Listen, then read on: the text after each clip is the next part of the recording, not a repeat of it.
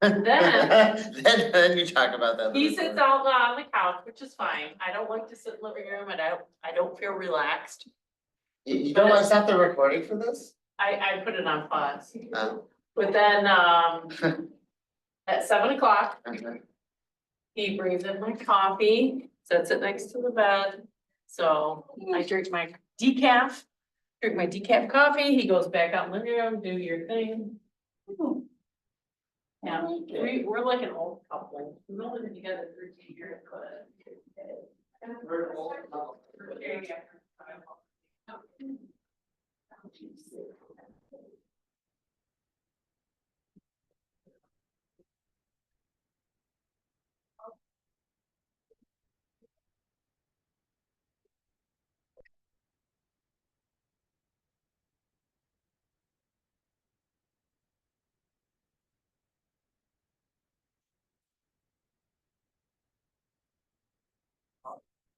He doesn't understand the voice. Minerally too. Based on that, so. That one complete. Now 6 more to go.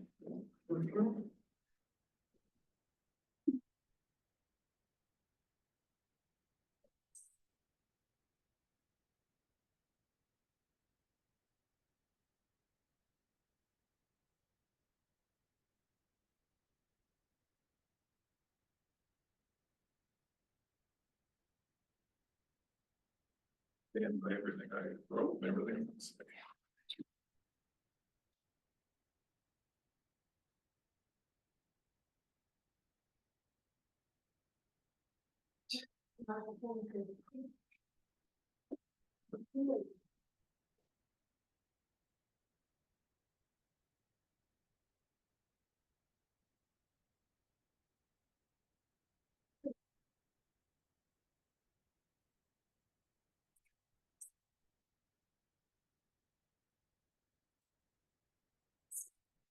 I have, if it needed for you, then I got mints. Yes. Yes. I even. 15 minutes away, I have to print something. No, Yeah.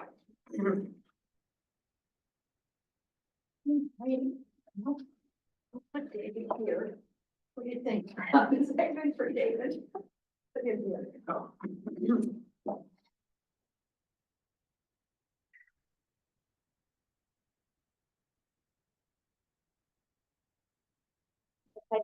We take a scarf home, a gloves home, a jacket home, so Christy doesn't. You got it have all. one more thing to do tomorrow. Good. Seriously, I did, I had to. Okay, reserved. I did the same thing. I went, Seriously. I went and said, okay, my Yeah, laptop and I and have my. extra snow boots in the car, as if I'm gonna get in a train wreck or.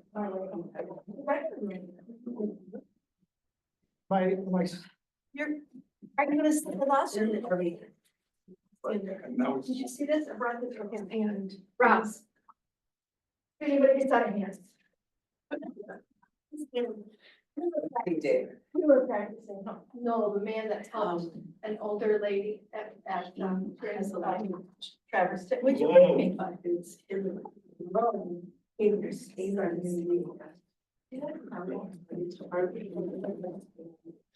Thank you. I saw it online. First volunteer night in February. Oh, no, it's up. Okay. Right. I think it's coming from.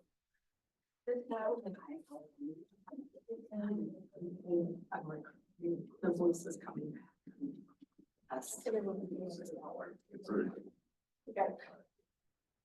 Okay.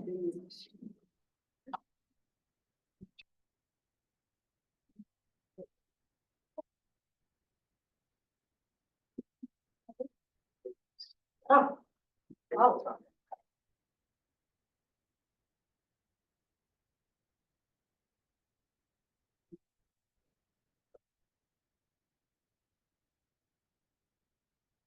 Aw. Come on. Oh.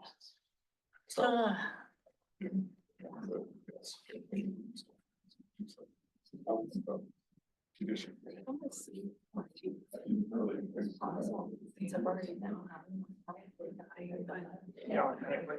Yeah, because what is it to you? So, yes.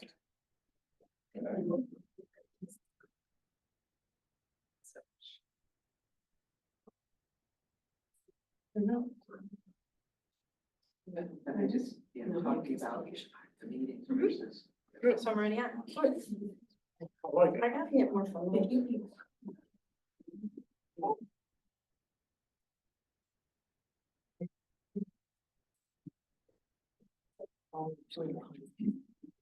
Wow, you know. I watched it today. I don't know why.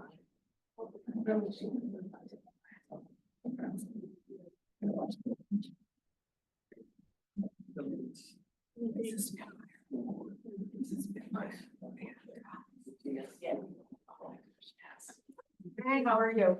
Great, how are you? I didn't make it to the critters, but I did see the pictures. It was pretty fun. I think the road conditions kept. Yeah, it did people help. away. Yeah, I'm a Wednesday at this stage in my life. Hey, I got into a car accident on my way home from one of the PPC meetings when it was snowing, so yeah, I definitely understand. Say it. Yeah. 'Cause I like It's not worth the risk. Exactly. Yeah.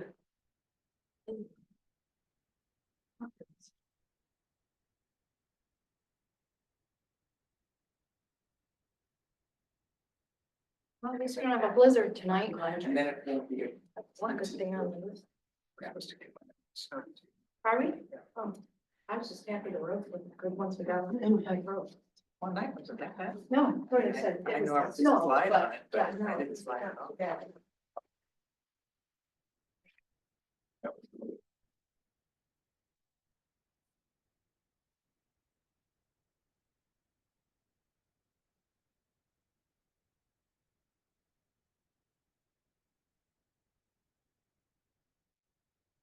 Let's say John is funny. I'm starting to find his humor as I'm getting to know him. It's very subtle. Back to his popular. So in the office staff meeting today. Come see it after starting your voice.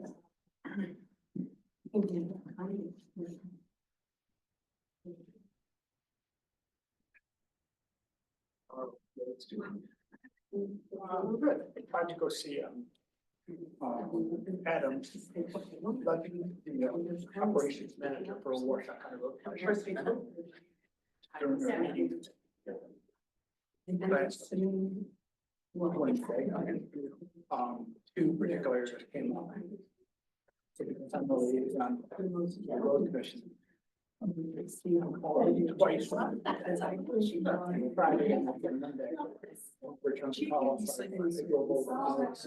did you get? I spent the night last course. That's good. Yeah, actually, man, is the whole, the rest of the road. He came up, something which is nice. Yeah. And, Lay down and I basically lost. we talked. And, talked about money and budget.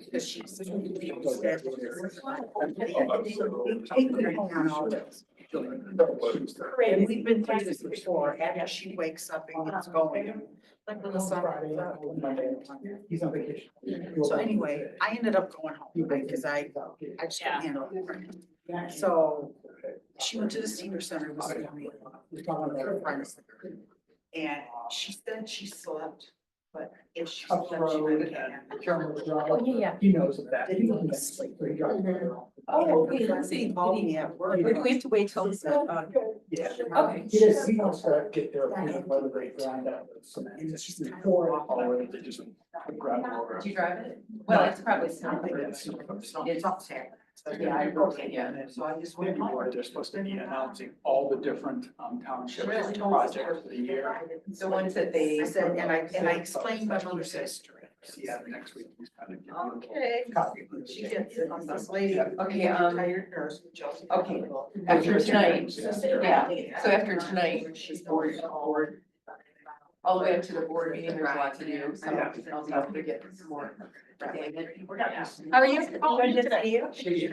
It's a cold. Yes, they are. Yeah, I feel like I've been there for a long time. She's her normal stuff. Oh, that's so nice. What are you saying? I'm sharing a lot. Oh, I said sometimes you get. oh, geez. Put it right on. Yeah. There's the one. He's I'm kind of told. older enough. He's there, but that's good. Yeah. And I must say, I have to learn, I don't know if Bob ever had. He did some. I love Brown. Yeah. But it's difficult. His was Okay. good. Yes. You know. See, I would take a physical Yeah. ailment anytime. It was- It's, could you? Yeah, cause I could look, we could. Oh, yeah. Joe. I would get mine, cause I'd be like, all right, come on. Mom and I, we have to find humor in some of the I things mean, that there happen. was just, it's funny, all the details. She, at the end of it, I Yeah. grabbed him.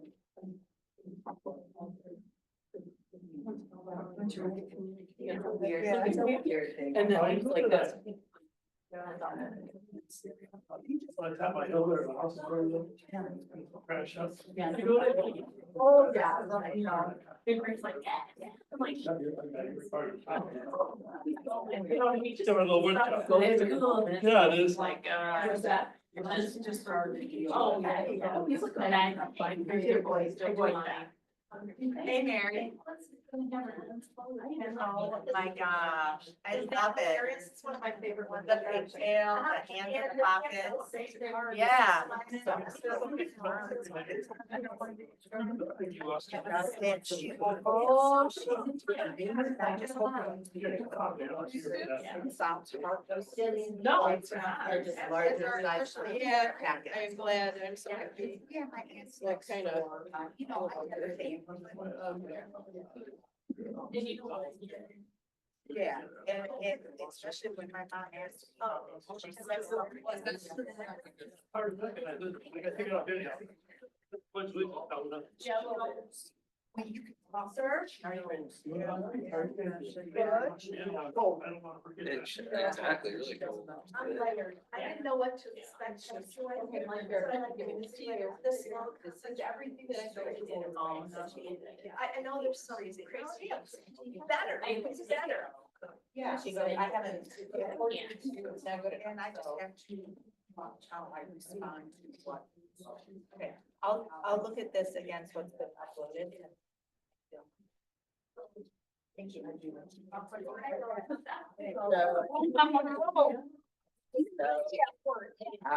one we learned. Oh, okay, Just next to me a minute ago. okay, well, yeah, I just. How was the reptile thing last night? I don't know. Snakes. Going to the Washington House. When my older son was little, they used to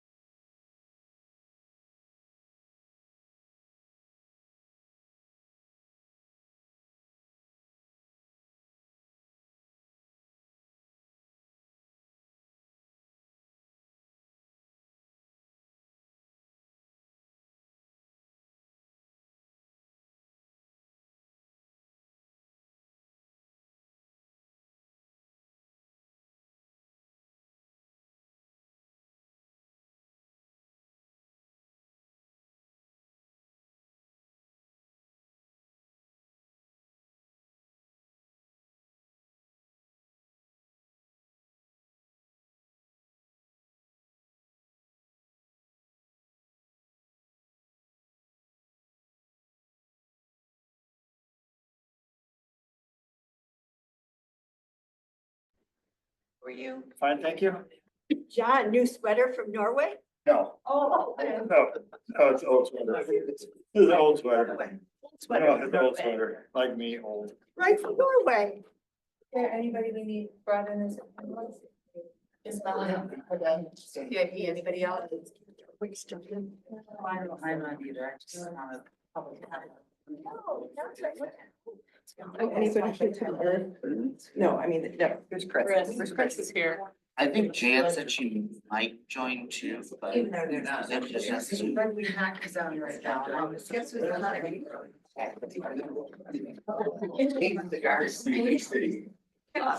Too early.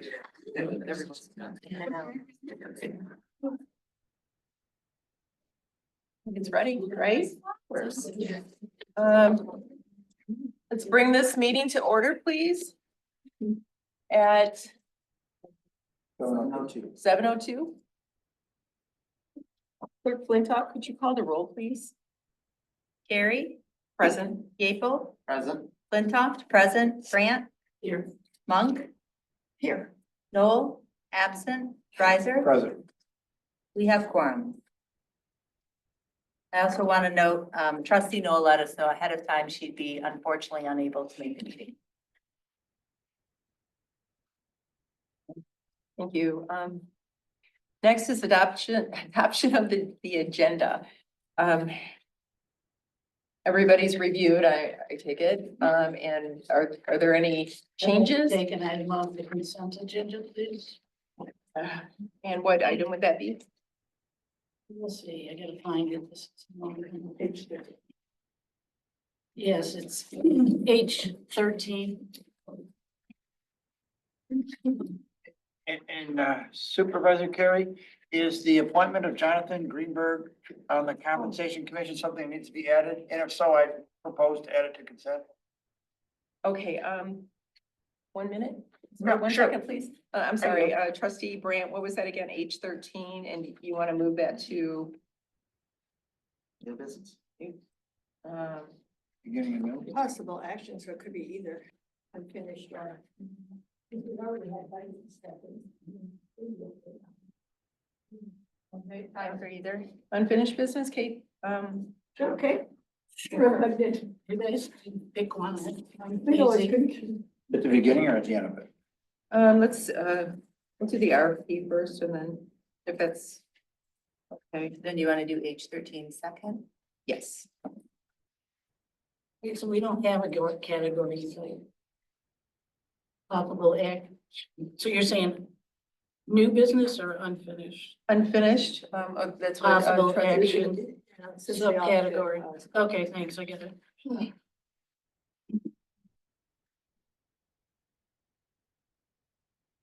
Okay, and then trustee Riser, yes. Jonathan Greenberg, appointment of Jonathan Greenberg. Okay, somebody took my copy. No, here it is. Okay. Jonathan Greenberg, appointment of Jonathan Greenberg to serve on the Compensation Commission, and you're recommending for that to be under, H14 under consent, under, please and thank you. or H8, it would be 18. Yeah, we have whatever we're up to now. I'm sorry, I've got. What is H17?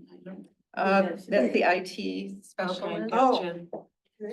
Jillian? Yeah, Where did that one get added as a? well, it was, and then it was removed. I've been having issues with Granicus, and I don't know what I'm doing. Okay, so to- H17, I was going to ask, so that's this other one. Being prepared by Aurora. Okay, Yes, and. you okay, so should this have is a- on consent. Mhm. I'm sorry.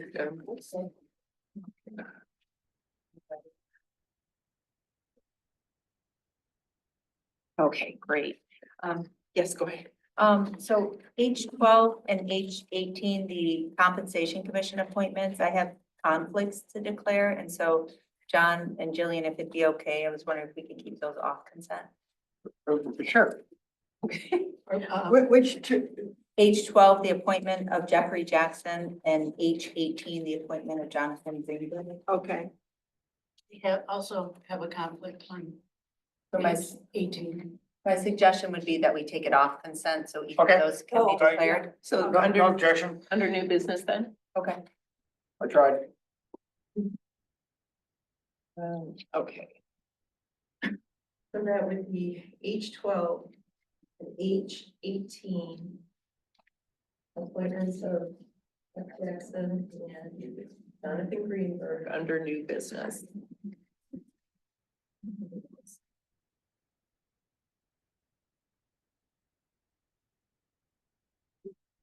Anything else?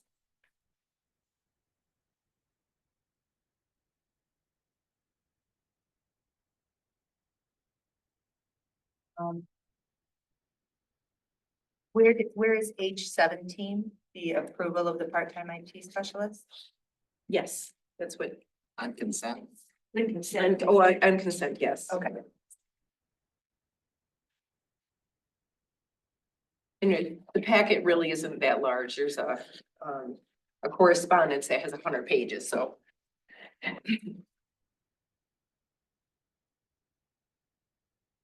Does everybody have a copy of H17? Okay, thank you. Any other changes?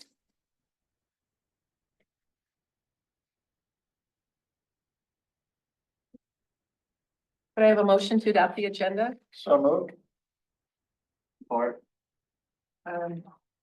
Motion by Riser, support by, As Oh. amended, as amended, yes, as amended. And support by Treasurer, Yeaple. And we need to roll call vote? Sure. Okay. Per our rules of order tonight, we're starting with Brandt, Yes. Monk, Yes. Riser, Yes. Carrie, Yes. Gable, yes. Flintoff, yes. Agenda adopted as amended. Okay. Next is communications to the Board of Trustees. Yes, these are updated as of midday today. My apologies for the big document. I did not realize it was so large. What was the last one that came in? Through midday today, I'd have to check. I don't have that in front of me. But the large one was the social vines presentation. Oh, okay. Oh, see it. I wanted to make a comment, and again, more of a question. Because I was surprised to see in the communications the extensive series of emails that were exchanged in connection with the January 6th special meeting. A couple of things that struck me is, one, I found it, for me, a little bit oversharing my email about that I was going to be on vacation. So I'm sorry about that. that's okay. So I wrote it to the board to say I was going to be on vacation. So I thought that maybe next time when I ask to be excused, I won't put in where I'm going to be. So that was one. I found that maybe oversharing.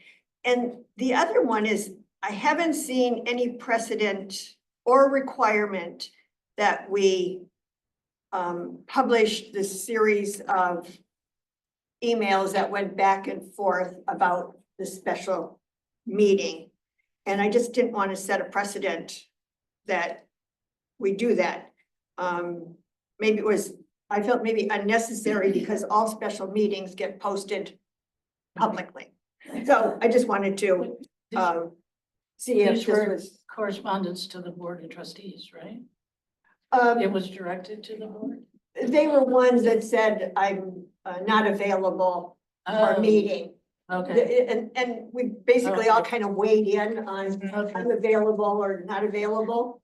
Yeah. And they didn't break any OMA rules, no OMA rules at all. It was just, I won't be able to attend, I won't be able to attend. And so we probably don't want that as a precedent to otherwise we'll be posting that or that Kathy has COVID and can't attend, Oh, you you're not know. supposed to say that out loud. Oh. Well, we did it in another meeting, so I guess the word's already out. That's a joke. So wipe that up. No, Kathy gave permission to. Oh, okay. So being sensitive to those kind of communications is all. took more time than we needed to. And thank you. I apologize. I'll be more mindful about personal details like vacation. I will say, our rules of order speak to this, so we should revise it if there is, but I do use discretion. So when there are board communications that are of public interest, which the scheduling, who was available, who was planning to come, had already been in the public domain. So I do publish those when there seem to be of public interest. So Maybe it was when the packet became 240 pages and my eyes were going closed. Maybe that's when I became sensitive, more sensitive to it. 341 now. I know, that's why when you told me it was. Thank you. Thank you for this. Anything else regarding communications? We will move on. Next is introductions and recognitions. We received a letter of appreciation for our fire inspector, Skip Davis, from the Washtenaw County Sheriff Department. And he has Fire Marshal Skip Davis. He's not our fire marshal, he's our investigator. But Skip attended the Shop with a Cop over the holiday break twice. And they just wanted to recognize him for his volunteerism. Also, I wanted to recognize the utility department and the building maintenance director and staff.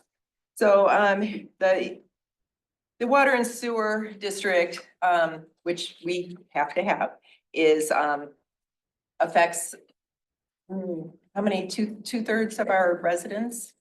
Something like that. Anyway, just to recognize what our utility department has done in this past year. And it's been a lot compared to years in the past. And we have this large system that a lot of us rely on. So I wanted to give them recognition. Next is public comments.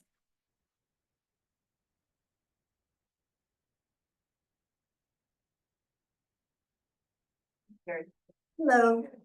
I wanted to introduce myself. I'm Carrie Kafafian, the founder of Many Hands Life Sharing Community.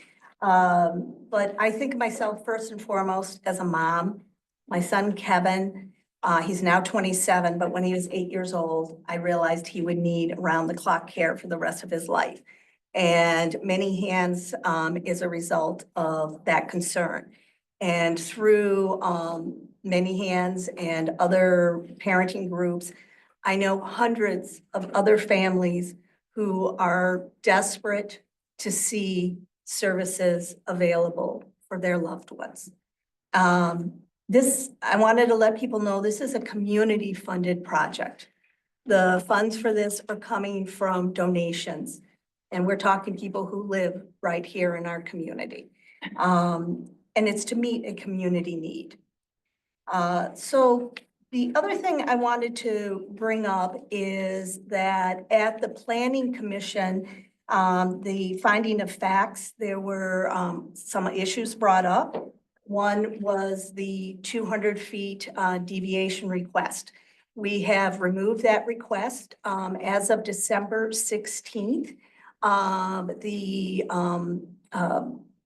I don't know what the word is, the consultants, the planning consultants have the updated plans. And some of those we've already received approval of, and that is, so now we are not asking for any deviation in that. The other was any issue or question how it affects other property that Dave Lutton owns. Dave Lutton wrote a letter and sent it all to you. And I just wanted to reiterate, completely separate, we're buying the land from him. That's the only thing. It's not connected or contingent upon or anything like that. And I wanted to stress that. And the last was the questioning about our requirement to be licensee. And I did also share information in regards to that. And what to think about is the fact that we have 4 clients or residents per home, and that they are monitored very closely by Washtenaw Community Mental Health, and that that's why licensing isn't required, because of that relationship with community mental health. It's actually a more intense oversight than you would get with just licensing. So hopefully with those issues dispelled, I'm requesting, that it work out that we can be on the January 28th agenda. I know that's still to be determined, but I'm hoping that that is doable, that we can move forward. The last thing I did want to say is I'm a person, I'm very open to talking to people, answering questions, concerns. I like transparency. I understand there's some issues with ethics and meetings and all that, but I also know what we're trying to do is different. And so, anytime anyone's confused about what we're trying to do, I really just want to make myself available in any capacity. And that is true for people who may be viewing in the wider community. If you go on Many Hands, lc.org, our website, all my contact information's on there. And if anyone just in the open community has questions, I'd love to answer it. And of course, anybody on the board. So, thank you. Thank you, Mary.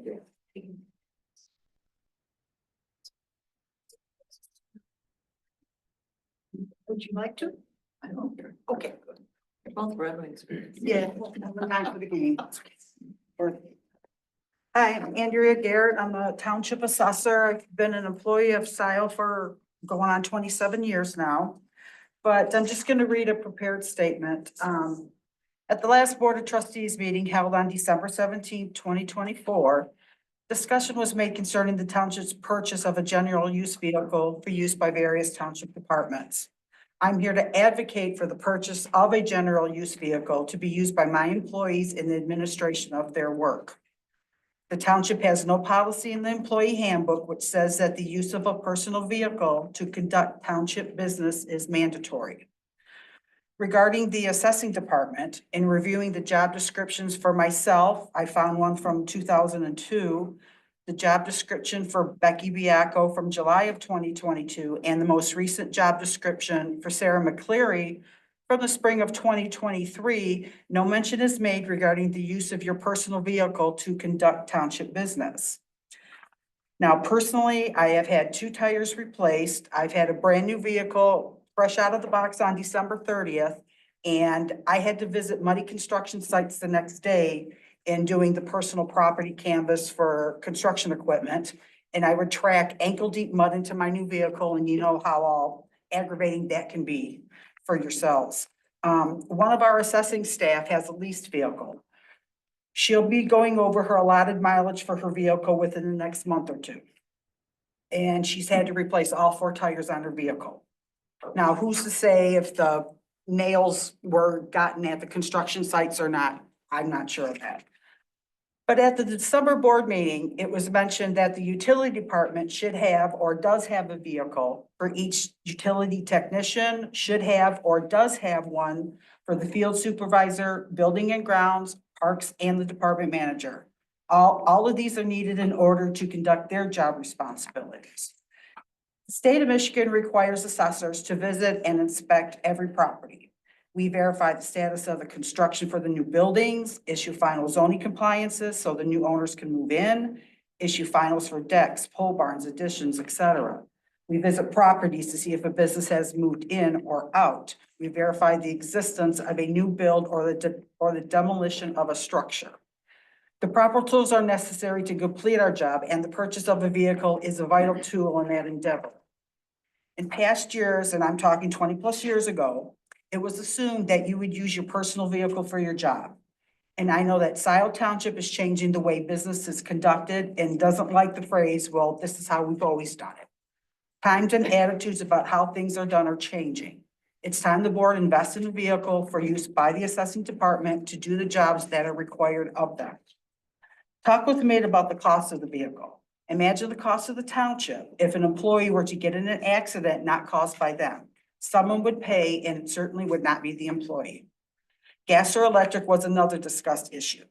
The only requirement we have is that the vehicle is an automatic and it has air conditioning. It would be a learning curve for those of us that are unfamiliar with an electric vehicle, but hey, you can't teach us old dogs new tricks. Who would administer the use of this vehicle and its maintenance and cleaning? A township vehicle policy was developed during Joyce Parker's time at the township. The policy provides how to administer vehicle usage. We can start with that. I know the cost of the vehicle is important. The assessing department is asking for one vehicle that can be shared with the future zoning compliance officer. It should be reliable, affordable, and satisfactory to the needs of its users, the board, and the citizens of Scio Township. Thank you, and let's get this thing done. I also have a statement from Becky Biacco. She prepared, and I'd like to read that for her on her behalf. This is Becky talking. I worked for Pittsfield Township for 26 years. I started in 1995 and retired in 2021. I have never drove my own vehicle. That was not allowed. I am guessing it had to do with liability issues. Every department was equipped with at least one vehicle. When I left in 2021, we had 4 assessors and 3 vehicles. We are the ones driving out to each parcel, sometimes 2 to 3 times to collect the data needed. New construction, remodels, additions, garages, pole barns, decks, pools. This is done in our personal vehicles. We are constantly increasing revenue for the township. No extra money is in our pocket for wear and tear or on our personal vehicles that the mileage allowance doesn't cover. Plus, we pay for our own car insurance. If somebody hits me while I am working, I have a $500 deductible, whether it's my fault or not. Who pays that? Lots of open questions to consider. Thank you. This is from Becky. So. Any questions? Okay, thank you.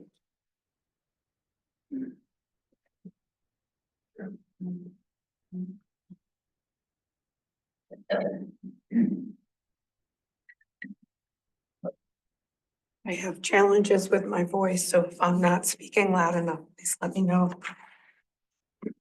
Amboy, a Scio resident, Scio Community Newsletter, Scio Government Watchdog. Kathleen Brandt, thank you for pulling H13 off the consent agenda. I request this board rescind the motion made by 4 members of this board on January 6th to remove Supervisor Carey as the direct report for the Utilities Director, Brandon McNeil. My opinion is this motion was presented in an unprofessional manner, was poorly executed, and not in the best interest of the township. Did you 4 deliberate prior to this meeting? If you did or didn't, it certainly looked like you did. It would be a violation of the Open Meetings Act. I request that it be rescinded immediately. On January 6, 2025 manager meeting discussion that brought that motion looked shockingly like a witch trial, with Supervisor Carey being the witch and the Utilities Director, Brandon McNeil, being the witch's cat. At no time in this meeting did I hear anyone provide just cause for the removal of utilities from the responsibility of Supervisor Carey. What I did hear were hurt feelings and emotional words. Board members in that meeting said, Jillian, you didn't call me. Jillian, we were concerned about your stress. Jillian, we feel you're being used. Jillian, you're getting angry at people. What were the facts behind your motion? Where was the evidence of your concerns? If Jillian is getting angry, why? If all you're doing is telling her your feelings, then maybe she's not the only one with a problem. I understand that you may not be able to share some of the facts, but your presentation of the motion was inappropriate and looked like an abuse of power. If you wanted to remove stress from Jillian, do you think that debacle of a meeting was a good way to do it? Additionally, there's a rumor being spread that Jillian should take a leave of absence. When would taking a leave of absence fix an issue where people are using their feelings as evidence? A leave of absence, in effect, keeps the rest of you from addressing your own problems. Apparently, this board has a problem with communication and the interpretation of said communication. Let's move on to that the current agenda. Let's take H13, which thankfully has been removed to a different place. Trustee Brandt, I feel you are highly qualified to take on the budget. Your history has proven that to me. However, based on the fact that we don't have a manager in charge The Michigan Department of Treasury has a document that outlines conditions and solutions to help local governments understand chain of command. One example in this document is the budget. Without a manager in place in a general law township, the budget would fall to the supervisor. I voted for each of you in your current positions, not for each of you to take on somebody else's job. Since so now H13 is not hiding in the consent agenda. But so I really hope that this board will be able to explain the facts behind this move. Why? What are your reasons? Is this yet again an action using an abusive use of power? You as a board have failed in your duties to this township to work together and make responsible decisions for the good of the township. Again, I ask you to rescind that motion. I ask you to hire a facilitator to work through your issues that have presented themselves in that meeting. That meeting was potentially damaging to every employee in this township and our ability to hire any position in our local government. You are also undermining the will of the people who voted for Jillian as supervisor. And riddle me this, why on earth would you use the same tactic to remove utilities from the supervisor after what happened to Clerk Flintoff and the removal of her statutory duties over 2 years ago? My mind is blown.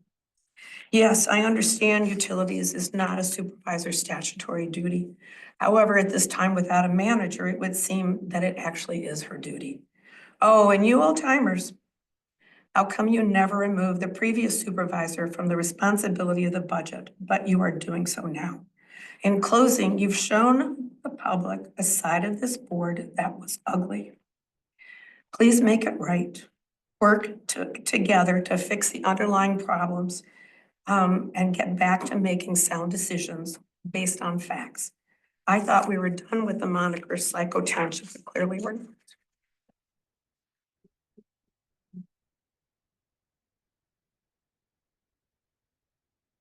Anyone else present?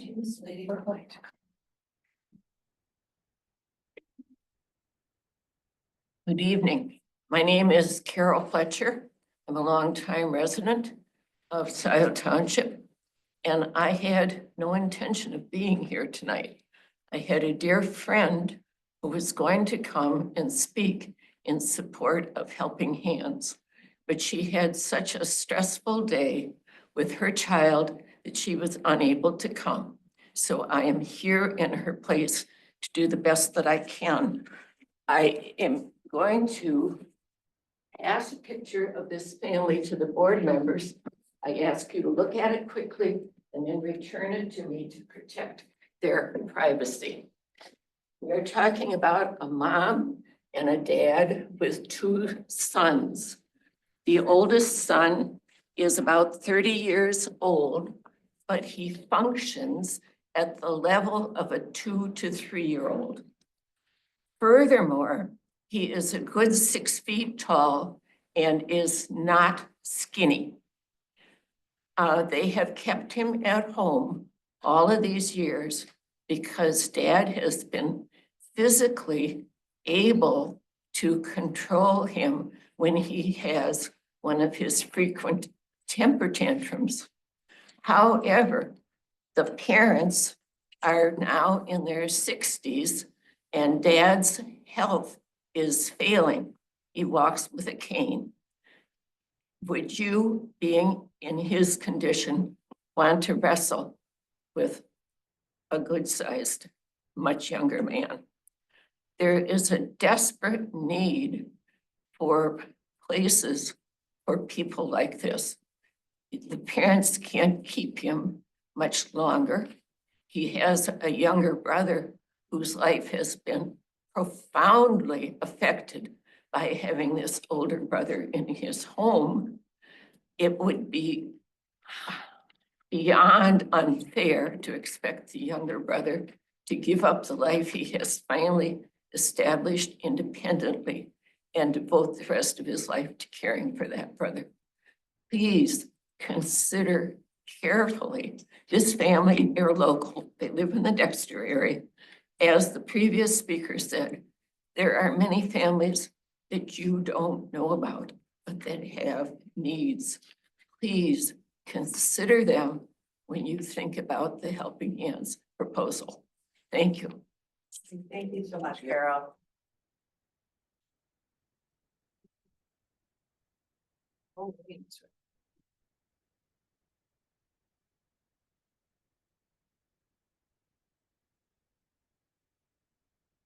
Rob Pattinson, Scio Township resident.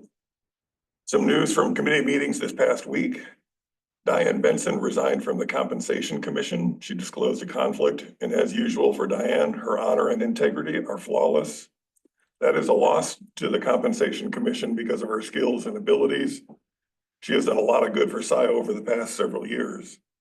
At the LPC meeting, Barry Lonnick set a new record for compounding the effectiveness of Scio tax dollars in the LPC's efforts to protect and preserve local lands. Scio will pay about 10% of the costs for the latest farmland protection project. That means he leveraged our tax dollars 9-1. He also shared that he recently completed his 100th closing and has now protected over 10,000 acres in Michigan. For 2024, we got all that service from him for about $30,000, a bargain for what he and the LPC do to protect and preserve land around Scio. Last week, you assigned the reporting structure of Utilities Department to Christy Aiken. That decision makes Christy the true interim administrator for Scio Township. Now you have to pay her. She got a bump in pay to take care of some of the manager's responsibilities. Now she has almost all of them. Even with the bump in pay, she is still making less than half what the previous manager was making. She has taken on those responsibilities now, so you have to pay her now. Please make that a priority. Next, we need to talk about last Monday. Yesterday, I sent a letter to the board that highlighted what I saw last week. Monday's permanent manager meeting and the following special board of trustees meeting were both a disaster. They revealed that Scio has some serious issues in leadership. I have the standing to say the following because all of you have had my support and friendship for years. This is about helping you figure out how to deal with the new personalities in Township Hall and how to lessen the stress on the people who work here. The corruption that I witnessed in years past motivated me to get involved. The only thing worse than corruption is betrayal. That is what I felt when witnessing the dirty tricks and ambush being used as tactics by colleagues against colleagues on Monday. I was shocked that that was even a possibility with this new board. That's why the letter was so intense. This has to be solved now to lessen the damage. I fear people will quit if you don't fix it. I believe the root that everything happened is the result of the power struggle between Clerk Flintoff and Supervisor Carey. I hold both of you responsible. You are both alphas, so that makes sense that you butt heads. However, that's no excuse for either one of you. I believe the two of you need to go off-site to a quiet place where you can have the difficult, intense, and open conversation the two of you need to have. Both of you need to speak your issues and listen to one another. You need to figure out where your skills contrast to one another and where they complement one another. You need to figure out where you are willing to compromise with one another. All this needs to happen to benefit the other people who work here. This isn't about the two of you. It's about how the fight between you is impacting the people you work with. You both swore an oath to serve. That has to be at the top of the conversation. I hope that will help motivate you to be willing to compromise for the benefit of others. I know both of you have the best of intentions, and I believe in both of you to serve Scio residents. This should be the dream team. Instead, we have chaos. Even if you agree to disagree and can't come together on everything, if we can't have the dream team, we need to have the we're willing to work together team. I hope we get back to the support for one another and professionalism you all started with 7 weeks ago. We survived the last 4 years. We didn't thrive. And by we, I mean all of us, including all of you. We know breaking the township into factions doesn't allow us to thrive. We know discord on the board impacts everyone, including the people who work here. We can't go back to that for another 4 years. You have to fix this now. If you don't, I fear people are gonna quit. And we have very good people here, and that stress is totally unfair and unacceptable. Yes, the letter I wrote to you was intense and explicit. I had to. I lose all credibility if I treat you different to the last supervisor just because I like you. And I like every single one of you, and this is about trying to help you, not trying to hurt you. I hope all of you are prepared to offer the detailed explanation I asked for in the letter and share your plans to help fix things. Lastly, Utilities Director McNeil put together a tour to help answer questions raised at the CIP presentation. I am grateful I was able to tour both Scio's and Superior's utilities departments. It was educational and eye-opening. I will be very upset if his willingness to educate and inform both the public and the board comes back to bite him. I believe he is the best director we've had in years, and this board would benefit from his knowledge. I suggest you reschedule the tour. It was very enlightening. Thank you.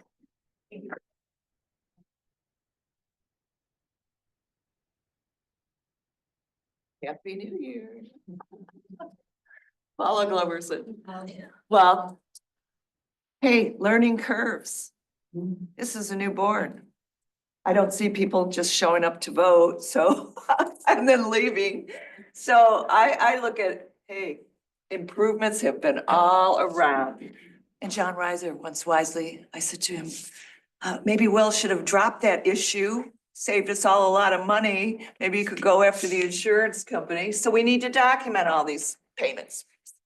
Anyway, I could go over all I've been sick for a while, silly memes.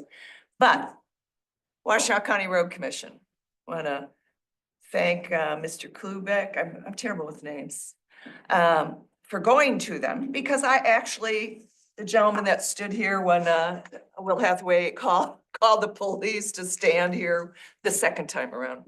And I ran into him at a restaurant, and I said, he had a skier on. I said, who sets the speed limits around here? Because I always hear from certain individuals, whether it was Washtenaw County Road Commission, it always seems like it's somebody else who's supposed to be doing it. It's the Washtenaw County Police. He says, no, we don't do that. That's what he told me. So I like that answer, because I'm sick of people going about 80 down Zeeb Road in Jackson. I mean, I didn't go out of the house for a while. You know, my little grandkids had some kind of thing. We do our holiday early, real early. And so I saw those signs lying down when I had to take my dog for surgery over here. And I hear their sirens all the time.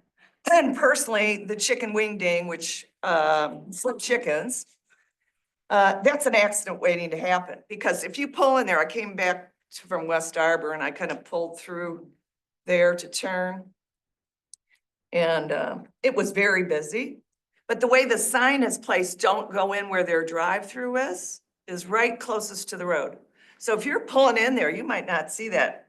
And we're talking, you know, I've had a personal experience with it. And I think I actually have survivor guilt, because a 17-year-old was killed there 4 months later. And I tried multiple ways to change it. I did not sue. Number one, my brain I had to go to therapy 4 days a week. So when we talk about all this construction and building and putting these things in here, and just try to drive there. And it's these people, I don't know, since the pandemic, are very aggressive drivers. And then, as far as the issue that went the other day, you know, I just like rules. That's why I love rules.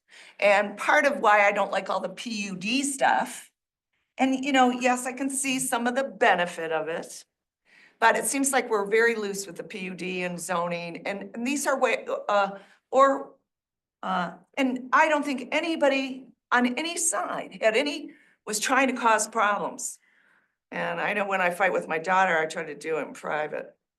But anyway, which I fight with her often, but she's in Oregon, so that's good.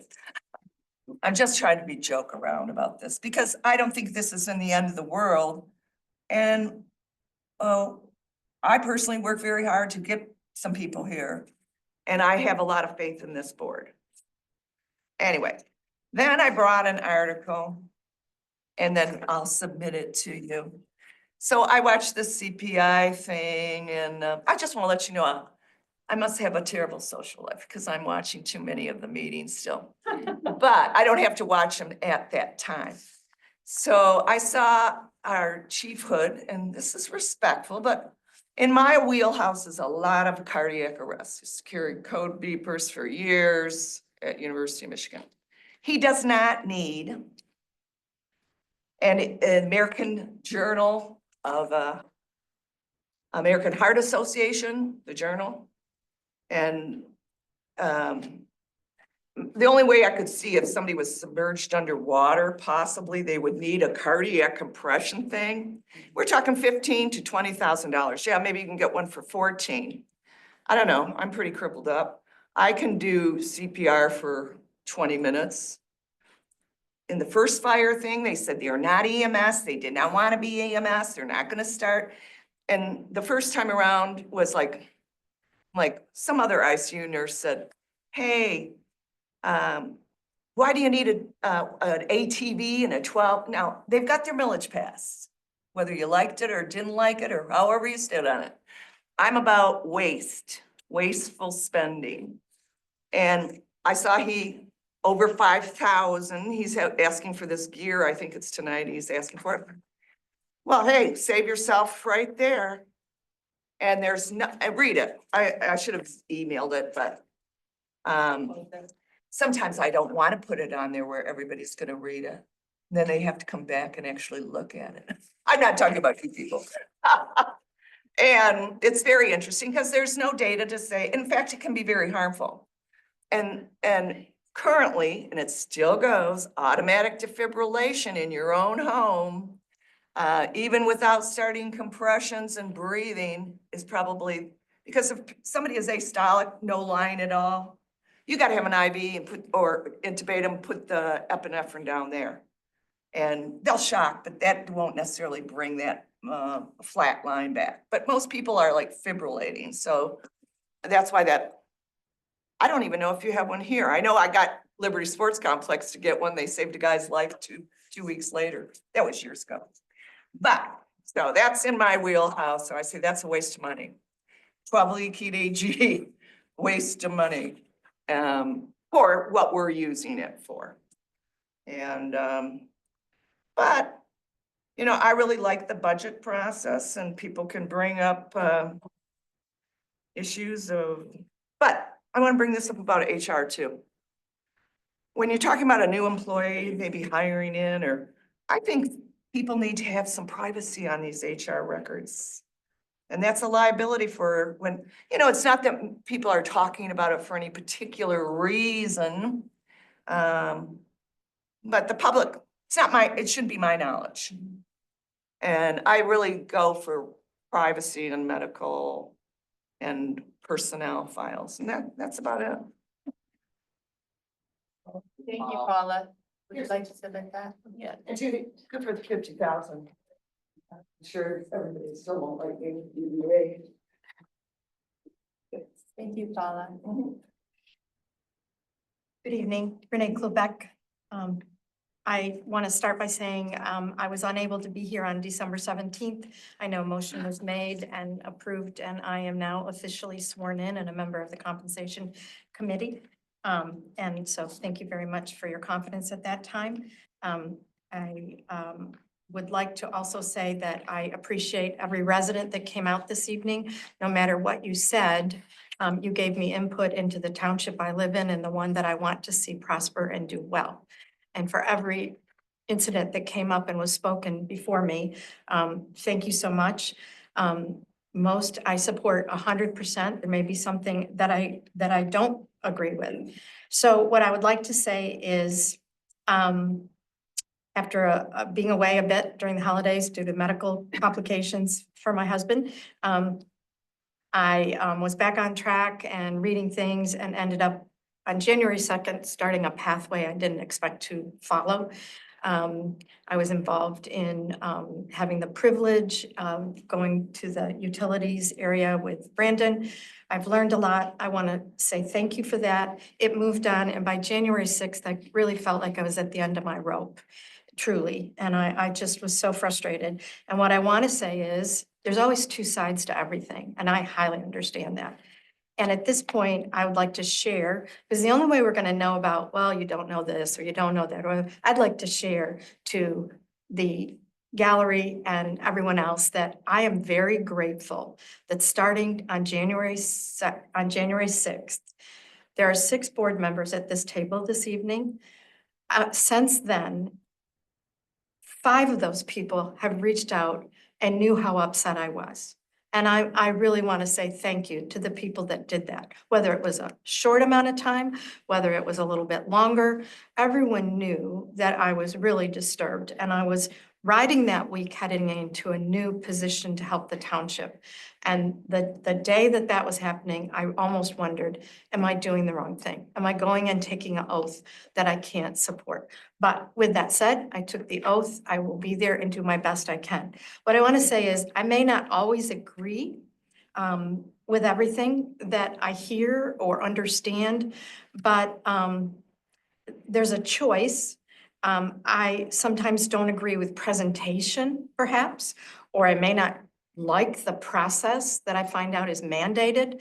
And lastly, the way the preparation happens within the government area and the preview to or not to the residents. But I do believe in the board. And I feel the township will fail if we can't move forward somehow in a positive way. I want to understand, I want to be able to support. I want to continue to educate myself so that when I hear something I don't like, I understand it's in the best interest, or it's in an ordinance, or it is done because a certain trustee or officer has a thinking of their own, and you had every right to bring those thoughts as you were voted in. And I know that. So in a small way, I just want to say, I appreciate as a resident that you saw that many of us were upset in the last week or so. And if you can be that considerate for that, I'm willing to stay on board, support how I can, when I can. And if we disagree, I still want to be able to laugh, shake your hand and say, how was your New Year's, and move forward. And if I worked in a medical environment, there's conflict everywhere. There's conflict in the Army, there's conflict in automobile, there's conflict in medical, but in order to make it successful, we do have to, whether that is a facilitator, whether that is just people sitting down and saying, okay, we don't do so well together, let's talk it out. But I want you to know, I do appreciate it. I appreciate what you all did in the last, week for me. And I want to thank you for that and hope that some of what you'll hear this evening, what you've heard already, you'll think through, and we can still continue to move forward with what we thought happened in November when we brought this board on board.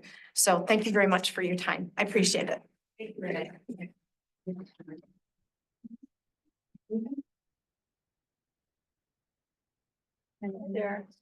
Mary Gillis, a resident and employee.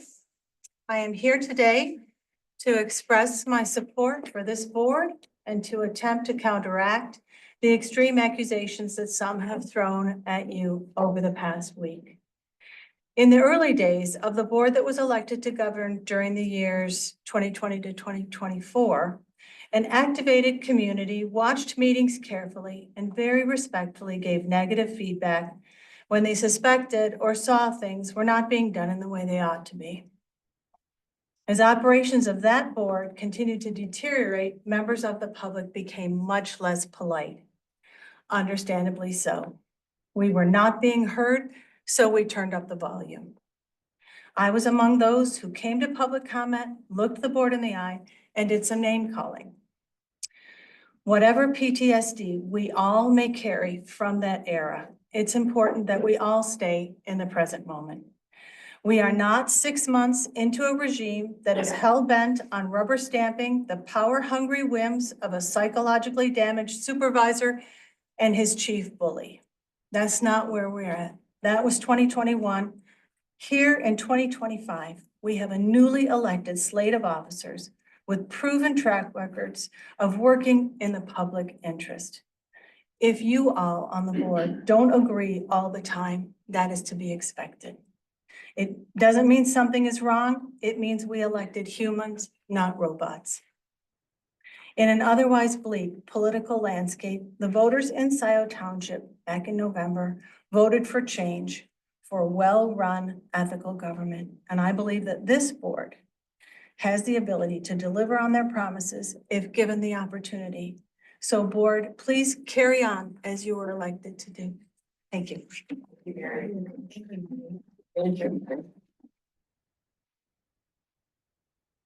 Else present? Clerk Flintoff, could you check online first?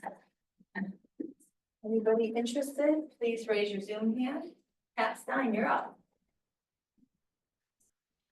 Good evening. I'm just blown away by Mary Gillis's comments. I totally agree with her. I voted for most of you on this board, and I have faith that this will be a very productive time in Scio. And I thank every one of you. I'm sorry for some of the comments you've had to hear. I do think we're just way too early in the process to be pointing fingers. Let's give this board a chance, and thank you very much. Thank you. Next up is Jonathan Greenberg. Jonathan. Hello, good evening. Jonathan Greenberg, Scio Township. After the first couple of meetings, I had made some remarks about how boring the initial meetings were. I'd like to take those comments back and ask for the boring again. There have been a lot of good comments this evening, and I hope you all listen to them and understand which are helpful and which are not. But I know you'll find peace amongst each other and work forward. I very much appreciate everybody who's on this board. You're a wonderful group of people. I know you know it.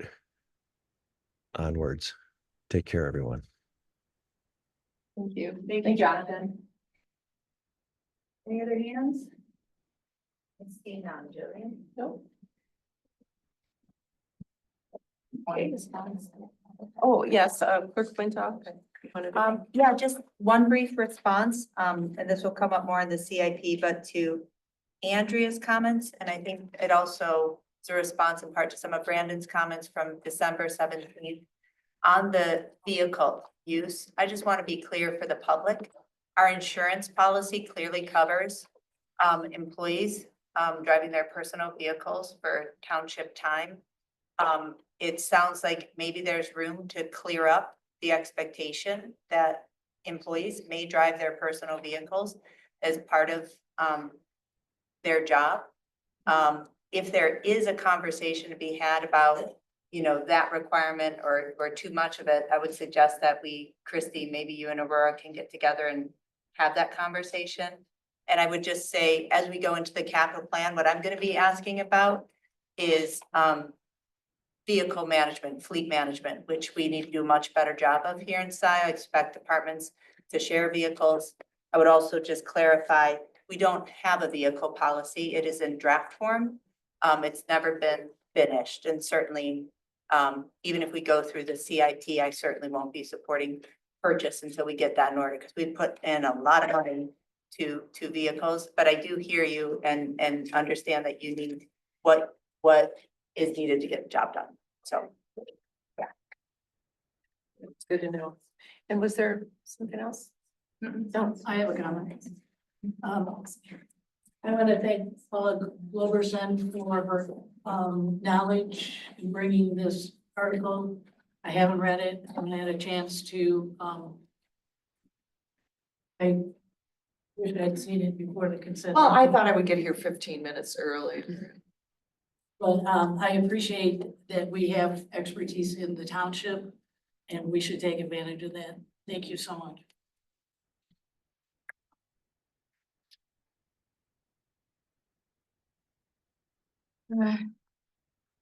Moving on to minutes. We have two sets of minutes tonight.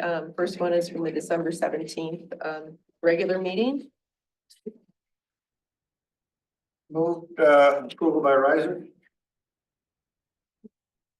Judy I'll had one support. I think they correction. have to be on the table though before we can discuss, right? So I'll support, but I do have comments. Okay, motion by trustee Riser, support by trustee Monk. I was the one who made a motion at the last meeting to support the adoption as amended. And I think I was too speedy in my as amended. And so I want to correct that because two of them, of the changes, we use the word, and I don't know if the word was used, but it says remove in two of them. And remove is not an official actionable item for agendas. So my learning is, I want to clear that up. The first one was remove H3, which was about the doors. And that's back on the agenda or was on the consent tonight. And so that should be tabled because it did come back tonight. So that should be tabled. The next one was a remove L1. And that again, remove is not a permissible action. So that one did not come back tonight, which is possible action claim for payment for attorney services. So it did not come back tonight. So that should be postponed. And so those would be the two changes, table, the first one, postpone. And what we need to do is just procedurally communicate when it does come back that all information is provided when it comes back. So those were the two changes. And then something very minor on G2, it should be support by grant, not grant. It's very. Apologies. Yeah, really, I know, grant, you have your own grant. Apologies for that. And also a correction to the spelling of yucca. Oh, No. weird. Where's the, So those were the two things, and I will work on making sure when I do as amended, not to be so speedy. okay, thank you. Clerk Flintoff, what page did you? It was page 11 here. on the Page discussion. 11 has yucca, Y-U-C-C-A, it's Y-U-C. Yeah. I think yucca's a city in Arizona, that smell. Okay, we're over,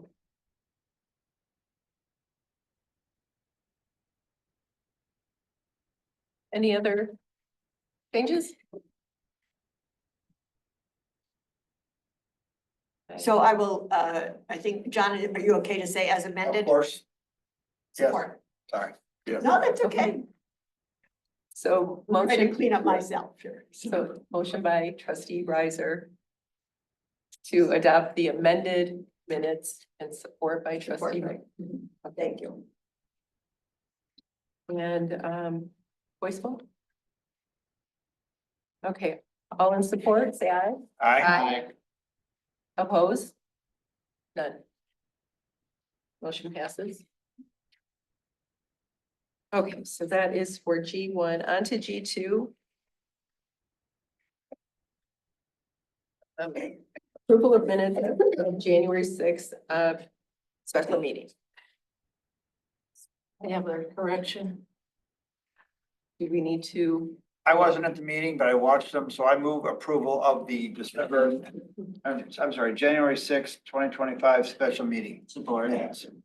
Now that it's on the table, now it's on. Okay, under C, adoption of agenda. Gary explained that after receiving written request by a majority of the township board members, the township clerk has called this special meeting. I don't know the phrase, if this is significant, has called this special meeting. I initiated that action and 3 other board members supported it. So am I reading that has called a special meeting, No, I did call the meeting. notified? No, under the statute, Okay. when a majority of the board requests in writing a special meeting, the township clerk calls it. So that's why it was posted as such. Okay. That's per the statute and our rules. So is this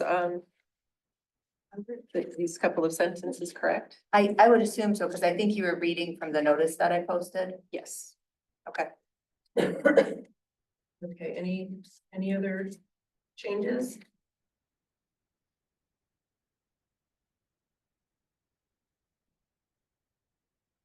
Okay, well, I guess that wasn't a change, that was just a verification.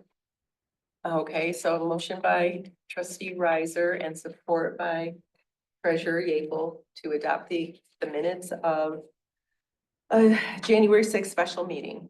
All in favor, say aye. Aye. Oppose? None? Motion passes. Okay, on to consent agenda. Move the consent agenda as amended. As amended. Support. Okay, so that was, treasurer Yeaple. A motion to, Approve the consent agenda as amended. okay, yeah, and trustee Riser, you That's right. support. That's Okay, I'm saying it, repeating it, so our, Carol, recording secretary Yep. can, just having a hard time hearing us when we're, yeah, okay, thank you. I guess all in favor, say aye. I think we. Oh, no, we have It's gonna to, be money. money, right, roll call vote, please. Grant, Yes. Monk, Yes. Riser, Yes. Carrie, Yes. Yeaple, Yes. Flintoff, yes. Consent agenda adopted. Thanks to Andrea for putting all of this material together for the poverty exemptions. Thanks, Andrea. Yeah, thanks. Thank you, Andrea. A lot of Yeah. it. Assessor. Okay. Moving on to reports.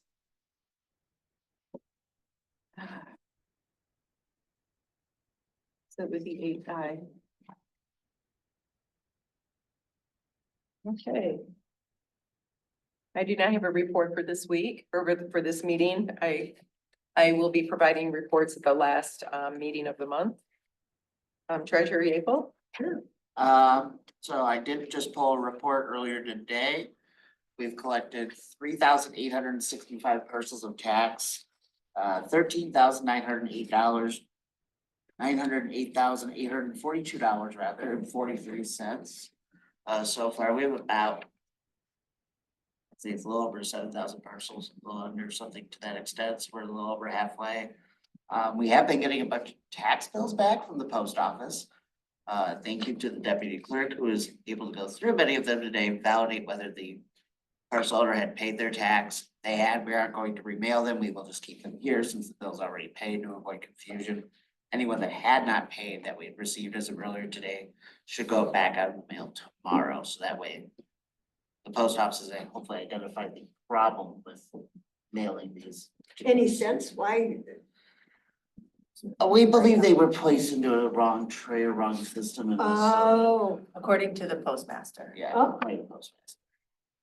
We believe there was several hundred that came back and they're dated from December 23rd, even though we mailed them early in December.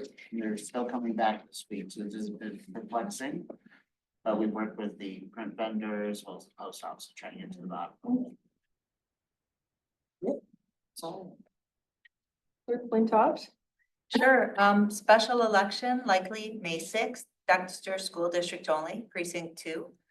So we'll be rolling out plans for that. Again, school district elections will get reimbursed for the cost of that. Finance team has been busy supporting department heads in developing proposed budgets. And I included a handout here as promised, just kind of a running list of potential upcoming proposed items. People want to make any comment now or can just continue to use this as kind of an agenda planning tool. I have a question. Did, at the December, it was the, it might have been the 17th, we talked about having a special meeting as a mechanism to set priorities on this board. I sent around a potential format for that. Do we have any updates on when that might be scheduled?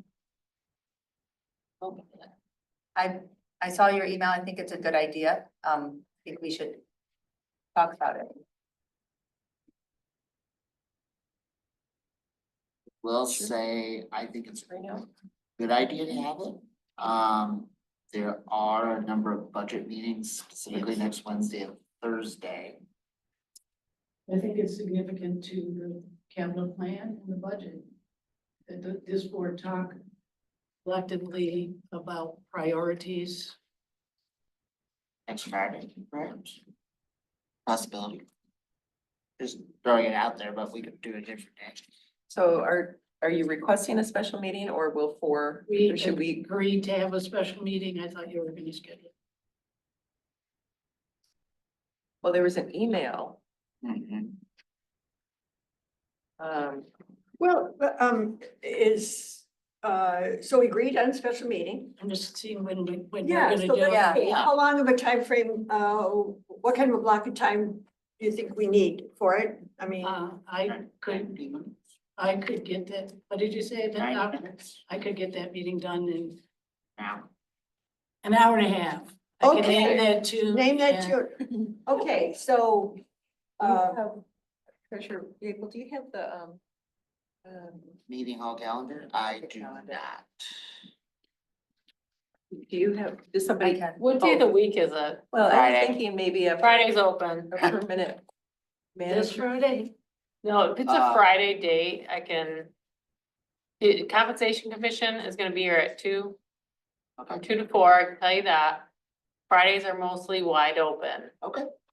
And I Have it all would just right here. suggest if we're doing some strategic planning, that we have some prep work we're each assigned to do. Yes. To bring whatever we're bringing so we can be focused. Our next special meeting is January 30th, so just want to remind us, we've got Tuesday, January 28th, Mhm. and then Thursday, the 30th, a special meeting on the strategy session for union negotiations. On the 30th. Yeah. So regarding the prep work, what I suggested is that each board member bring up to 5 priority issues. And then we would have a mechanism to rank those and to present those to the board members and to engage sponsors for the highest priority items. And this would be different than the capital improvement plans. It was just a goals, objectives. Yeah, it's not the capital improvement. It helps you determine priorities for budget setting and potential capital.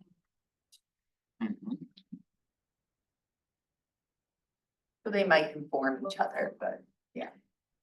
yeah, I think this, one of the documents that comes from the state about budgets,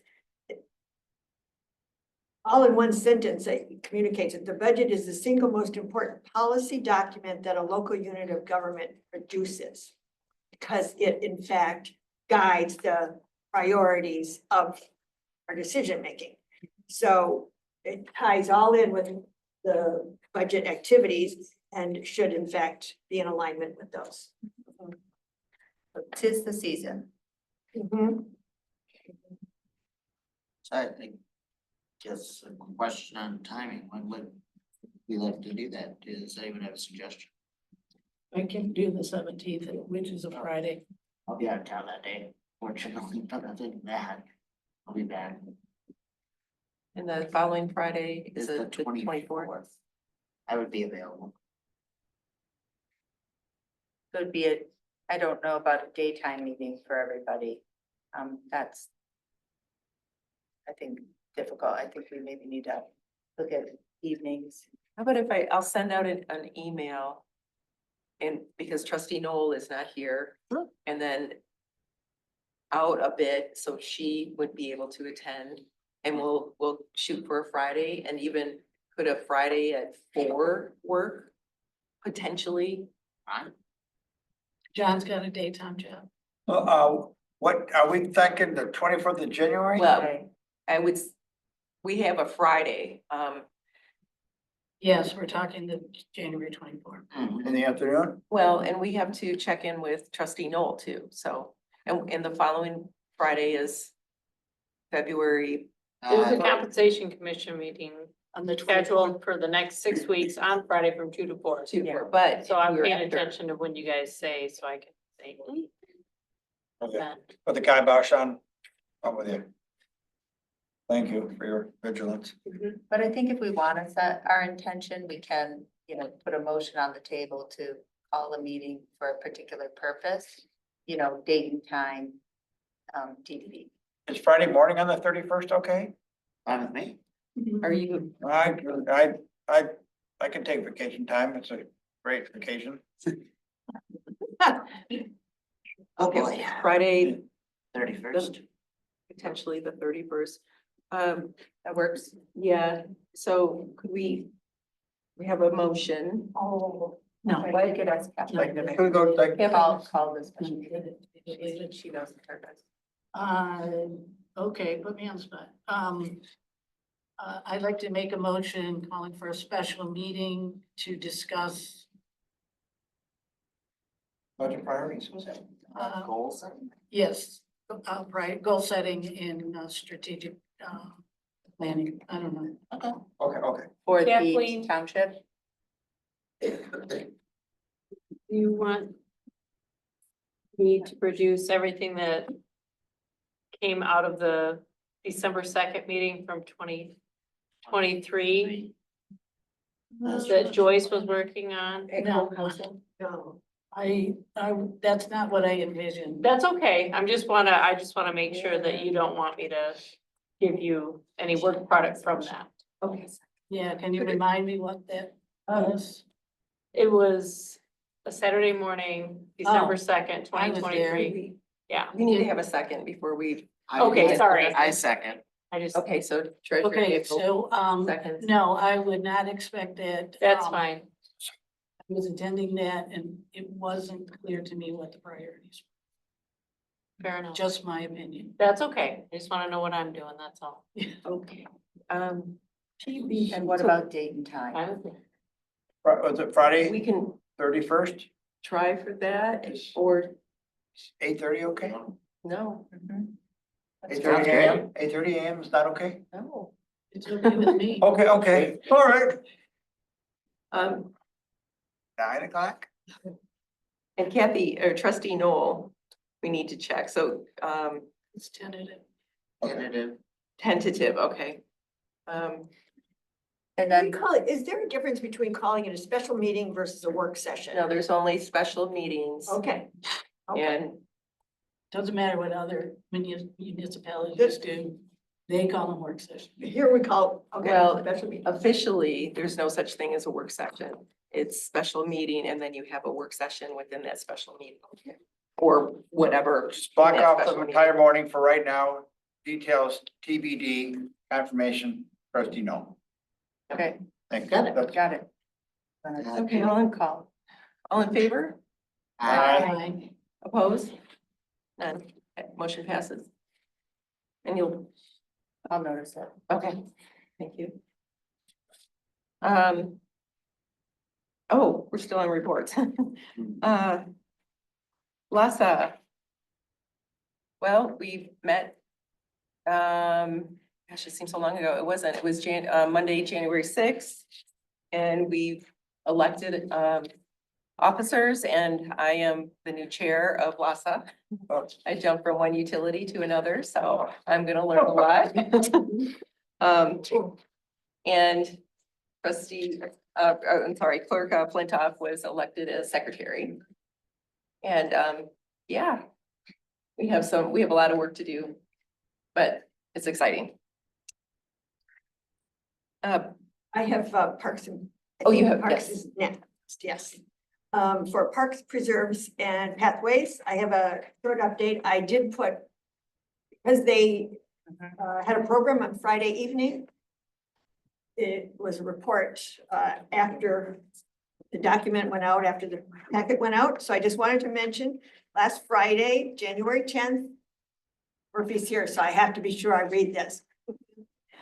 Leslie Science and Nature Center presented their cold-blooded classification program, which I called the creepy crawler program for Scio outside.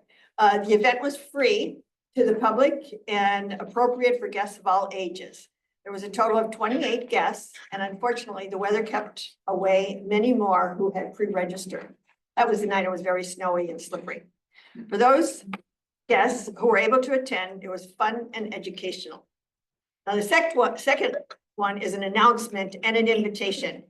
Up next, we have the first annual volunteer mixer.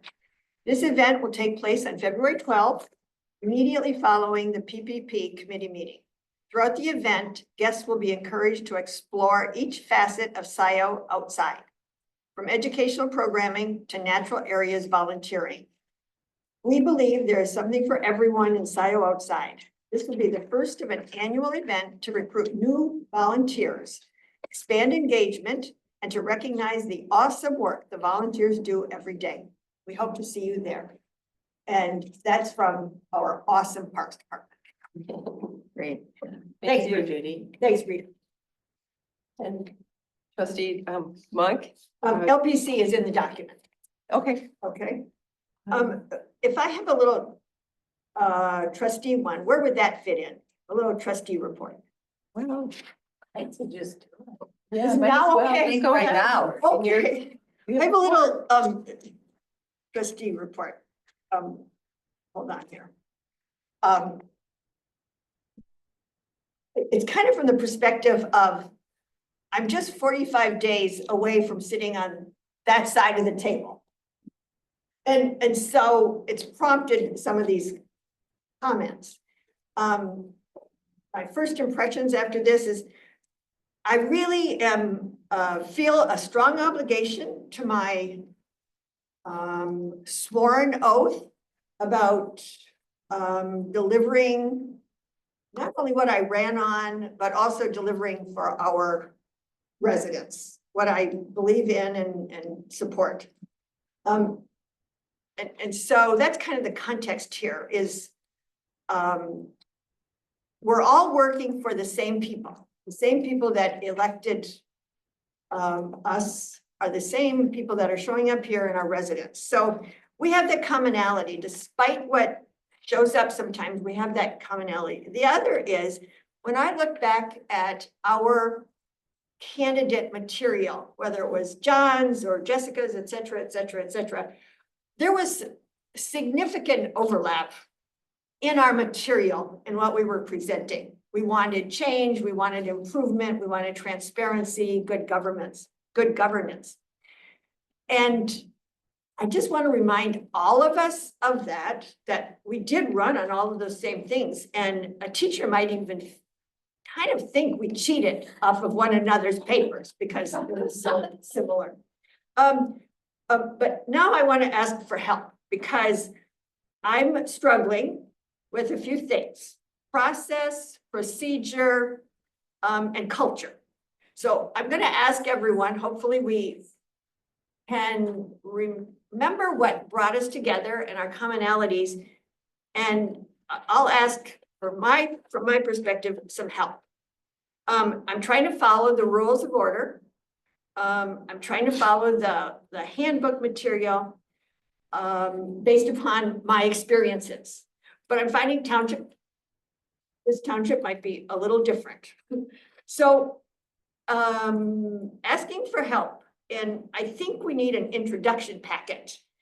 And I would be volunteering to help with it, not only for new trustees, new committee members, but new employees. So there's some things that we could put together in a introduction packet, orientation thing. So that's one that I think would help me and help others.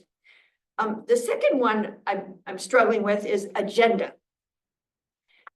The agenda comes out and it hits the public at the same time as it hits us.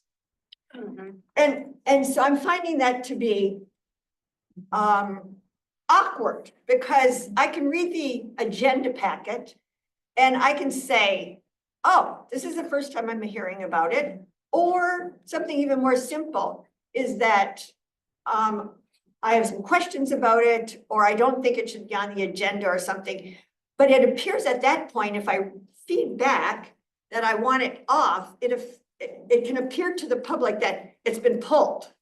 And you can read into it that an agenda item has been pulled, when in fact, it really hasn't been pulled. It wasn't ready to go on it to begin with.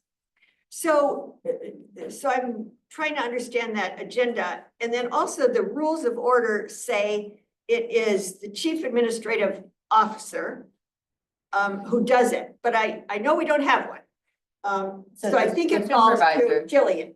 The supervisor does the. Yes, so I've been feeding, a couple things into Jillian and copying Christie, because I think that's the right way, is that it goes to Jillian and gets copied to Christie just for the sake of administration.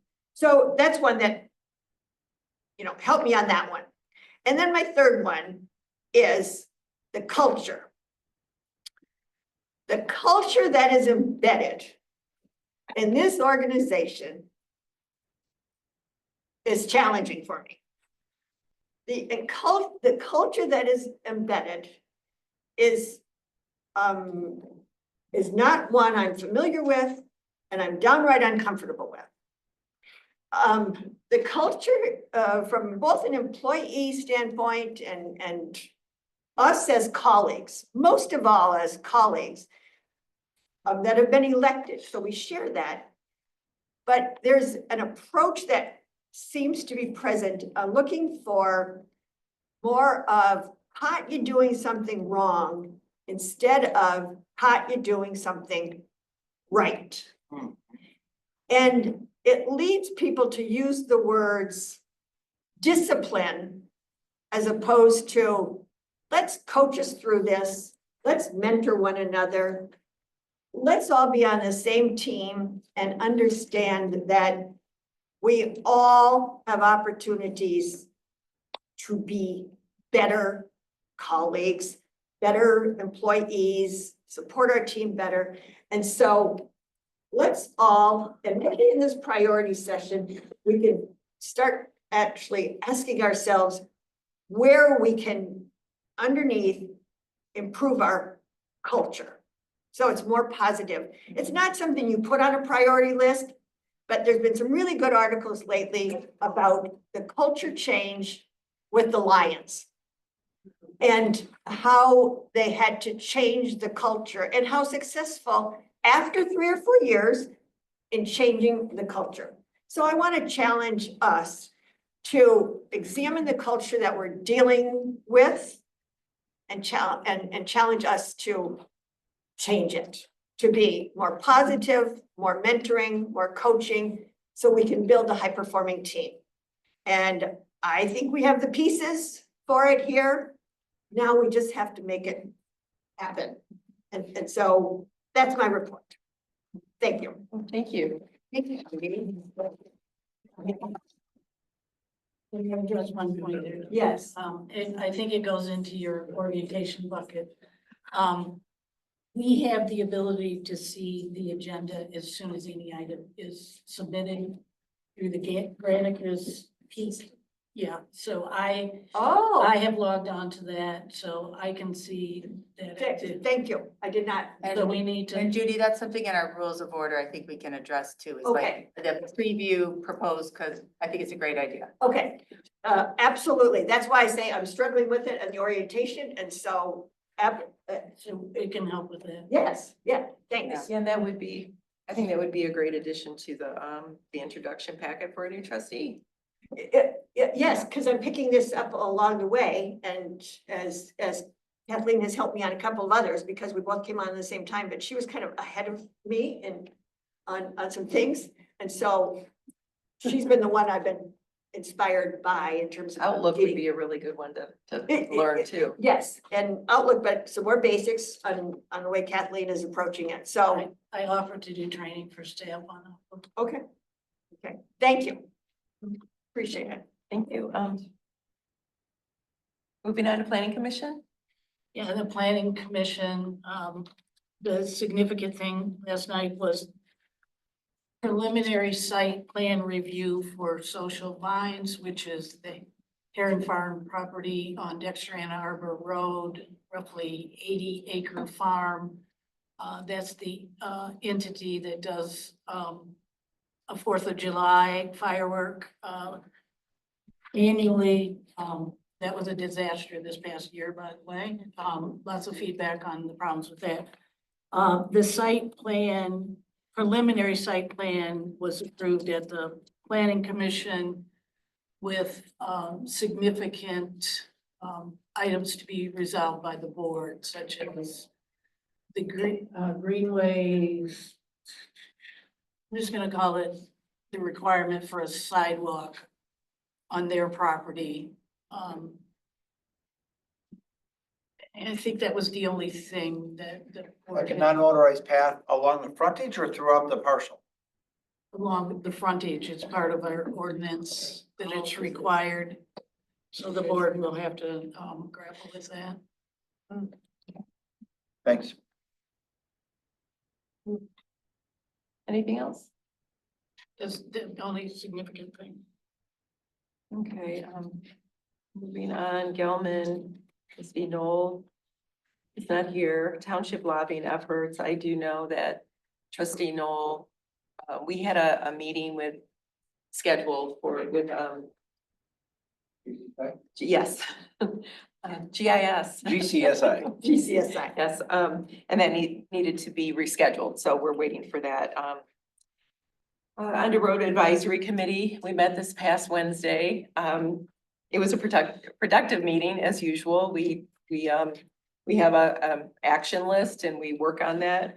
We have assigned the next what is it, the Special Assessment District Policy for the township, for public roads for the township. And we have assigned a subcommittee to begin working on that.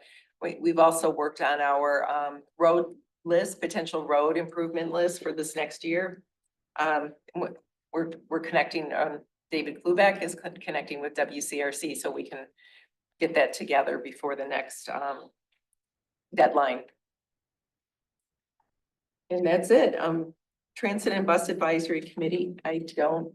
Go ahead, right now. Yeah, do we even need to? Okay. And Office Coordinator. Oh. Yeah.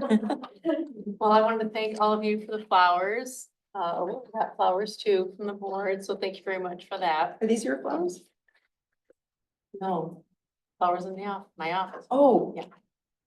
So, and I also wanted to say that I do miss working with the public at the front counter. It's a nice relief, but I do miss them. So, yeah, and I go to a lot of meetings during the week. Takes up a lot of time, and a lot of the things that transpire at the meetings, I probably can't fully share, so that's why my reports are so short, but. Audit? Can I tag on to that? Sure. I'm starting a list of things that you probably do not have to do and we need to reassign. Okay. To someone else, something, I mean, Zoom, calendar entries.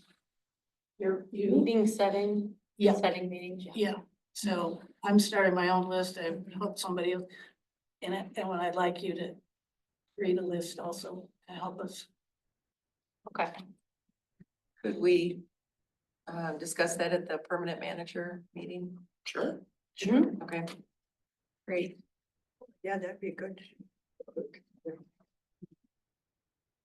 Any other reports?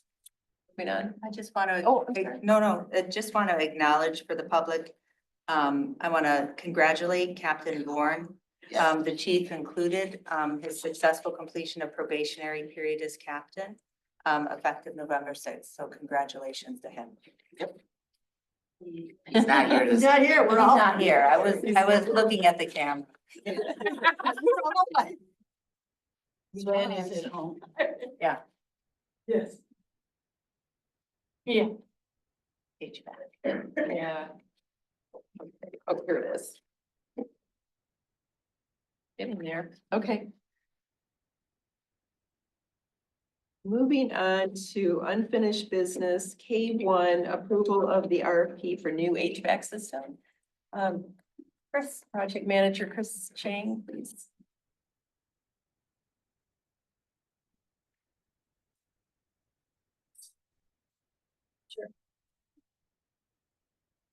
Good evening, board. I guess I'll give you a quick summary.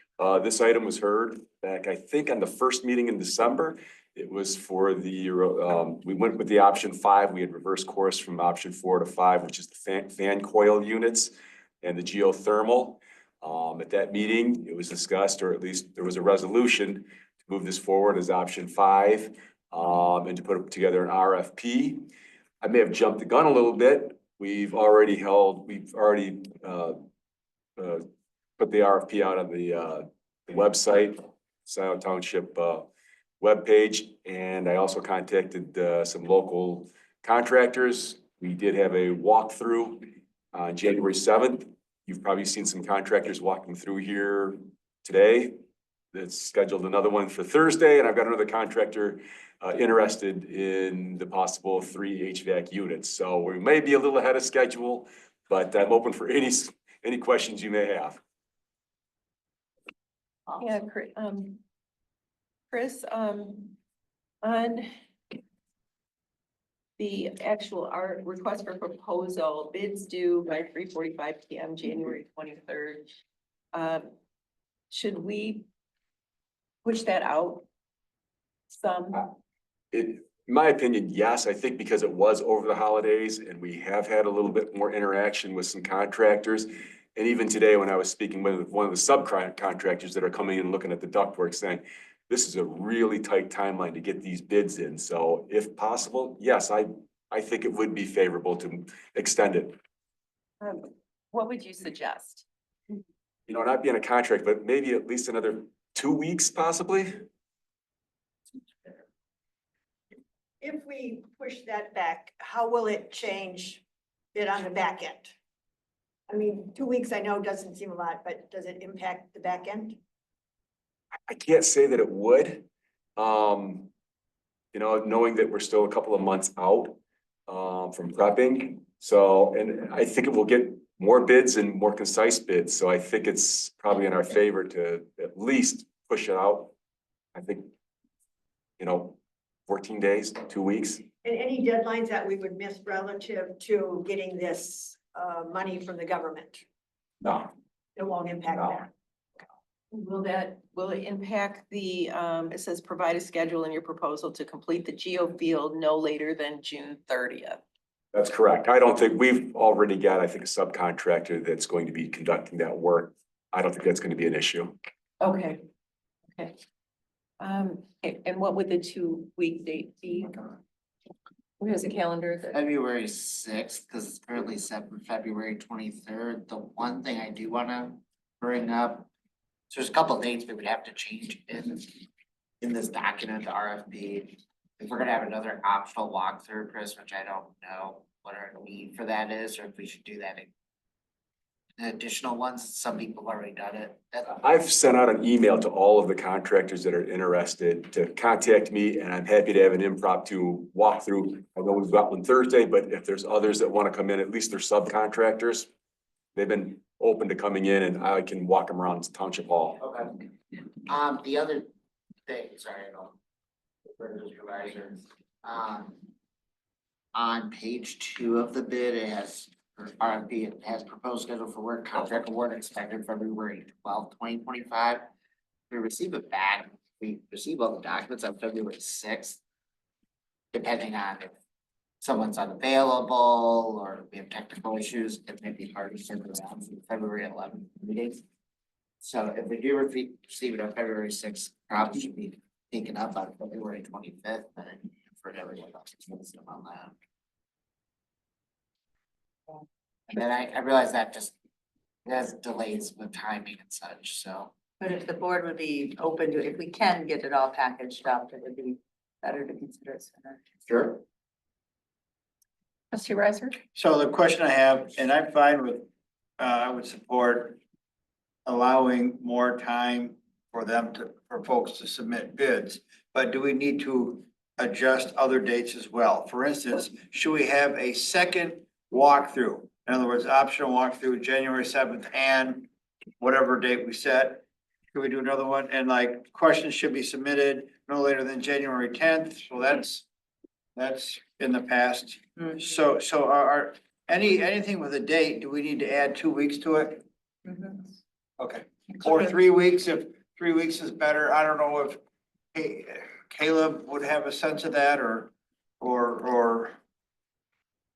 you know, whether, you know, I defer to others on what the reasonable date is, but I think all the dates should be moved back by that same time frame. So the optional walkthrough 2 weeks from that would be, Or maybe even later than that, just this, I think a walkthrough might depend on Chris's availability or whatever, or when townships open, but I guess move all the dates back and set it, do another walkthrough that works. Sure. Chris, did you say you did most of the work? I did have 2 contractors and a subcontractor today come in for a walkthrough, and we've got a third contractor who's now inquiring about coming in. So I was gonna set up a walkthrough with them at their convenience. We need to push that date back. He's already started something. No, but other contractors might want the benefit of a walkthrough, so they could, that's all. Yeah. Yeah, Agreed. I think he said he's open to doing that. Yeah. And, Chris, it says the evaluation will be by a selection committee comprised primarily of Scio Township staff. What do you have, or who do you have in mind would be part of this team? Well, is this the team that was the selection committee, Christie, is that, or are we going with Jan, Caleb? I mean, I'm looking at it as the low bid. Well, that, Oh, low bid is. Not necessarily. Yeah. And I was So- gonna say, if low bid is your only criteria, then we Well- don't need a committee at all, but I'm hoping. I'm hoping we don't just look at low bid. I mean, this is a big project, a lot of money, and It's 20 over years $600,000, yes. Yeah. It mentions a committee, so, you don't want me on the committee because I don't know anything about HVAC, so, but who would be on this committee? I would have to get back with you on Okay. who's on the committee. If you can bring that Yep. forward, because, I mean, it'll come to us anyway, as a recommendation, but we obviously need some people with expertise.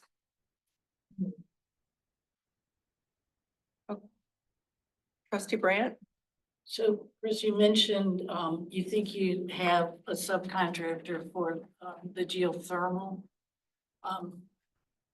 It seems, in my opinion, this board has, a will to improve processes, including RFPs. So can you just tell me how you determined who that was? I believe this gentleman is one of the few in the area that does the geothermal, and he's done a lot of them around this area. So, you know, I think he's the one that's been coming in, and he's been coordinating with the other contractors also. To Kathleen's point, I'll do follow-up, is that contractor under the impression at this point that he has the business? I would tend to think that he probably is under that assumption, yes. Then why are we doing this? Right? Yeah, so This is just you're asking just for the geothermal, not But that's the really HVAC important. units. This is just the geothermal. I'm Below asking grade. because you said, I thought I heard you say that you had selected. Well, I can't say he's officially selected. I will say that he was present through the walkthrough, and I believe he's the one that's going to be assisting with the other general contractors with the geothermal. Because from my understanding is, are we gonna require that the selected contractor work with this subcontractor? I believe so. I mean, I can find out more information if we want to go further to see if there's another geothermal contractor out there interested, but That is he your seems. proposal, that should be a requirement, I think, Yeah, that's a good. that point. they. I mean, I can follow up with Jan Culbertson also, just to, you know, But the sure that that's liability accurate. will rest with the contractor, not, our relationship will not be with the subcontractor, right? Our relationship will be Correct. with the contractor. correct. So in other words, we're gonna specify the subcontractor, so that really should be part of the package. Yeah. If I understand the question, it will be whatever contractor is selected. And that this will be a subcontractor doing the geothermal. What is the contractor doing again? Well, that's I'm a little the, confused about that. Are you talking about, that's for the replacement of for the fan coil units. For the 3 fan coil units. About two separate things, right? Yes, This is HVAC, yes, but and then the, there's geothermal. correct. Yeah. Yeah, so this is an RFP just for the HVAC, not for the geothermal. okay, Or, But the geothermal is associated with Yes. the HVAC. Yes, but that's not what you're here asking for approval of tonight. You're asking for approval of the RFP for the HVAC. That's right. Okay. Yeah. okay, I think the total price included the geothermal, the estimate. I believe that is included, yes. But I will defer that I would want to probably double check with that also before, but I believe with that price, yes, that is included. okay, So, to Mariah's point, is there going to be a separate document that comes to us then for the geothermal? It's, and maybe I misunderstand, but I don't think we're doing an RFP for the geothermal. No, Right, so I think we already are working with someone for geothermal. We're doing an RFP for the HVAC contractor. Those two things are gonna work together. that's my understanding, yes. Make sense? okay. Okay, so going back to this RFP. So we need to have the dates changed, and we need to do that right now. So the optional walkthrough, if we add 2 weeks to that, 2 weeks to everything, all of these dates. So January 21st would be the last date of the optional walkthroughs.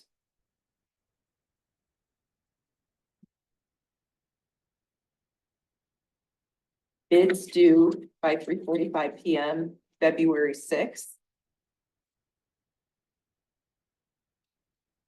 The next date would be questions shall be submitted via email to the project contact listed above, not later than, that would be January 24th.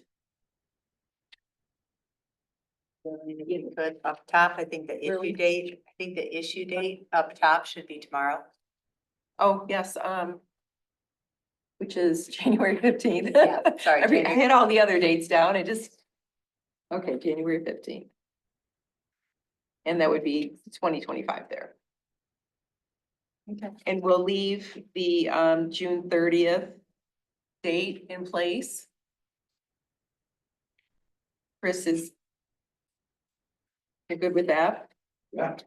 Yeah, I think that's the only.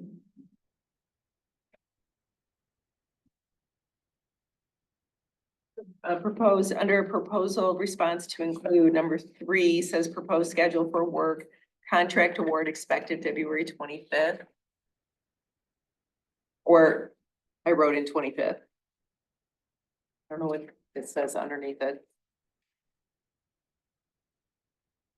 And that looks like the last date. It's last day I saw. Okay. Any other changes? No, okay. Is there a motion? I move the model motion with the exception as amended with the new dates. Support.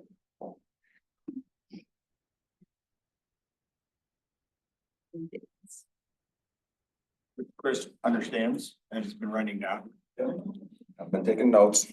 And second by Clerk Flintoff, and there's money involved, so roll call vote, please. Grant, Yes. Monk, Yes. Riser, Yes. Carrie, Yes. Yeaple, Yes. Flintoff, yes. Motion adopted 6-0. Thank you. Thank you. Thanks, Chris. On to K, oh, no, wait a minute. Am I on the wrong page? Yes, I am. It's the H big 13? page. Oh, we're on tree fund, No. right? Nope. No, H 13, Oh, That's what okay. you- I'm- and trustee Monk, you requested for that to be pulled from the, oh, no, I'm sorry, trustee Brand. Okay, I didn't realize it was up next, so. I know, it's, What I wanted to, say about this, item is, I was asked to fill this role because I have the skills to complete this part of the budget process. It's only a part of the budget process. So with that said, whatever the board decides, but my concerns would be that we wouldn't spend additional dollars to plant land beyond what we need to as responsible trustees of the taxpayers' dollars. Can I ask what role, well, we don't have anything on the floor yet. yeah. Yeah, we do, or we don't have. No, we don't. The resolution would have to Did I be put on jump the the floor. No, I'm not trying to be critical. I just want to make sure. Procedure wise. Yeah, but, what role has Plant Moran traditionally played with respect to the development of the budget, working with Mark Thompson or Joyce Parker or, and their current, steps to date? So the finance team, whether it's Plant Moran or Woodhill, or before that Sandy Egler, they do 95% of it, I would say. And with the schedule that the board set on November 20th, they've been working, department heads have been working together in order to get the department request, finance recommendation, and then the proposed budget. And the board can always assign somebody responsibility to review those requests and create what is simply a third column, which is what is proposed to the board. And that's what this assignment of responsibility would be. It would be for this year only. It wouldn't infringe upon any other duties that the chief administrative officer or supervisor has throughout the year to monitor the expenditures. But for this year only, it would assign trustee Brandt the responsibility for developing that column so that the board has a starting point. I do want to say, with Ryan, our treasurer, brought this item. We spoke a week ago privately with the supervisor about this, and I will say it is with great consideration that I have brought this, and certainly to the earlier public comment, and assure everyone that we have been proceeding with direct communication, compassion, and using all of the resources available to support in that. I'm interested for the benefit of the township to support this, to get this one small part of the process done according to schedule and on budget. Trustee Monk? Okay. I am the chair.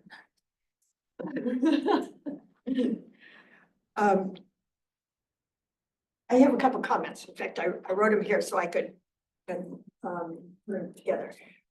And I'm glad that Kathleen moved it to the unfinished business, because otherwise my comments would have been wasted.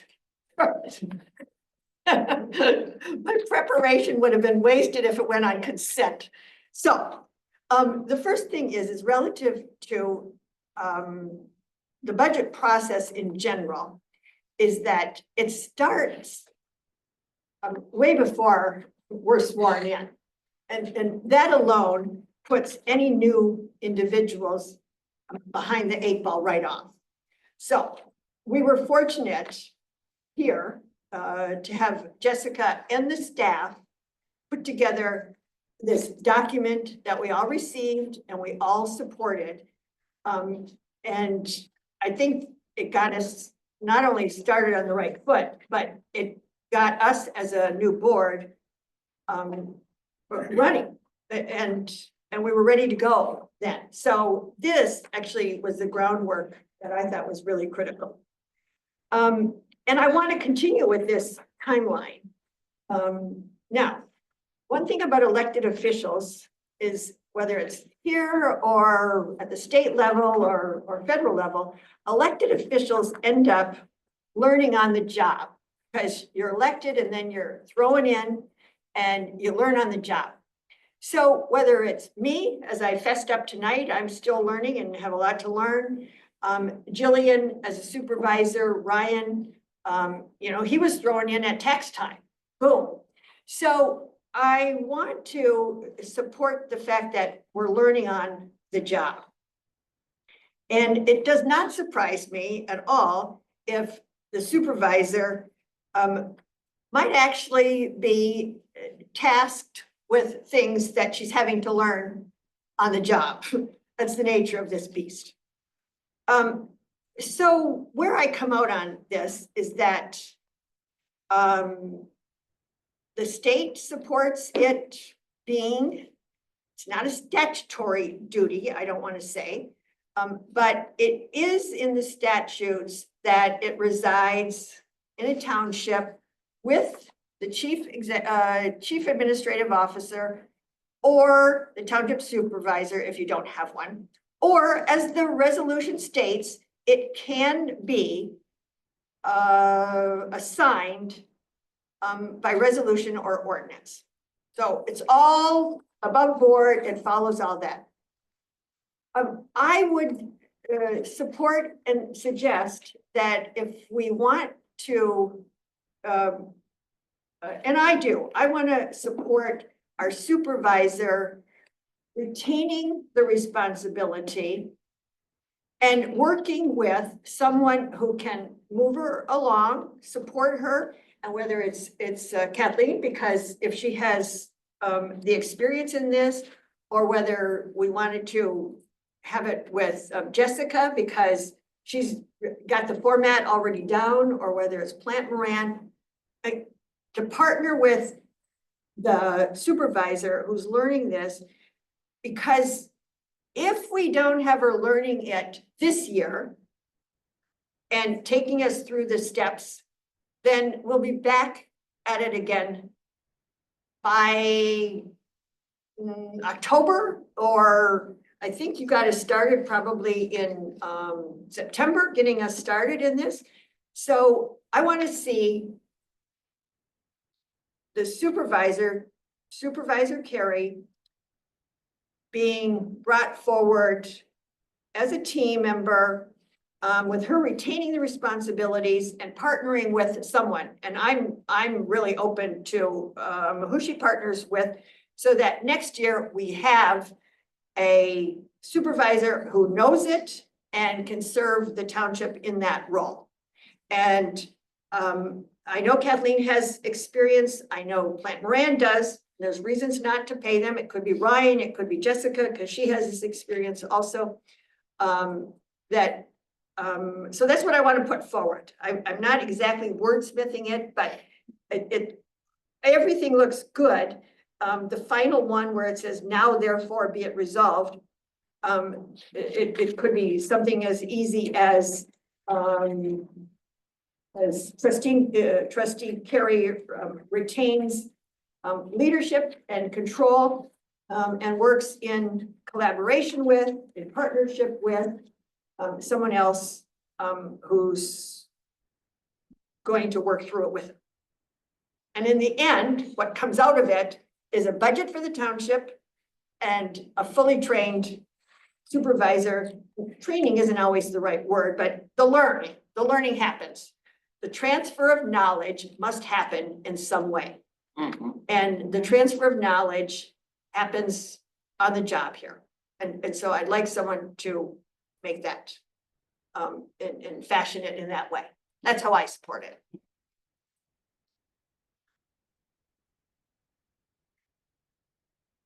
Any other comments? Yeah, so ultimately, it's not gonna be the budget of the person who prepares it and presents it. It's gonna be the budget of this board. And so whomever it is, as long as it's not me, whomever it is, will bring forth work product to this board for modification. And whomever it is will rely in part on Plant Moran because they're our financial advisor, our finance manager in the interim. So, and I appreciate trustee Brandt's concern that we not run their bill up, that we try to keep the cost down. I really do. I That also, happened last year. I also really appreciate your skill set with respect to matters financial. I'm a little torn on this one. I could live with either of you. I will say, I know that. No, you cannot live with me. That's what I was thinking. What? That was your joke, I stole it. It never hurts to ask. I would be, I think either of you would do a good job at presenting the budget. That's what I meant to say, if I were more articulate. Either. Either you or the supervisor Okay. per the statute. That's how, so I see this as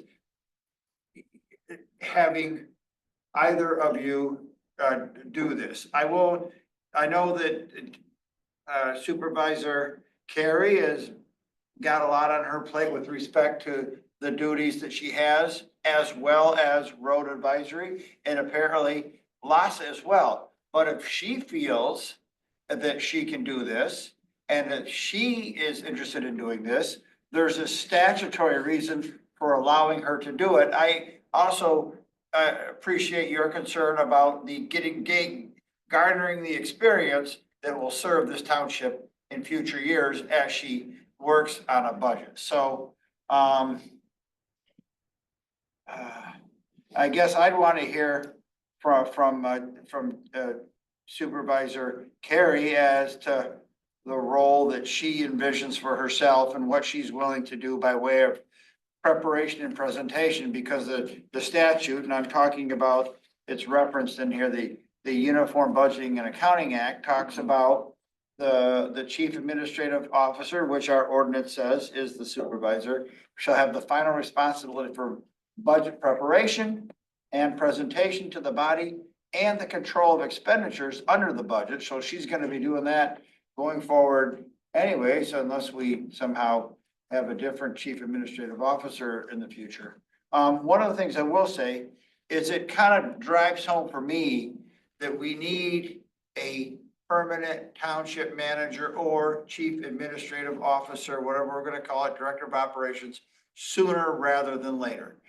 I'm also concerned that if we have to pick who's gonna do this, I worry about the fracture or about the cohesiveness of this body. We started great and I want to keep that going.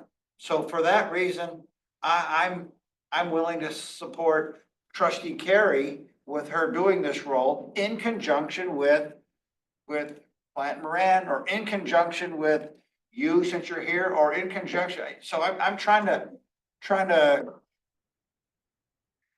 I don't know. I think you get what I'm trying to do. Trying to get a budget by someone who has the wherewithal and the interest. One thing about Jillian, if she doesn't know it, damn sure she's gonna read up on it and go to a video and go to classes, and she's committed to getting up to speed on things. So I trust that she'll bring us a quality budget, and I would support her doing the budget in conjunction with somebody if that's something that she feels she has the bandwidth to do.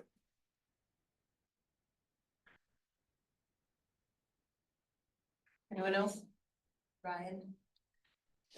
So I think there's some value to what's been discussed so far from the standpoint of someone, a collaborative effort. I think certainly I have that not necessarily someone from the board, but the tax bill. Unfortunately, as Plan ran, not unfortunately, it was very helpful, but there is a higher cost than having somebody that's already our payroll and an internal resource. There's still a cost, but not necessarily as high financially.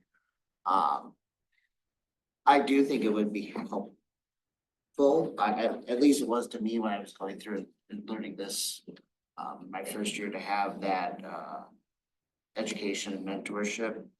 I think I would be supportive of having a collaborative effort. I'm open to whoever makes the most sense.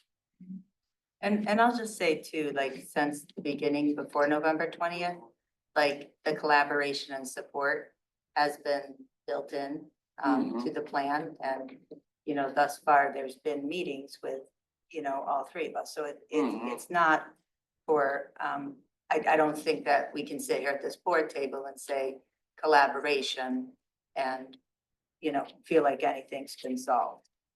So I just want to put that out there. Again, it's the board's budget. What's gonna come presented to you will be forthcoming. And the board will, you know, determine how much amending to do. I'm just recommending, from all that I know, and I say this again with a lot of care and seriousness, that my recommendation is this or something, you know, similar in order to stay in our timeline. I appreciate if that's not the will of the board. What if, I'll just toss out that final sentence, and I don't know about your bandwidth, Jessica, but you're extremely experienced and efficient with project planning and managing your time. Thank you. And you know this inside and out. So could we have it that it was remained with Supervisor Carey's in leadership role and then, I don't know if, and partner with Clerk Flintoff to mentor her through the steps you've taken? And I don't know about your bandwidth on that. I think, I think, Judy, I think the operative language should be a little more refined than what you're saying, like budget preparation and presentation is the language from the statute. So I would suggest if you were to modify it, you not modify that. I think, you know, certainly you can have, I typically, when we adopt the budget, the board assigns me as the CFO under the Uniform Budgeting and Accounting Act. So I don't think it's particularly appropriate to have me as clerk, or frankly, Ryan as treasurer, being the one to recommend the budget. Certainly we used to just have our finance person hand us a budget, but I don't think it's best practice. And the three, we're all working together as it is. So Ryan's weighing in Presenting the recommendation. I do think it's important to have somebody other than the clerk or treasurer presenting that proposed. Yeah, I agree with you. So if Carrie still, say for, responsibility for budget preparation is Carrie's or supervisors. Mhm. And the preparation,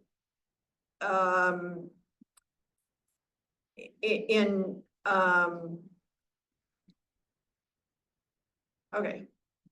So how do we build? Can I Yes, just make a suggestion? Yes. I don't think that you have to try to make this resolution work in a different way. Okay, If what you're saying is that you think that the budget should remain with Supervisor Carey, then you just don't pass the resolution. I see. Okay. Yeah. Okay, so then I guess that's what I'm gonna fall back to, for me then, to fall back to that. And ask them to continue in their collaborative way and engage, so that knowledge transfer happens. Now, I don't want to at all ignore the opportunity, but your expertise, because as a member of the legislative body, or as that other document says, the governing body, you're going to be the one that also votes on it too. So, Sure. Right. that's why I didn't want to at all think you're being, overlooked, because you'll be part of that body. Okay, thank you. Trustee Brett? Oh, I'm sorry. Oh, You, okay. you had your hand up first? Yep. I'm sorry, Treasurer Yeaple. So I would come back to looking at this, looking at our timeline. You know, we have had a series of budget meetings, with a number of several departments, but not all of them yet. We have some more meetings additionally next week. I do have some concerns just because some of the budgets are, certainly more, not really a right word. Incomplete. So that some of the budgets are incomplete. Some of the budgets are further along than others. We do have presentations scheduled for the 28th, which means that they'll need to be submitted for the packet late the week before. The timeline about the holiday out next week, I just do have concerns, not blaming anybody, I just have concerns about meeting timeline. That's why I want to, I value the mentorship and the education piece of this, but I also want to have as many resources available to the township to do what's best to get the budget to the township and do the right things so that we have the whole community supported, no matter who does the work.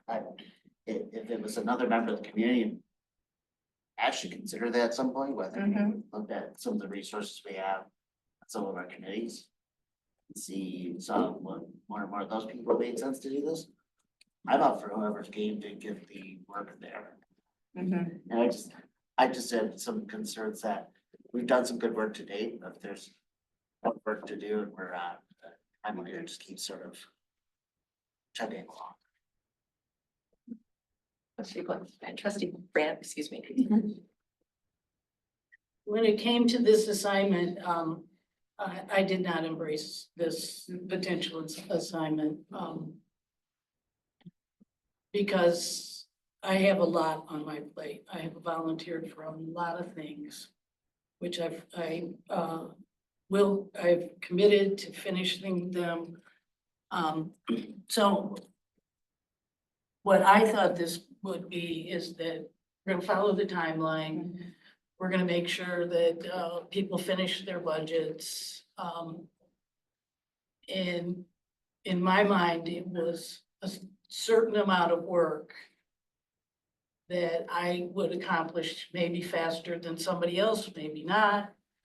But I wasn't planning on the mentorship, so I'm totally fine with not doing it. That's not a problem whatsoever, so whatever the will of the board is.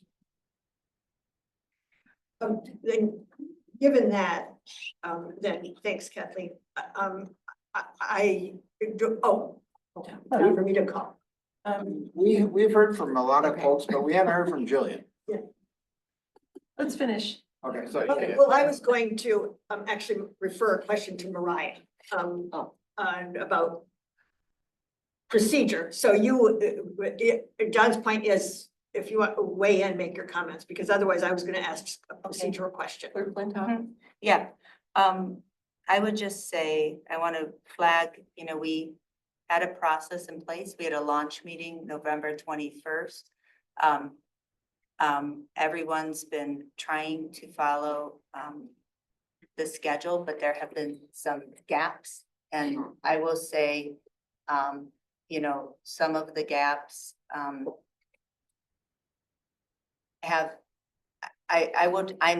bringing this to the board because I'm telling this board that it's my assessment that if we stay on the status quo, what we will have are stressed out staff, a budget that is not as complete as it maybe should be. And I will commit to not overrunning the billing to Plant Moran or extra to Plant Moran without further authorization of the board. But I am flagging that, and I don't mean it in any unkind way. It is just the reality of the situation, that we need a efficient process. I can assure everyone that everything has been done collaboratively with meetings, and there's been different levels of participation given everybody's obligations. So that's all. I appreciate if it's not the majority of the board, but I felt compelled to bring this while also working with Ryan on, 13 different scenarios that we could do to make this as efficient and palatable. So I stand by the recommendation I have. May I ask a question? Can we get a status on where the budget is? I believe that the departments were supposed to present their budgets by December the 20th. How is that going? We're missing, I think three departments, three departments still. And I believe that they're still working with our finance director on those. It's a parks DDA supervisor. The others that are submitted are in various states. We've been going through those one by one, and that's totally okay because staff is learning and we want to make sure that we're supporting staff in that. There's the coordination with HR. Certainly some of the position requests came in as, 2 words in an Excel thing. Another one, we sat down, with a department yesterday who said, actually, I have 3 staff requests verbally. So when I say,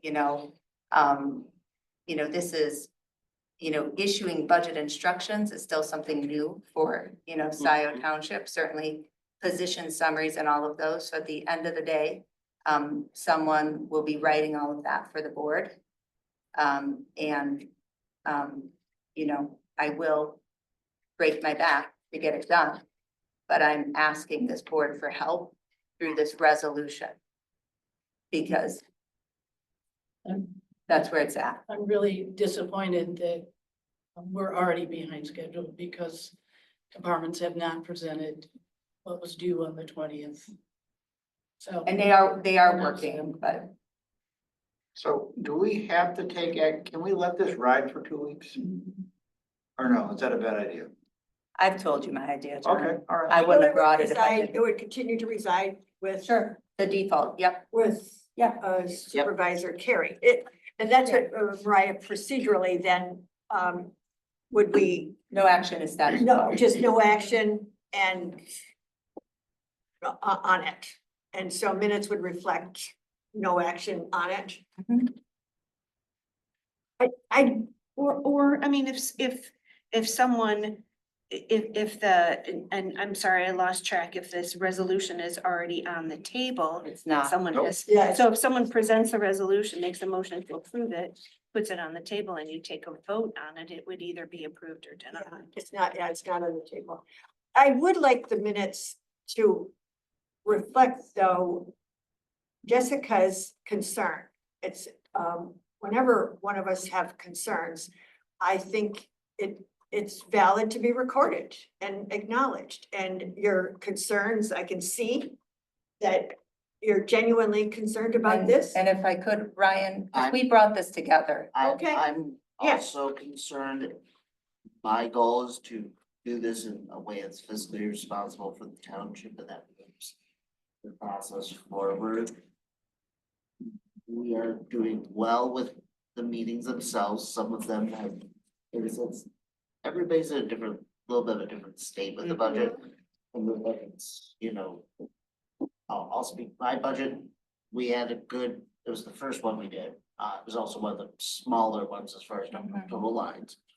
But there was still some good ground-based conversations about education, other things that would come up over and over and over again in all the budgets. The thing that I do see is that some of the budget meetings we're gonna have, unfortunately, some of the budgets they are being worked out, but they are not yet available. either to us or to Plant Moran to review. All three, supervisor, clerk, and myself, as well as our finance manager, as well as Plant Moran, and the department head, and sometimes additional staff sit in these meetings and have a collaborative conversation. They are very good meetings. We really just. We just really need to move the process along and keep it moving. Otherwise, we are gonna fall behind. And I think I've felt that a little bit in this whole process. I think I got my budget on time.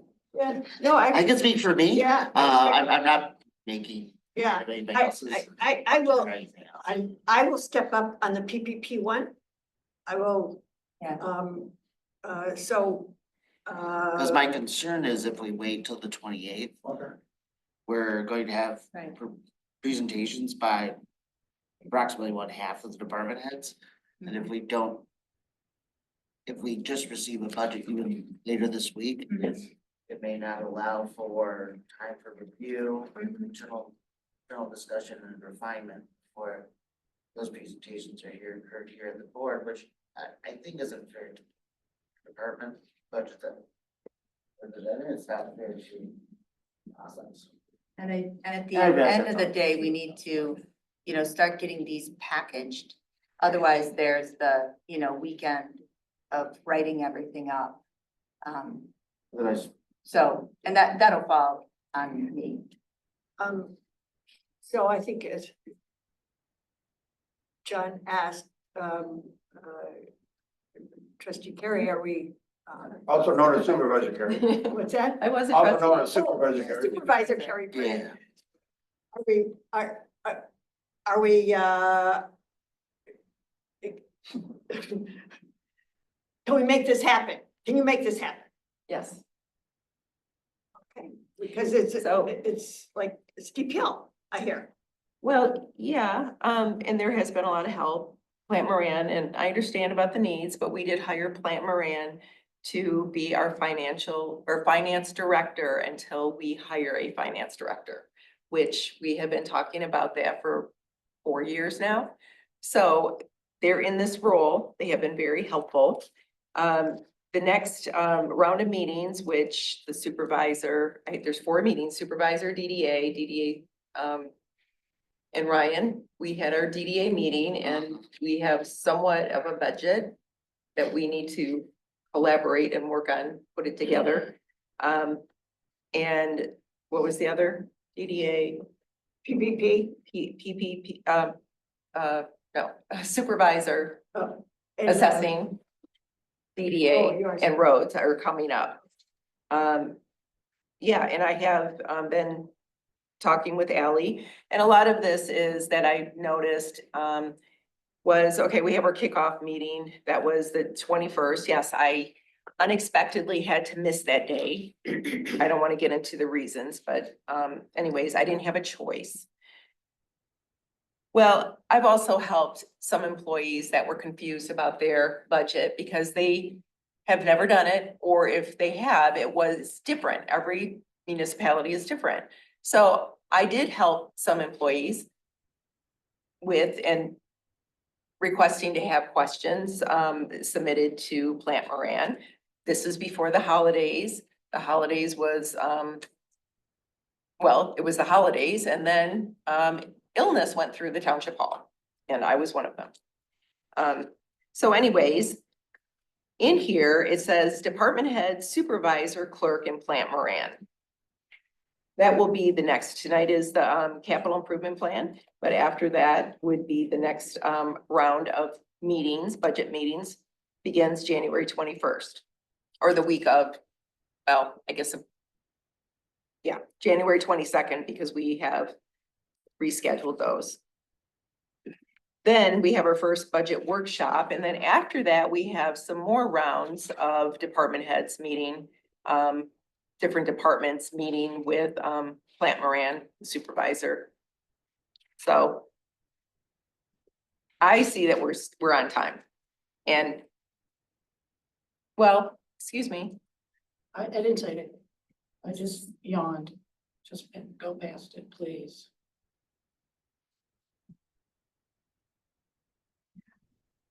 And I do want to learn this. And I think that the clerk and I, if we're going to restart working together, this is a perfect way to work together. Thank you for saying that. So, motion on the table? And Oh, I'm- no, wait, no, it's not on the table yet. And I'm asking, yeah, for the good of the order, that there not be a motion on the table, that we try to Informally. let you I'm not gonna make a motion, and I'm gonna support you doing the budget because you're interested in doing it, and you representing that you've got the bandwidth, the time to do it, and committed to doing it, and I'm gonna support that. So I would hope that we don't have a motion and we move on to the next agenda item, and then, but that would be my wish. And I do have a question. We will have a finance director, that's the goal. Yeah, I plan to bring a proposed job description the next meeting. And the finance director would be part of the budget process, I imagine, because they It will would be be by, in-house. it would be by next, it would, Yes. yeah, because this will be closed before we could ever fill the position. I mean, this budget has to be passed before. Correct. Yes. So my point is that Plant Moran is temporary. Yes. Oh. Yeah, it's Yeah. contractual. But I did have one comment, and I would like to just say, I saw this in last year's budget process with the use of Plant Moran, is when the manager was doing the budget. I saw this with the use of Maynard Casterison when interim manager Thompson was. And there can very quickly be ballooning costs of consultants, and certainly if any one of us picks up the phone, Plant Moran answers, cha-ching. Now, we have a contract, they do great work, but they would do that out of respect and the contractual relationship. I would like to say we have a not to exceed amount for our contract with them. And I would like to make a motion, just because I don't know how else to make a, board statement other than through a motion. That, we will use judicious use of the resource to not exceed the monthly contracted amount for Plant Moran gap services without further board authorization. Support. But isn't it higher at this time in the fiscal year because of the demands to assist staff with budget? Question mark. No, not reasonably. Not with the process we have designed. With the process we have designed, certainly, Melanie's on the phone tonight, for the capital planning. But with the process we have designed, we've designed it not just with the schedule, but with the set of meetings, that there's the meetings on call to sit down, the, half days, which all of that's budgeted in, Jillian. What I'm saying is anything beyond that of, hey, we'd like you to do this extra thing or extra, series of meetings. So I'm sensitive to it because I think last year was about $30,000 we didn't anticipate. With our manager doing the budget. And that's part of why we're trying to have these efficiencies internally, meeting with Aurora early on and things like that. So. For clarification, what is their monthly amount? I apologize. I should have that at the top of my head.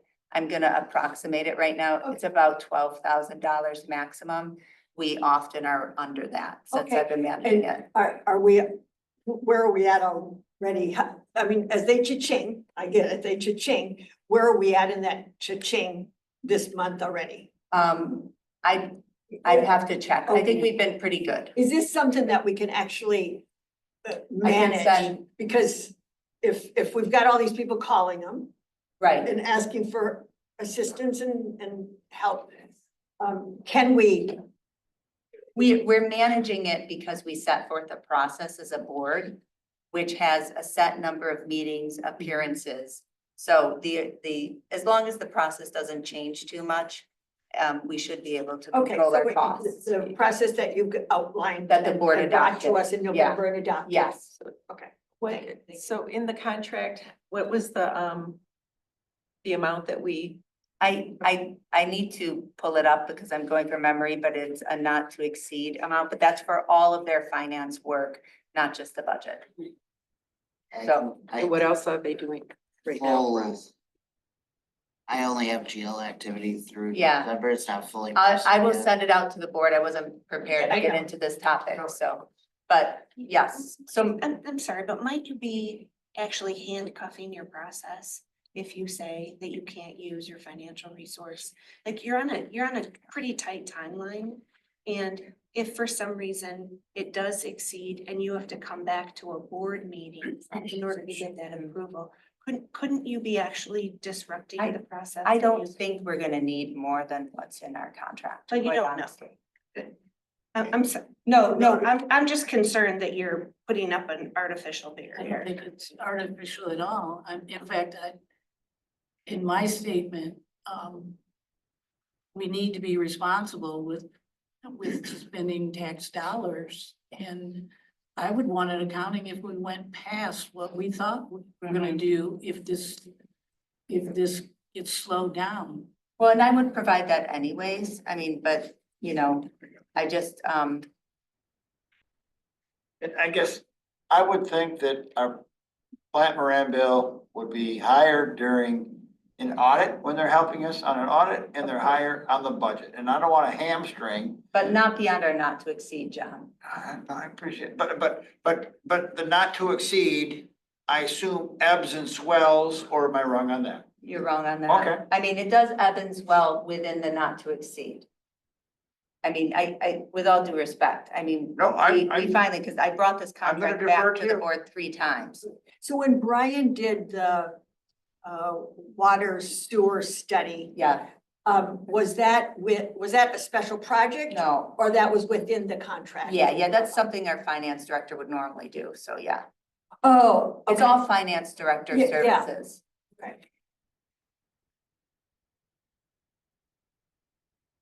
And this is Jessica's budget.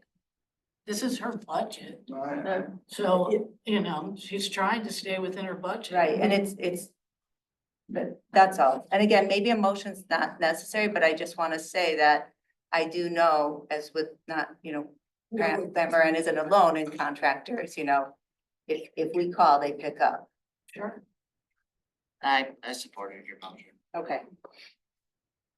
And for the benefit of the elder like me, could you read it back, please?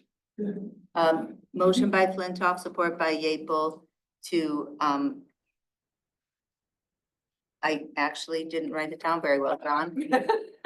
So That's all right. that's okay, making you feel younger. No, I still feel old. Okay.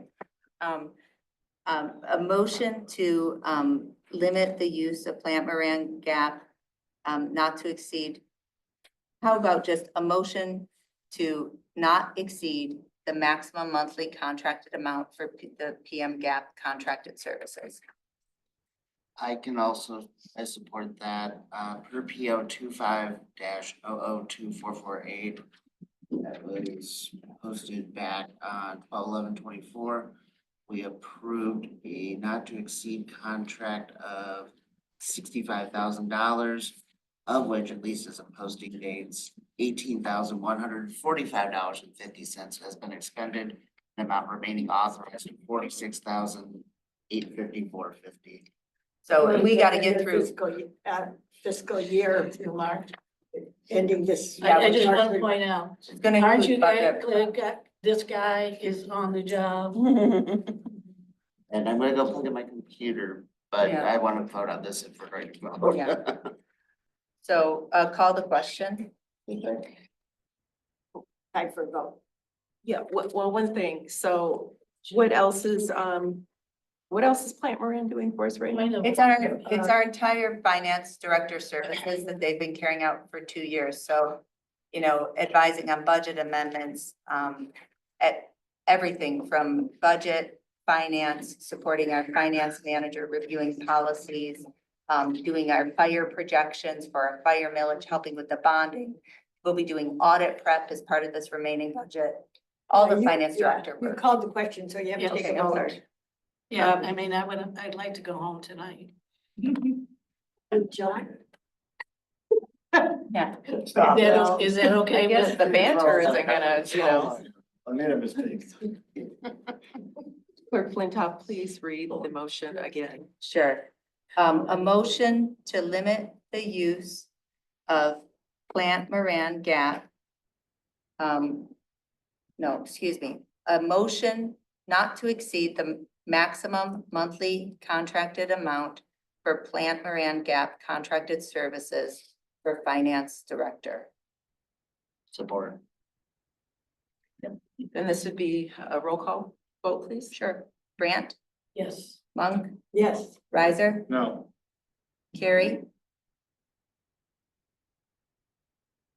Yes. Gable, Yes. Flintoff, yes. Motion passes 5-1.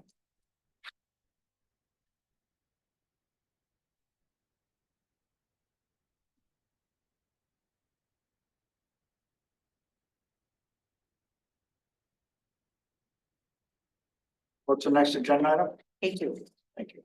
A2, adoption of the 2026 to 2031 tree fund plan. That would be Parks Director Murphy Harrington.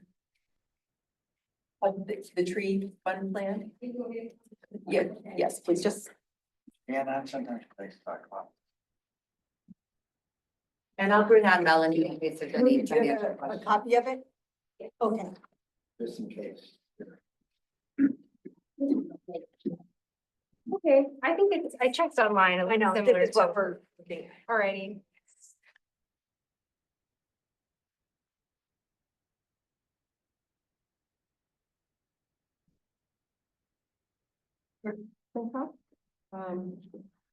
Do I just have, are these motion based? Because it says that you'll upload the proposed resolution. No, apologies. I should have taken that out. The resolution's in there. Oh, okay. Apologies. So, I'll put the resolution forward. I better read it. Is that how, do I have to read it? I don't know. It's it's inconsistent practice, so do as you wish. Well, I just want to put it forward for vote. Great. I would, Okay, you're put forward for vote. I would support it. If you're moving the attached resolution, I would support that. Yes, I'm moving the attached resolution. Would you like to read? No, no, because it's Just offer to read. it's in the packet. Well, it's in the packet, but It's as does documented in the Cheryl like packet. us to read it out loud? It's not necessary. Okay, Yeah, I just not- wanted to be cognizant No, of our it's record. exactly as presented. Okay. Yes. Director Murphy Harrington, Parks Director, would you like to begin? You know, we've already got it. She doesn't need to say anything. Oh, nothing. Yeah. Hear more about No, it. she's. I think that Unless you want to. said most of the justification behind it, when we talked with during the initial CIP. I know that there was confusion during that meeting because I was attending via Zoom and I hadn't been privy to the updates of the CIP. But in terms of the tree fund plan, everything that I had initially requested and that we discussed during the last board meeting is reflected here. So this is the same, and I love it. Looks great. I'm happy with it. So. Great, yes. Yeah, okay, great, thank you. Then I would just suggest that we make no amendments to it and would adopt it as presented.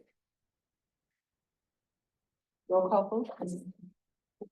Oh, sure, yeah, because we have, Trustee Monk and you guys. Yes, okay. Okay, Brandt, Yes. Monk, Yes. Riser, Yes. Carrie, Yes. Gable, Yes. Flintoff, yes. Resolution adopted 6-0. Thanks, Murphy. Thanks, Murphy. Murphy. Right. Thanks. Moving on to K3, adoption of the 2026-2031 capital improvement plan. This is a big one. Sure. I just want to note Melanie Krauser of PM Gath is here, works alongside Ally. If we have any questions. Printed out on big paper is the same as what is on little paper. I want to thank everybody. Staff did an awesome job of working on these. I think this is shaping up to be the most complete capital plan we've ever had. So everybody did a good job, always room for improvement. The proposed plan consists of a resolution, the introductory narrative, these memos, as well as the chart. I know that Ally took back the feedback from the board, the kind of questions, clarification, staff provided some additional changes. And to the best of my knowledge, it's all reflected here. I would recommend, Jillian, if it makes sense, is because this is you know, somewhat long and there may be amendments that we might take it department by Sure. department.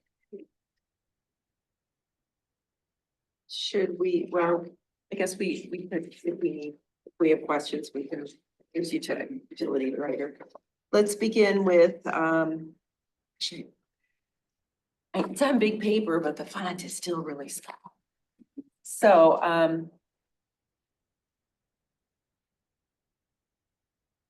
okay. That is building. Is that right? Yeah, building. Oh my gosh, this is terrible. And you can also look at this part. Yeah, that's right. Okay. Start with that. Does this one fall under buildings and grounds? Is this fall under Brandon under utilities? Is that? Yes, Brandon's responsibility. Thank you.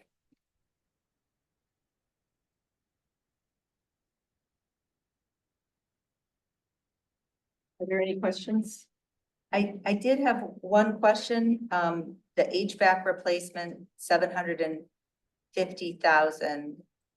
Christy, can you confirm here that this is, I mean, we don't need it to be exactly precise, but I just want to, I think since it's in the high sixes, they probably just put a buffer in there would be my guess.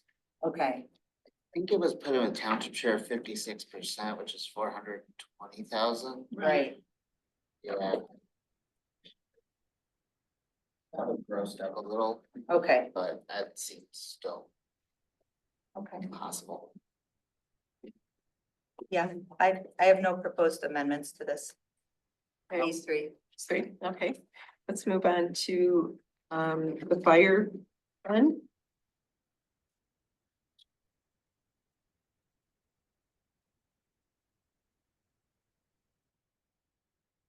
In the input that Paula shared earlier, does that inform any of these numbers? Would we do anything different based upon we purchased 2 cardiac monitors at 80,000. So it seems like, Is that the item that Paula was being on, first of all? it's. I believe it was, Okay. and this question came up last year as well. Certainly our nurse, Kathy Knoll, is not here, but she would be able to speak to it or the chief. I think I'm comfortable with putting a question mark next to it and exploring it, you know, especially because it's not expected to be prior to this fiscal year, several years to educate and learn more. It's not an obligation to spend, but it's something that the fire chief is recommending, so. And let him have a chance also to speak to it while we get more educated about it. Yeah, Absolutely. I agree because it is not the current or next fiscal year. Yeah, and these are supposed to be listed in general priority, and he has, this is number 1. So I don't think this is listed in general priority, just so you know. I think this is just listed, the numbers are identifying. Wouldn't the priority be the next fiscal year, wouldn't that be the priority? That's how I would. That would be a way to I mean, the prioritize. timeliness, the recency Yeah, of it. because he has determined that he needs these items in the next fiscal year. So why, we're gonna have to make a determination on that in the budget, right? Mhm. Versus the first one, cardiac monitors is not until 2028, 2029. Right. So He has the replacement of the brush truck and construction of second fire station this year, and Yeah, Jessica, this is Melanie. I did talk to Ally, and these are not listed in any form of priority. I believe they're just kind of the projects that the various department heads brought up, but I don't think that there are any priority, because kind of to the board's point, this would not be until 28, 29. It's really just kind of that's some of the items that the chief is looking at. So you do have some time to determine if you want to make some adjustments to this number, but I think the chief wanted it in here so that way the board knew that coming down the pathway, you are going to need to do something with the cardiac monitors. yeah, Thank you, Melanie. it's good to have things listed. Yep. It's just to have them in general priority, at least that's according to our ordinance and I believe statute. I know ordinance for sure. Okay, yeah, so are there any, well, I guess we could just go through if there's any questions about the items. Clerk Flintoff? Sure, I just had a comment and a suggested change for fire. I just want to comment on fire 4, construction of the second fire station, the 12.5. This building is in here and I support, as a general matter, proposing new buildings. Once we've had a study session, all the data on need for new buildings. This has been studied. In fact, we've had an architect, we bid out, got that estimate in there. And so I just want to note for residents, like my decision-making on new buildings is when we have the information that that there's a demonstrated need for it, I support it being in a capital plan. The one I want to put a little caveat to is Fire 9. I asked the chief about this at the time. As you know, battalion chief is not a position that exists yet. It would be something that would likely be the subject of union negotiations if we were to create such a position. I do support this 2030-31, but I might just suggest that we add in purchase and equip a vehicle for officer in charge, battalion chief, if such a position is created. Because I would like the plan for that vehicle to be contingent on the township's decision to create such a position.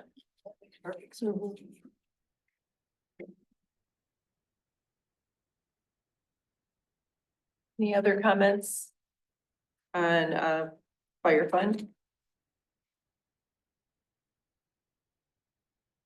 I'm comfortable with this because chief has done such a great job explaining and getting a millage passed in the timeframes he's.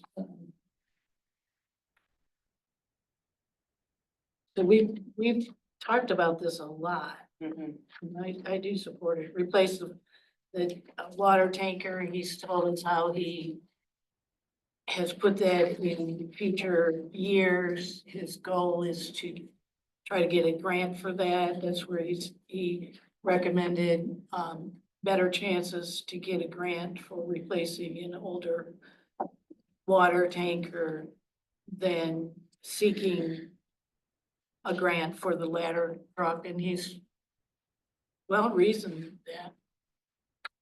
that. With the suggested change I made as a process point, should I maybe offer that as a motion to amend what's proposed, just because we may go through each of these? Yeah, and I think if we get to the end and we have motion that's a page and a half. Yeah, long, we're gonna get be really going back. confused. Okay, would that be Yeah, okay? let's just break it down. Do we wanna, Unless there are any other on fire? Yeah, do we wanna go back and do the buildings and grounds motion? Well, I don't think there were any proposed changes to So that we'll one. just Yeah. adopt it as- So we would do the proposed changes as we go, but Maybe then per adopt the department. whole CIP at the That end. would work. Okay, let's do that. And And the only There- one we had, oh, excuse me, no, go ahead. the only one we had was the one that you suggested, right?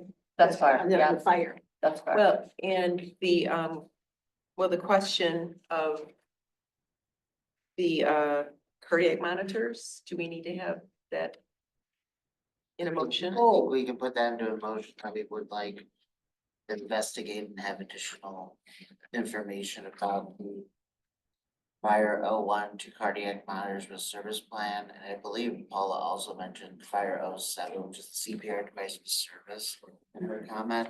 So I'd like to explore and understand the benefit and. But aren't those, Maybe we just request for more, Kristen, Yeah, to get. they're in 2027 and 2028, so they're pretty far down the road. Yeah, We've got time to ask the chief about it and get his, I just think putting in the motion doesn't hurt because it then we're not saying we need more information now or next meeting, but otherwise it's one of those trackable to do items that just gets Mhm. lost.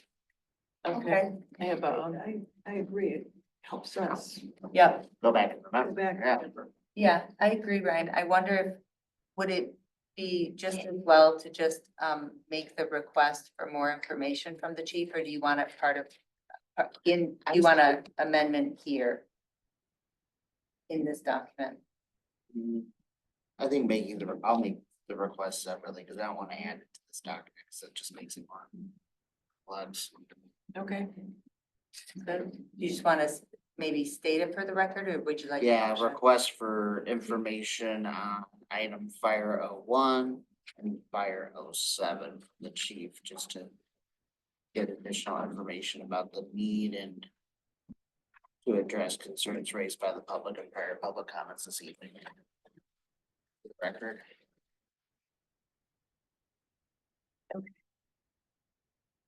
Clerk Flintoff, the motion for, Sure, I would make a motion to amend fire -09 to add the language on the last line after battalion chief, quote, if the township creates such a position, end quote. is there a second? I'll second that. I guess this be roll call since we're dealing with. No, okay, all in favor, say aye. Aye. Oppose? None? Motion passes.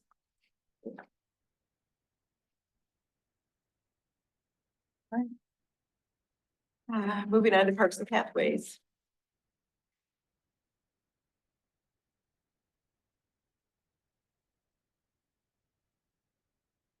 Oh, quite a few pages. Okay. I guess we can begin with, Z Road Phase 5. I would, I just want to give Judy and Murphy and Ally some thanks for kind of working through the whole thing, but especially the MEDC grant. Yes, we came up today realizing that we have some more questions about, we were on with OHM and realizing needs clarity around this MEDC money. Yes, and Judy, if you see on PPO one, the top, I did ask Ally to leave in for the board a little bit of that detail about those deadlines. Okay, good. So that we're all because mindful. We were, yeah, we absolutely, and that's what's, if I could explain why this GD or why our budget is not submitted is because Mhm. I know this is in CIP, but we're trying to work it Absolutely. relative to what engineering still has to be done in this year. But I'll mention the one on the Township Hall Park Pavilion. Murphy Reed, I think reevaluated that and brought that number down, right, Murphy? It's still showing 250,000. I think. It was initially Yeah. million. That might be the lower amount.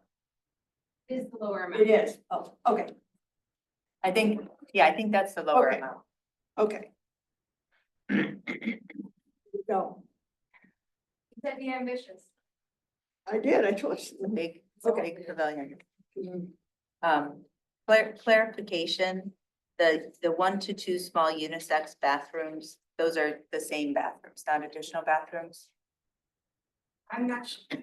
That memo is not.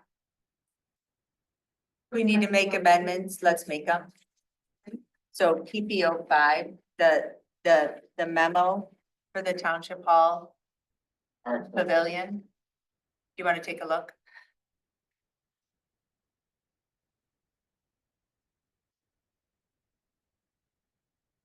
Yeah, I look at somebody's copy. Yeah. Oh, no, Christie, the narrative. Oh. Thanks, Murphy. What was your question? Yeah, my question is the PPO 5 Township Hall Park Pavilion, the description. Yes, you can strike the last Yeah. sentence. Okay, thank you. This was more reflecting the initial The cost, big, the big pavilion, yeah, that's. the mega pavilion. And this is just a regular old run of the mill pavilion. And will this, so this won't have water and electric? I Or would will? like it to still have electric, yes. Okay, How big a extension cords can you buy? Oh, massive these days. We'll run them underground and everything. I'm Well, kidding. I know. Yeah, and it's a year out, and so. This is what we call a budget number. There would be a lot of work that goes into Yeah. getting a good number on this, yeah. we can scratch with water and. Well, Correct. I'd leave that in because, if we get prices with and without, then you can see what the value is. You Okay. could do bid alternates. Yeah, it's a budgetary number and, It's a nice thing about getting bids is You- sometimes you get a number that you're happy with, sometimes you don't. right, and you say, oh, if it's going to cost us an extra 100,000 to bring water to it, I think we might be able to carry pails. Or get a really long hose. Hose. There is, I see. Prepared to talk to. No, it's okay. I just wanted to ask, while this is being brought up, so part of my initial desire to add the water and the electric to the pavilion, I spoke with Brandon and I want to make sure you're here, so make sure I'm remembering it correctly. There is a project going on next door at the Washtenaw County water, what is it called? They're having an additional pole barn built. Yes, they're having a pole barn built, and so their utilities, their water and electric are being extended down that road. And there is a potential that if we can speak with them in time, that they could cap their extension and that we could use that capped water. So they're gonna, the sewer main is only ran halfway up our shared drive here. During the project, they're requesting to extend that, way further down the drive so that they can connect their sewer lead to it. Obviously, our water main is already down that way. So the water and sewer are gonna be, right down our shared drive. So that would be the closest access, if you guys wanted to, move forward with taking sewer and water there. Okay, talking about it for the first time, so I'm not sure. I get An idea, yeah. It is just an idea. So, good idea. Well, they could build a tap gate, which is what you would need to tap it. Do we charge ourselves tap fees when we're building buildings? That's a question, as long as you're here, Brenda. I don't know, but what they could do upon our request, basically what you said, yeah, a sewer tap, which they did say that they would do for us if we were going to move in the direction of a pole barn of our own out in the back. They would already pre-did that for us. So it's whatever, yeah, just whatever the board wants. Thanks, Brad. Absolutely. There's, here, in the, still under parks, PP03 and PP04. It says the project will be funded by the DDA, however, they're for the same year, 2026. And it wasn't it, didn't they, the DDA agree 50,000 per Yeah, year? here, Per the- year, or- yeah. Okay. It's 25 and, okay, It so, might just need a correction in the written. yeah, memo. okay. So that would be, PPO3 would be 2025. Sorry, I'm not sure what happened with the memo. It's correct on the actual Excel. Yeah, It it's shows okay. the breakup in years. So phase 2 would be 26 and phase 3 would be 27. Yes. I mean, that's all contingent on DDA funding. But this is 2025 to 2026. And the second one in 2026 to 27. Needs to be an issue in the written memo, Okay. not on this cell doc. Okay, so that it should only be for 2 years because that's how the DDA had approved. Mhm. Yeah. Yeah. So PPO3 is 26, PPO4 is 27. When you say 26, you're taking the end of the fiscal year. Yes, thank you. Fiscal year end. Yeah. PPO5, we're striking the last sentence. Okay. PPO6, this is a new tractor with the understanding that we would sell our current tractor, which we enthusiastically purchased 3 years ago. Yeah. So let's make sure this is the right tractor. Yes. Oh, I will. Don't worry about that. Yeah. And should that be, do we need to have that noted that, okay. We that can take wanna other have action. Or about selling the code. PPO7. Township Hall Vehicle Storage Barn. So this would be a pole barn, I assume, kind of like what we did at the fire station for the extra vehicle. I can't say that I can compare the two. I'm not sure what the fire station's pole barn is, but this would be a pretty rudimentary barn, 4 walls and a dirt floor I'm thinking of keeping it very simple, just to act as storage for the tractor and the attachments. And then, that's just my vision for it, but I'm sure that if other departments were to find need in having external storage, then that's something that could be discussed. But just for my purposes, this would be a suitable solution for storing the tractor and the attachments. I would suggest on this, I think it's a good idea, and we clearly need to take better care of our vehicles, protect them more, manage our fleet better, share better, be more efficient. I would say this might, that some sort of storage barn out here makes sense. We don't need to reflect a larger number at this point, but I would just like to note that it might be for both the utilities, might include use for utilities or general government as well. And might suggest it for 27. I would just like to say that I don't agree with moving it to 27. The Okay. tractor is something that we need for this upcoming growing season. And as soon as we're able to get this approved, I intend to move on that purchase quickly. Does it not fit in the garage? Not with all the attachments, no. Right, I'm gonna be a curmudgeon. So, what about renting space for this temporarily? Like next door. Where? Road commission, Road Commission?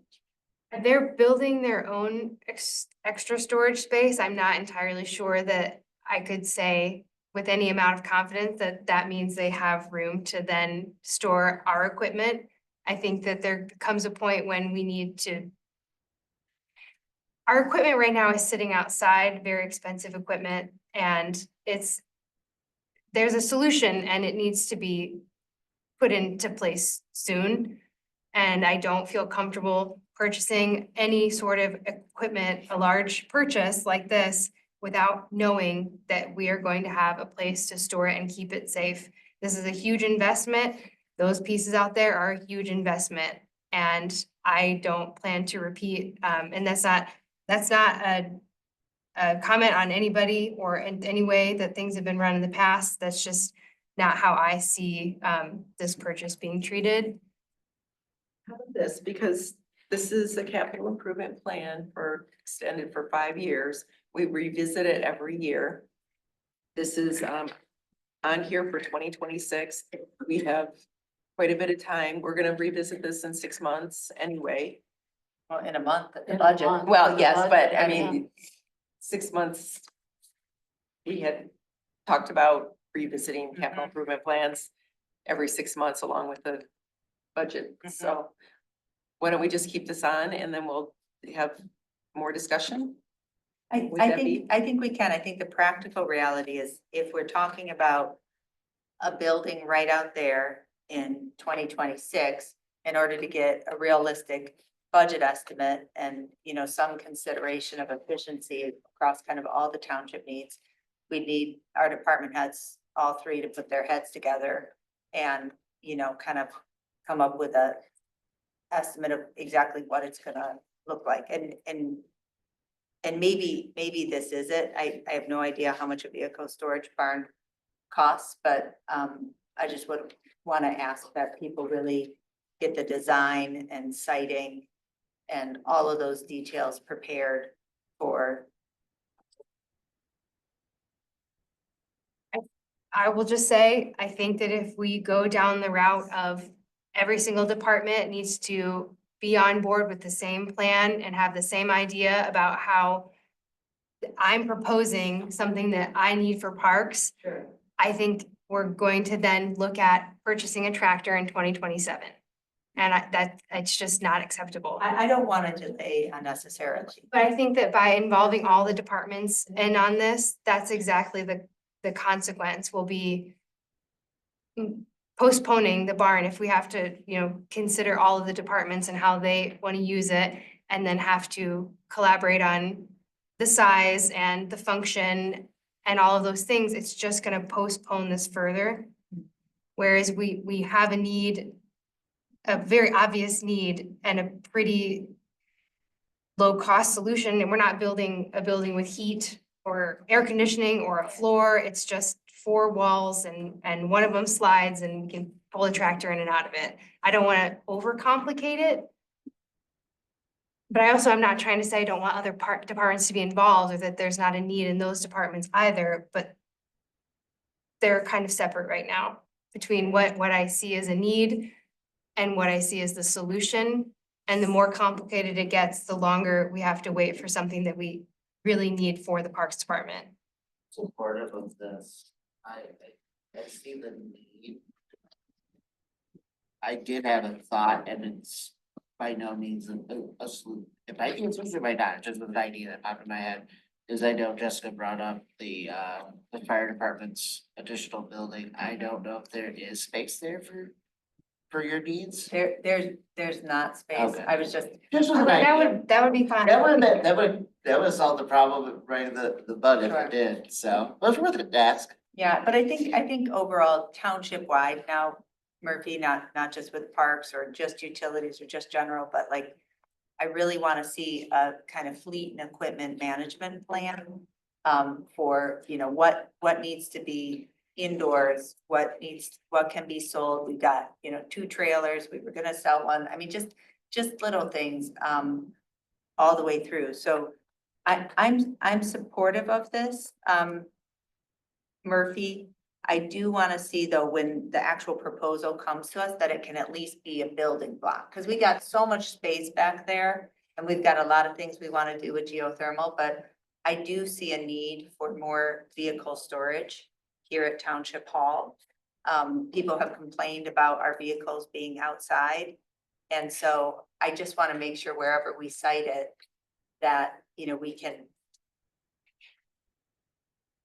add on to it. Sure, as long as that comes with the understanding that, this is the amount of money that I am planning to budget for this project, and as it gets more complicated, I would hope to see additional resources from other departments. You have to throw it for its full commitment on that. 100%. Yeah, that's not, yeah, absolutely. I want to ask the question just simply because of convenience to myself that Murphy and Utilities Director is here. I got feedback from a resident doing the tour here that we're storing playground equipment in a bay, and there's expensive other equipment assets that are outside. Can you explain why the? Yes, playground- so the reason that the net climb structure is currently being stored indoors is because of how easy it would be for someone. It was not, a cheap investment. And unlike the attachments, it's quite a bit easier to pick up and carry away. Well, And so I'd be more worried about that getting stolen than, okay, the feedback from this resident was there seems to be an imbalance of value. We don't have cameras here. The feedback was that high value assets are stored outside and lesser value piece of equipment is stored inside. I can totally see why that is an issue. The problem being, one, this is the problem that I came in with. This existed long before I started. And if there was an easy solution to the problem, I would have loved to have implemented it. However, one, Parks is currently, due to the cost allocation, we have a certain amount of square footage that we are allocated by how much we pay to the cost allocation. I'm sure there's some wiggle room in that. Yeah. But right now, this tractor belongs, 80% to the Parks Department. And I'll just be honest, it's not an easy solution. It's not as easy as saying, well, this was able to sit inside and these are sitting outside. It's a collaborative effort between the utilities and To the play, what was shared with me is the playground equipment, and now you're talking about the tractor. Are there two separate bays involved? I think maybe you should restate your question if you don't mind. I'm not sure I'm understanding. The resident noticed that playground equipment is being stored in one of the bays in the utility building. And we have high value equipment that's outside that could easily be stolen. Such as the attachments, is that probably what the resident was referring to? Okay. So the concern is that we're storing something inside that has low dollar value and we're not storing and securing high value. So is that a separate bay from what the tractor is? Because then you switch to the So tractor. the tractor doesn't take up an entire bay. It takes up a part So of does a, the playground equipment take up the rest of that bay? no. There is there are multiple, they're parked at on an angle. It doesn't take up the entire bay. If you, yeah, please help me. Yeah, so originally the bay that the playground equipment is originally where Anna parked her pickup truck. And when Anna left, we of course moved in one of our additional utility pickup trucks because we have additional equipment, of course, outside. When Murphy got that playground equipment, it was her idea to bring it to me that she would rather have that piece of equipment inside. So either it would be her pickup truck that would be in there, which if it's outside, nobody's picking that up and taking it away. And to her determination, she thought it was best fit to keep the playground equipment in there so she know it wasn't stolen. So it's no other equipment that's out there as far as the Kubota attachments and things were ever gonna be stored in there. It was either gonna be a truck or her playground equipment. I said it's your choice because that's your space. Whatever you wanna do with it. Obviously, the truck's not gonna get stolen unless somebody picks up a Have you read the sheriff's report? well, again, that's the reason why we are overly expressing our concern about the storage, and we're more than happy to facilitate any thing that the board agrees to for us to work on. It's just a matter of the board giving us direction on what they would like us to do. If that is to figure out a solution back here, to accommodate more storage, me and Murphy would be happy to work together, to figure that out the best we could and present that to the board. There was something that you guys will be getting to on the agenda where we came up with a solution for utility garage, with parks would have room in there and they would be moved to that location. There would be additional room there. So there's options. We're just at a standstill until the board decides Thank the you. That's what I action. was trying to get at, is we're kind We're of at a just stuck standstill. until we figure out what the board wants. We can't do nothing without that. It's, sounds like that we're already, I mean, we have this new wing that was 2020 and we're already outgrowing it. And we're kind of like, well, how do we use the space the best we can right now? But it's not enough to store everything. And if I could say too, I think Christy, maybe just suggest, offline, maybe, when you have time to meet with Murphy and Brandon and kind of start working on some, kind of putting down on paper guidelines for how we kind of protect, like, I guess it's maybe some of it's in the draft vehicle plan, but we're always gonna have limited space. And so just kind of from a township perspective, like what we're gonna kind of prioritize in terms of keeping indoors and not. The cost allocation, it's a footprint of how the space is used. It's certainly not a limiting factor. So it's up to you too, if you think the space should be used differently to use it differently. I know there's not enough space, so that's the limiting. That's the problem, is that there is certainly all the equipment that outside is certainly equipment that should be inside. I think that the solution should be that the board decides on what additional space that we are allowed to budget for that would accommodate all the equipment that should be stored inside. Exactly, which is why my initial suggestion, I understand, was just around when we're thinking about vehicle storage. I understand that there's a desire to prioritize purchasing the tractor and that we need to have a space to keep the tractor in the same year, Murphy. So that's why those are both slated for 2026, right? So. It's fine. I didn't Yeah, want to that's fine. derail this. Yeah. I'm sensitive to resident feedback and.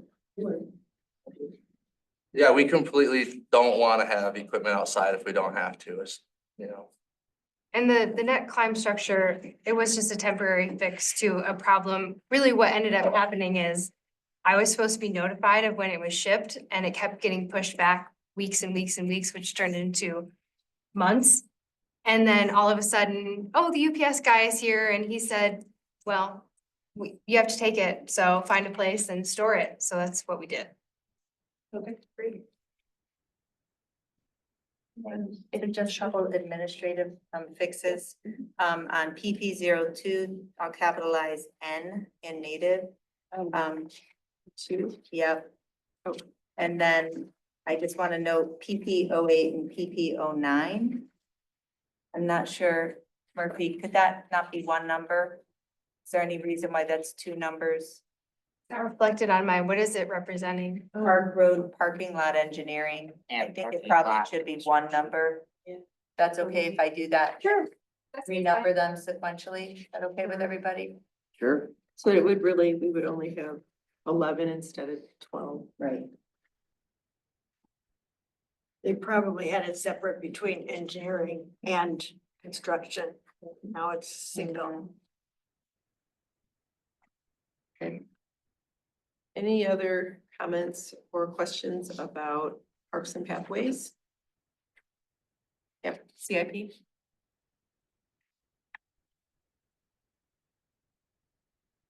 Thank you. Thank you. Do that. Um, Water and sewer? did you want to have a motion Oh. for those? Sure, a motion to incorporate the amendments to the Parks and Pathways CIP, PP2, capitalize the N, PP4, target construction fiscal year 2027, PP5, strike the last sentence. PP 8 and 9 consolidate to one number and sequentially number after.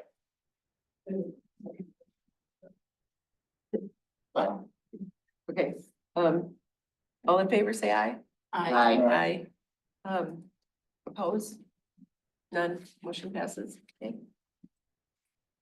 On to water and sewer. Well, I guess it begins with sewer and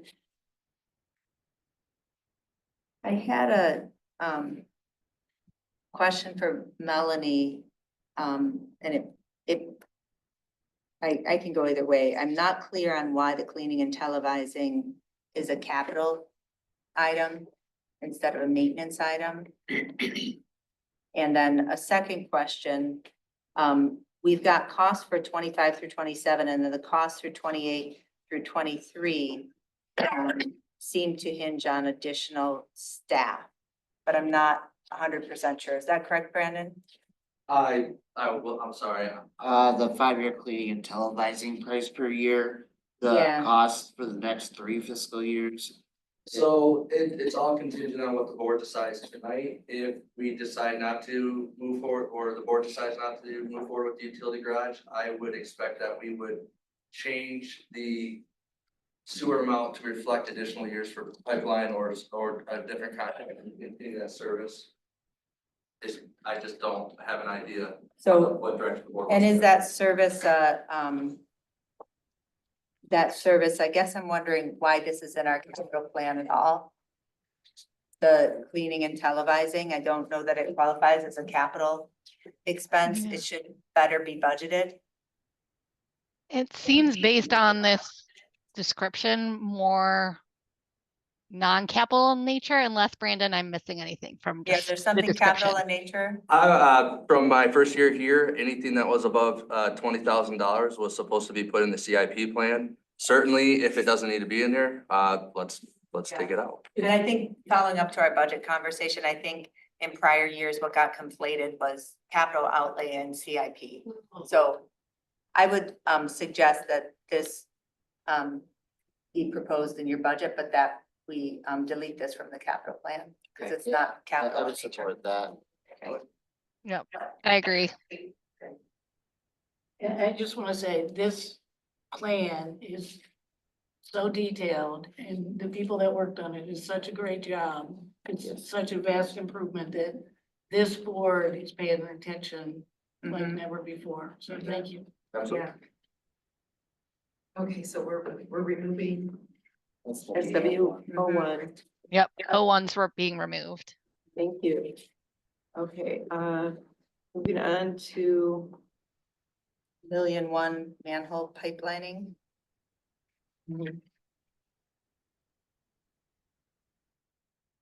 And it's listed as 26 to 31 and it's budgeted at 1.1 million.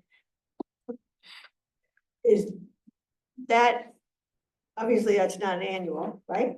200,000 per year. Per year, okay, I just wanted to Yes. clarify. It's the summation of Okay, these. got it, because I'm looking at this instead of the little one. Yep. yeah. Okay.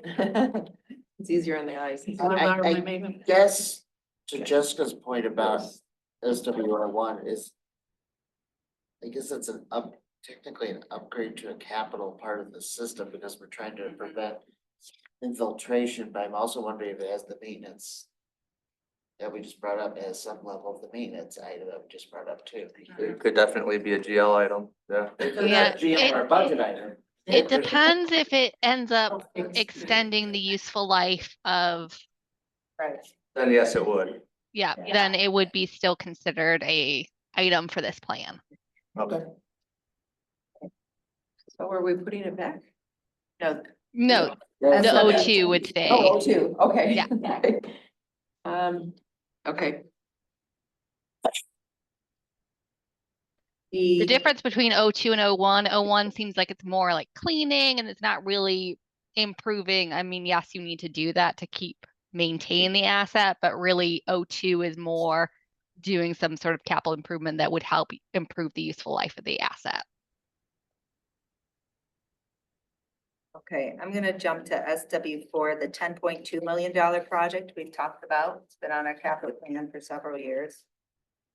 Clarification, Brandon, 20-year Eagle grant.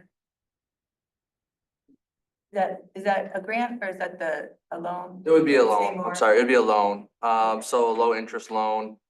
That was already, I believe, included in the prior year's rate study, to collect the funds on time. And if that was something that the board decided to move forward with, then, OHM would help facilitate us, looking into that grant, yeah, or sorry, loan. So it looks like you're proposing that would start this year. Yes, if that's the direction the board wants to go, absolutely. The initial part of it would be the planning phase to figure out what was the best solution to present to the board for the ultimate solution to have redundancy in the system and the upgrades that we need at the pump station. We've talked about this for several years. What's the kind of, I mean, just general timeline, the planning, when would we actually So right now I got that, do a lot? yeah, I got updated agenda with Sally from OHM. She said this year would be the planning and discovery phase. Next year would be the getting it out for design engineering. And then the following year would be would hopefully be construction of whatever the board approved and what was recommended. So in 28. Yes, this, Yeah, if you look at the small version of it, it has 120,000 kind of planned for both fiscal year 26 and 27, and then 8 million for fiscal year 28, and another 5 million for 29. It says 5 and 5 on the Excel Yep, version. 5 and 5. Yeah, I misspoke, but yes, it would be 5 and 5 for the last 2 years, and then See how good we're 120,000. getting? We're catching. Yeah. Yeah, and I figure Brandon, like something like the drinking water revolving fund, we would probably be eligible for. yeah, so we would be applying for the Give me another. it's not that one, it's Oh, yeah. it's a loan from Eagle for the sewer portion of your. Oh, yeah, it's not water and sewer. Yeah, so Yeah. it's specifically from Eagle for the making improvements to your sewer system.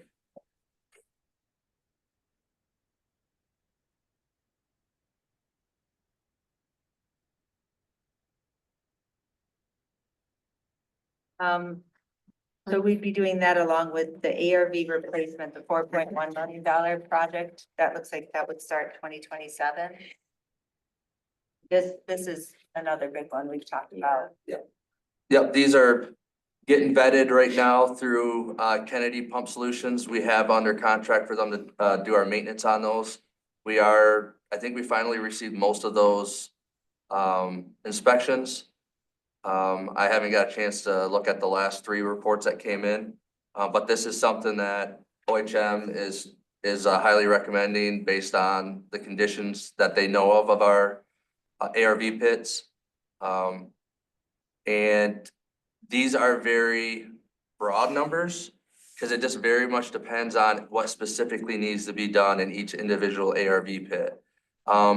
So if it is determined that the entire ARV pit needs to be completely dug up, new concrete structure, new ARV and everything there, then it's gonna be on the expensive end. If it's looked at and it decided that we don't need to redo the entire structure, we just need to replace the ARV relief valve itself in the inside, then the cost would be greatly reduced. So these were the best budget numbers that OHM thought we should budget for. What does ARV stand for? Air relief valve. Okay, So the high points of the sewer system, it releases the, So for us non-sewer and water people, can we spell that out? I'm kind of. absolutely. Yeah, they're on. I'll add that on here. I know, it's, we gotta go back and. I forth. thought it really, Oh, okay, Yeah. Yeah. but if we only see one line item, if we can just Yeah. acronyms. Yeah, I'll spell that out. Thank you. But yeah, the Jackson Road Pump Station upgrades, I mean, that's nearly 15 million that we're gonna need to be expending, most of it from And I might add, fund balance. I might add is that it has been initially worked in the previous rate study, and then anything and everything that involves a PUD where we can ask for community benefits. I have been asking for those to go strictly for this project so we could cut down on and reduce the cost to the residents. So is there any loan available for an air release valve project? Not from the conversations that I've had. Your bonding. But maybe. I'm just throwing it out there. Yeah, we might have to. Of these, 1 through 6 for the sewer, are all of them accounted for in the rate study or just some? Okay, I'm gonna say I actually was just gonna be a person in the public, so I wasn't attending to actually speak, so I can't remember exactly all what 1 through 6 is. The intent, so last year when we adopted the CIP, we included all of it in the rate In the study. rate study, so these were. Yes, so these were, so, Band-Aid. yeah, exactly. Now in here includes some additional ones that weren't in last year's. Okay. So if we approve this, then the process will be, it will inform the rate study revision that we'll do to see how much we need to raise rates by. Thank you. Okay, moving on to, we have one more in the metering study pump evaluation. Any questions about that? No. Okay, water, Jackson Road valve meter pit, BFD. Did you want to pass a motion on that? Oh, section? and the sewer?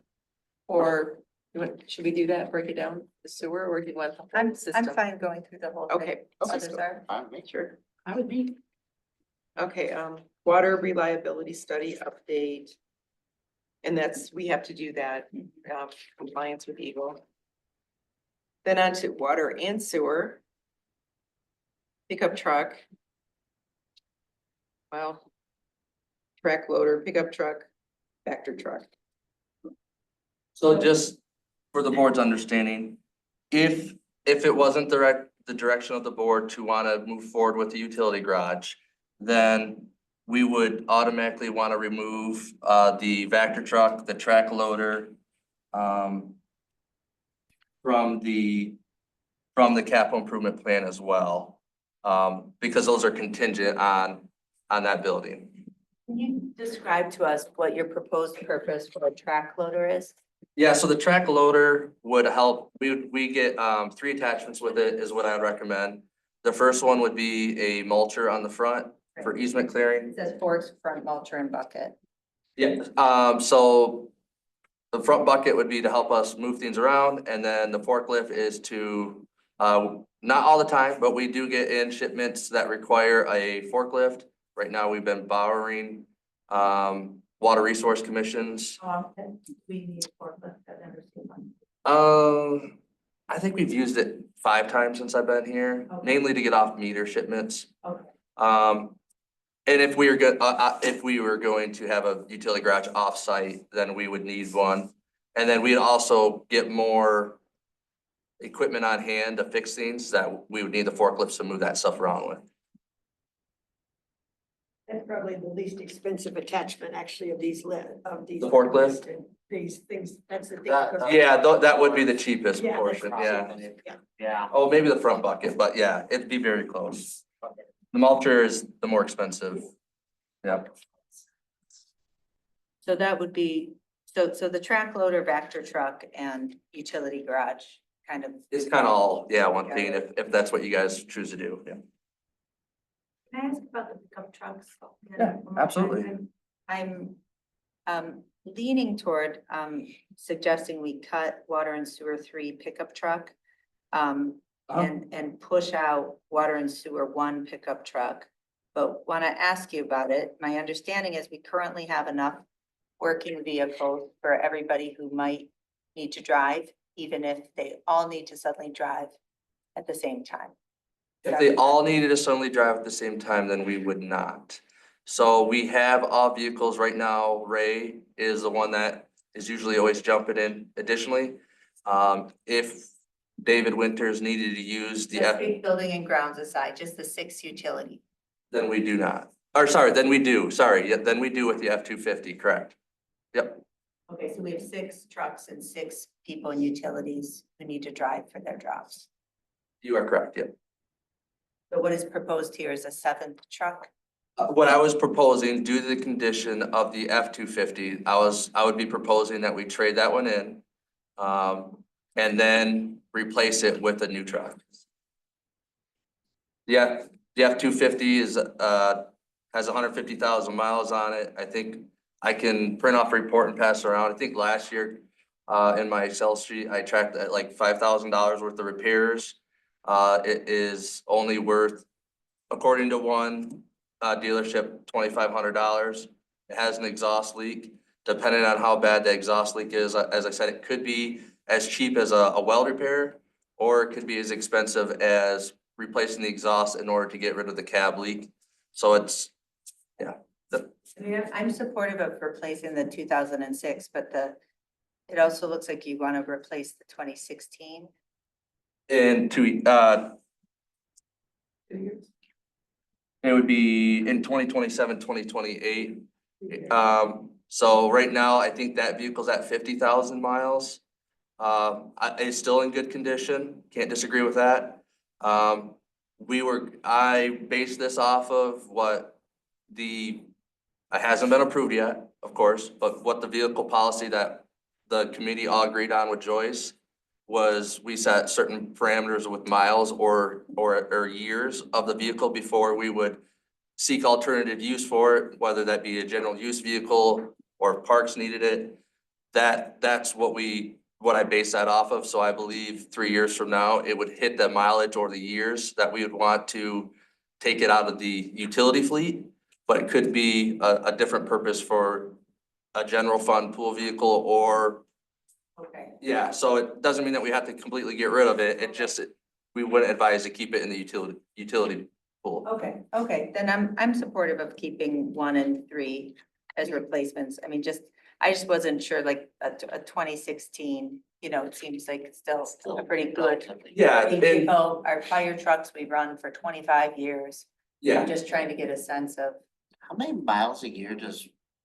I try to figure that out. It greatly depends. I think the average for the township employee, I can't be exact, but between 5 and 10, but I want to say it's probably closer between 5 and 8,000 miles per year.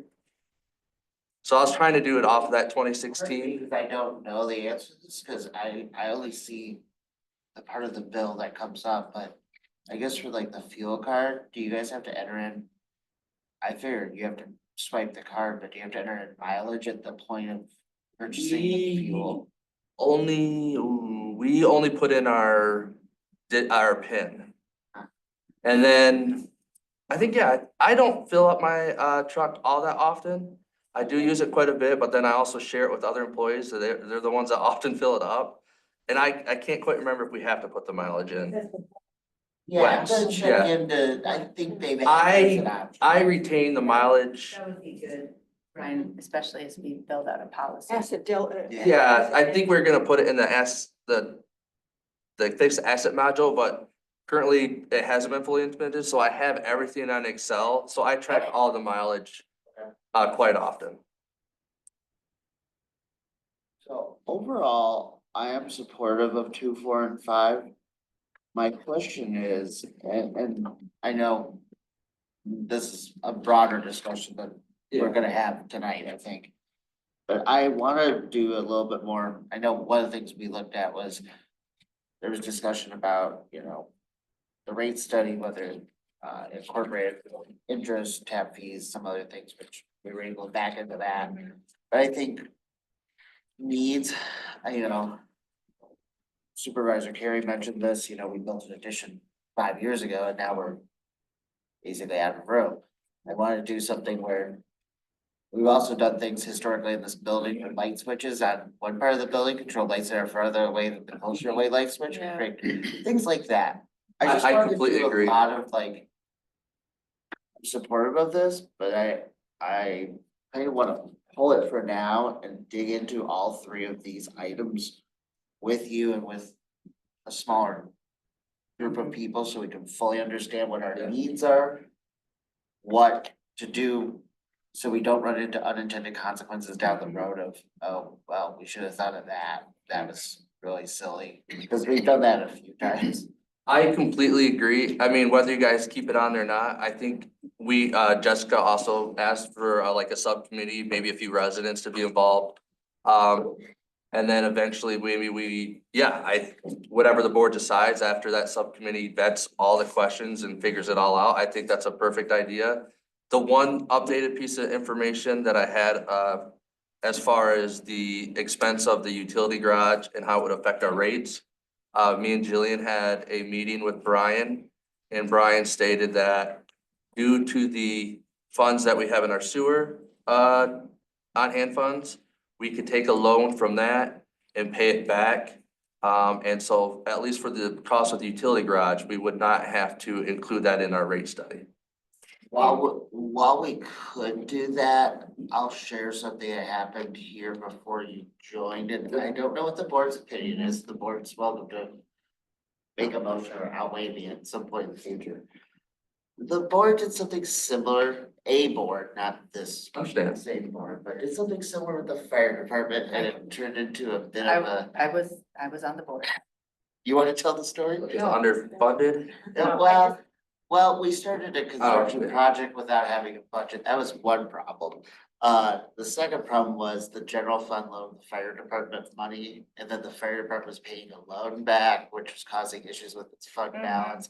Some of the residents that are here tonight I understand. were very passionate in fixing this. I completely understand. This is different, You'd see that the water and sewer fund is completely flush, This so. is a different, yeah, financially, but I do wanna say, I support what Brian's saying. I was gonna propose the same thing, that I would propose pulling WS 2, 4, and 5, but package them together. And I think we talked about this, I don't know, was it 4 months ago or so, where, you know, I suggested maybe like a fire services guidance committee, happy to help, you know, draft, have a public committee work on it. Or another idea we had was kind of coming up with an operational analysis of kind of like, what are we trying to achieve in terms of, because like, you know, taking on, you know, sewage, taking on a new building, using the land that we bought or came, my understanding is, and I don't know if we need it anymore, but Matt Parks always said we had that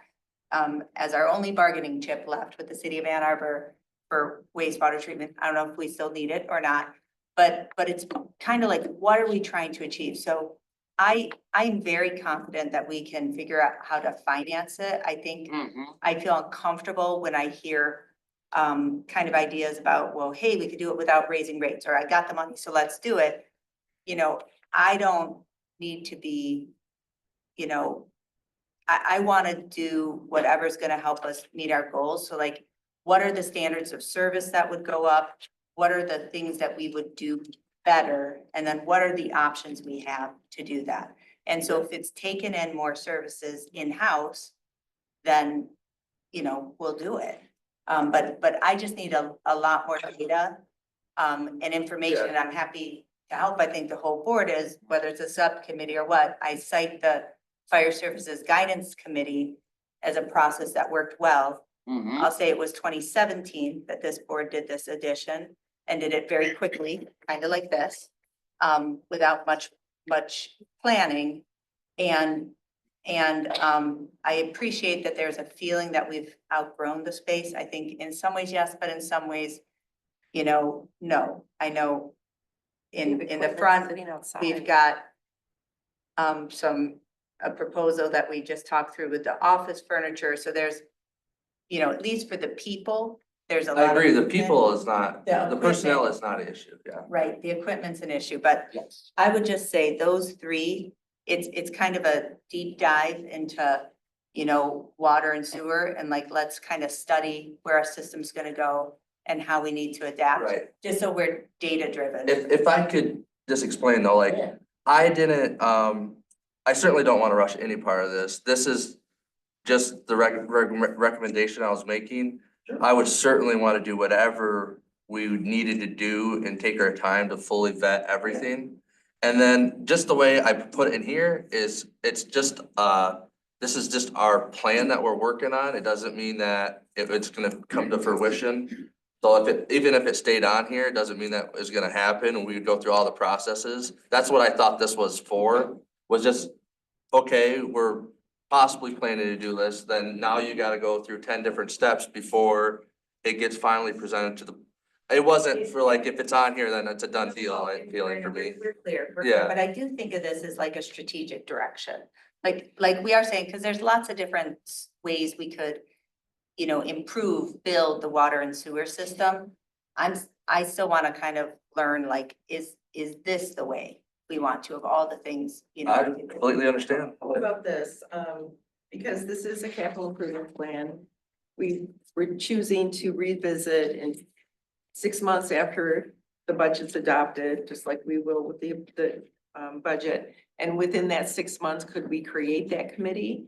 And then if we get to that point and the committee says, you know what, no, we don't need this utility garage, then we can remove it. I would prefer to have the committee first and then amend the plan and add it. Because for this cycle, when we adopt this plan here, this is, what informs not just our budget, but also our rate study. And I want to be, really clear, at least my, and I think it's for transparency for our ratepayers, is whatever we adopt in our capital plan, we're loading as one of the variables into our rate study necessarily. I am absolutely opposed to having any, kind of capital that's outside of our rate study. Understanding we at the board level can weigh our policy options. We get to make those choices, but I want to make sure that we have full input. So I actually think it would behoove us to not have it in here if we do decide that, we could have a committee. I know we talked about it 3 or 4 months ago. We could get something together. I think we could move pretty quickly in, 3 to 6 months and come to a assessment. I could put that, I'm sorry, go ahead, I'm sorry. we could put that in the amendment that we're going to have a committee, right? Yeah. That we're going to establish a committee, do that evaluation. Yeah. So we're committed to it. Because I would like in that deep dive, understanding if we do bring these on, what's the impact on general ledger on, Exactly. because all these vehicles need gas and et cetera. It's just a reminder, but it will impact people. There's more staff. Yes, it involved will in this too. impact. Correct. I should expand in more the utility garage if we did it the way that Brian proposed, then that wouldn't increase on rates, but the additional Vector truck, the track loader, electric, gas to the utility garage, the maintenance on the grounds, that of course would eventually have to get into the rate study. I agree. And we're going to have insurance for another building. None of Absolutely. these are like big or insurmountable, They add up. but They they do. add up Yep. and need to be included in a total. Okay, and I want to clarify too, our finance, he's talking about Brian Kamler from PM Cap. Yeah. And I just want to clarify, I know he's speaking shorthand, it's all good. I'm sorry, yeah. No, it's all good, but what I want to be clear on is Brian doesn't set our rates. Okay, Brian, Oh, like, for sure. and, Brian gives information, I know he wasn't intending to. But if he gives information, when we do the rate study, it's then up to us how much we decide to raise rates or not. So again, that's where I want the process to go properly, where we assess the operations and then we do the capital plan. Again, I'm not concerned at this point in time how we would fund it. I want to first figure out if we should do it and why. Because I know we can figure out how to fund it. I completely understand that. Yeah. Okay, it's,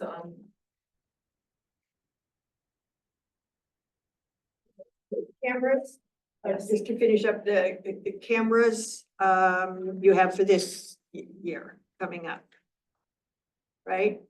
Correct. Okay. And what's the engineering standards for? Well, the engineering standards is a complete guideline on how everything should be constructed in Scio Township. I think the last time it was updated was 2004. So it's long overdue. This would be essentially an easy one if it was approved. It's just me getting them with OHM and saying, hey, let's start it. Well, give me the proposal of how much it's gonna cost, and giving it to the board and all that process. But as far as actually getting it done, it's probably the easiest one on here. And is it ever a situation where we don't just jump to OHM, that we actually RFP it or not? So that's Yeah. totally, it's totally up to the board on that decision. What I would say is, it just from my experience is, your engineers are typically, like a lawyer, are not typically sent out all the time. You become like in a team, and with your vast experience that they've had here, of working here since, early 2000s, I believe. It's very hard to take all that knowledge and then just jump ship to try to save a few dollars. You drank their Kool-Aid. I'm not saying I didn't drink their Kool-Aid, I'm just saying, from my experience, you want somebody that is, I understand. that's an expert in your township and has They been are, here. they're an expert and et cetera, et cetera. It's And you just- could potentially save a few dollars on engineering fees if we were to go out and look for it. But it doesn't necessarily mean that it's always gonna be the cost-effective approach in the end, because they might not be as good, and then they're gonna incur additional cost. They can increase their cost the very next year to what OHM was charging, and they only lowered it to get your business. So it's a very tough situation to be in, but that's completely up to the board. Thank you. This out there, one of the things that you could do is OHM could develop an RFP for us, so we would have a smaller engagement with OHM. And then we could bid it out to people like F&B, who does process operations. Police and Vanderbilt does a ton of work on the side of the state. They do some for the city of Ann Arbor. There are other water and sewer civil who don't exist, but. I'm it's a just trying to get question, us are to they mindset wise to be thinking about. Yeah. Sure. I mean, I know if OHM is listening, they would want us to say Yeah. OHM, but. I mean, To be I asking the think they question. you look at everything, sure have to weigh Yeah. all the options. I think there's some good thinking. This could be actually a good example of a project where we could try that, where we could have an RFP developed and then have Mhm. bids from multiple different civils who do this work a lot. And maybe OHM would win the bid, maybe it would be somebody. And they have deep institutional knowledge, Absolutely. so I absolutely So respect. for standards, does it really take institutional knowledge? Kind of like my That's thought, it helps, but it's not. right, because you're bringing, Required. you're meeting state requirements, County. right, so it's Yeah. not really, is it really based on Well, what we all do in Scio Township, or is it based on? Well, a lot of it is gonna be up to I the don't know. discretion of the utility director on what certain equipment that needs to be in the field. So all the sewer pipe, all the water pipe, all the fittings, the way that it needs to be built, those are all questions that would be asked to me. And certainly there is a specific way that Scio Township has been doing it for years that OHM is aware of. Those same conversations could be had with a different civil engineer, as Ryan suggested. But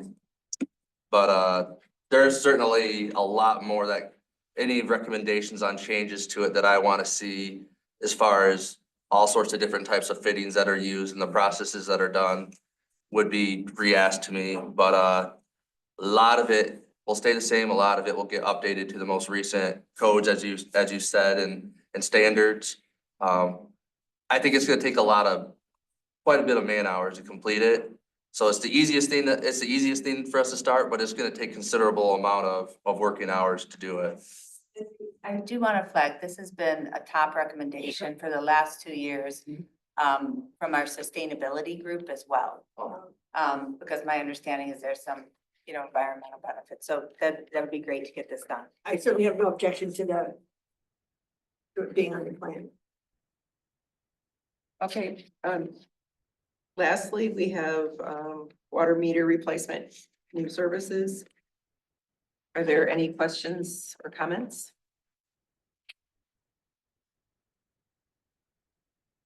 No?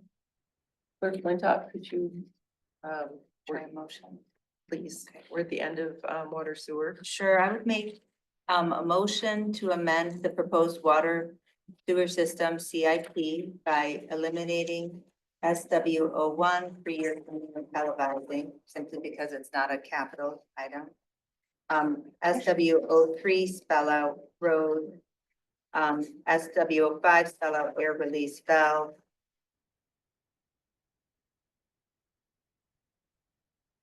And second, that's one, and to remove WSO2, WSO4, and WSO5 and refer these items to a new committee with a proposed committee charge to be considered by the Board of Trustees at its January 28th meeting. So at that point, we would actually look at a charge of membership and get it going. Yep. I support. A second. Okay, all in favor, say aye. I, Opposed? None, motion passes. Okay, on to DDA. So regarding this, well, there's something missing here because, which I can't see. We don't, DA01 study pedestrian and sewer. yeah, here it is, the pedestrian and sewer. Well, it's, but see, it just says pedestrian bridge. And there should be another line item and it was lumped together. So the pedestrian and sewer, but when we spoke, well, at the DDA meeting the other day, they said the extension of Jackson Road. Jackson Road sidewalk or sewer? No, sewer, they want to do sewer further out. Well, the thing is, the sewer goes out there. It's already, I think I need to clarify this. The Yeah. way I understood that, listen, Yeah. please correct me if we have different understanding. Okay. The way I understood it was looking at a possible extension, which I think they call it phase 4. No, I'm trying, three. maybe. I think it's phase 3, sorry, I confused Jackson. Pathway of Jackson Rose. Right. Phase 3, which would be the final extension of the boulevard from Dino Drive west to Parker Road. Did this study for that. Making it a boulevard? Right, that was envisioned many years ago, and then 2008 happened. Oops. And that didn't go anywhere because things slowed down for a little bit or changed, so. So I just want to say too, definitely the DDA, I don't know that we need to. I mean, we can adopt it. I don't know, the meaning, as much, given that the DDA itself has, authority. To make its own spending decisions. Subject to Well, but the board. the board does approve. The budget, that's true, Jillian. Yeah. We have a study coming from a SEMCOG grant, Complete Streets. So wouldn't doesn't that go- be, can I finish? Wouldn't Sure. that be part of the analysis of Jackson Road to Parker? Possibly, I think the thing that's gonna happen here, here's my This study doesn't cover all that. summation. The complete street study should be done relatively soon, the next 90 days maybe. I don't think the DDA will have this undertaken before 90 days from now. No, It's and the unlikely. Complete Streets is not the whole township over the whole Jackson Boulevard. There were certain areas that we had to narrow it down because of the grant. But, Would it be helpful, just an idea, because I know the DDA might need a little more time with this. Yeah. Would it be helpful if we just kind of put a pin in the DDA, adopting anything on the DDA and just kind of a placeholder, knowing that will be submitted in the coming months? okay, Would well, that work? here's one thing. Why don't we just amend this and just have the pedestrian study at this Okay. point so that we're at least clear on that one? Okay, Fine the with that. pedestrian study. The pedestrian bridge, for here, Zebro. Pedestrian or Either, Zeeb Road over 94. Okay, the box bridge, the one, the Matt.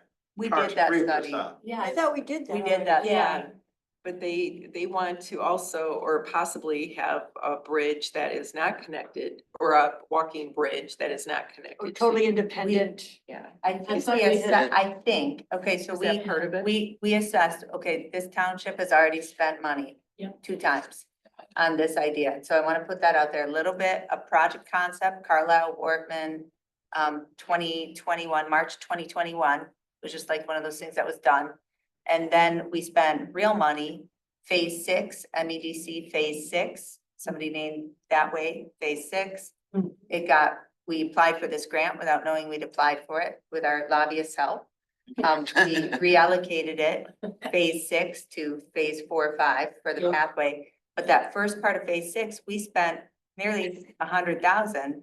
And OHM did a full study to see how could we possibly get over 94 safely? And they looked at a freestanding one. And forgive me, this is rough, but basically they found it was basically not feasible, way too expensive. The only opportunity to really go across, and I see Rob nodding, he remembers more than I do clearly. But that, and Pam, but basically that it wasn't feasible until that bridge has to be rebuilt. So Which is an MDOT So the question. freestanding walking bridge was included in that? whole Yeah, we can study? pull the study and Okay. look at it. Yeah. Then let's but- do that.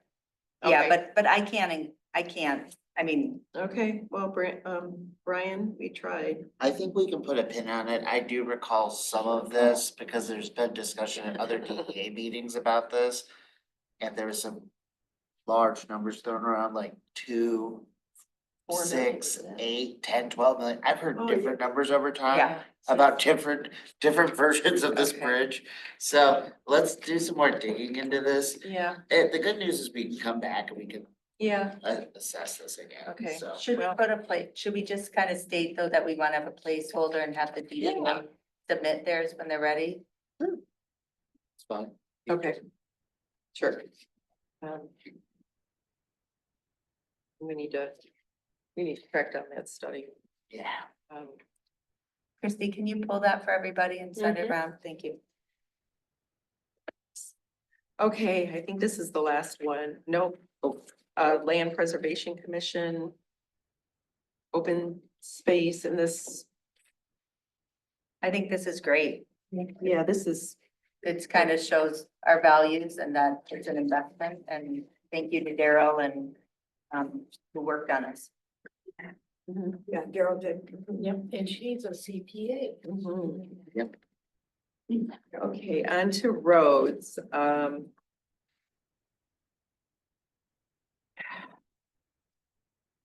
Okay, WCRC road improvement projects. Only 2 million. Yeah, but I'm trying to. What's this? I think that was the roughly 400,000 a year of general fund. Kind of Oh, like wait the a list minute. of roads projects each year. And we lumped it in together here. I believe Yeah, so. yeah. Yep, that's what it is. Okay, so it's the yearly road Allocated. improvements. Yeah. Yeah, okay. Engineering and construction of Park Road, so that's the paving of that portion, but then also the sidewalk, or the pathway, or sidewalk, or whatever it is. And we have the MEDC grant. But this is the engineering. We did some of the engineering already, though. So this is just the rest of it, but we were kind of stuck because of the Trailwoods, what is it, Park and Stabler, and that's gonna be extended out even more now that there's an easement, DTE. Been extended out. As far as, well, they found a DTE, there's a utility easement, Right. and DTE refuses to move it or allow us to. So they have to do some configurations. I don't know exactly what that is, but it's going to postpone the completion a little bit. Extended out. Extend into the future. Right, Or the to path's be- not gonna be extended, the timeline's still. Timeline, yeah, sorry. Okay, It's getting, it's almost 11 o'clock, so. Oh, no, I'm with you. And I just have to state again, Park Road, that's still a $1.5 million hole that we would be dedicating general fund money. We can't afford to finish that. So we don't currently have a plan to Right. actually do this, yet we have grant money that will be expiring. Mhm. So, I mean, truly, like, doesn't have to be tonight, but it has to be soon. If we need to really decide if we're going to get Park Road done and prioritize money for it. Because this grant money will go away and we'll miss another opportunity. Mhm. Okay.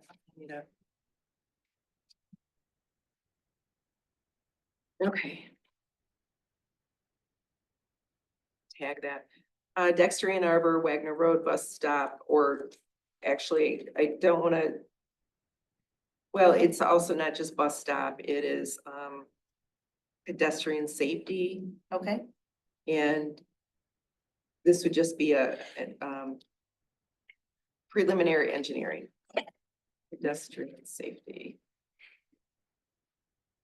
Study. Okay, and then road improvements, yeah, so the DDA offered, 120,000 per year for the next couple of years.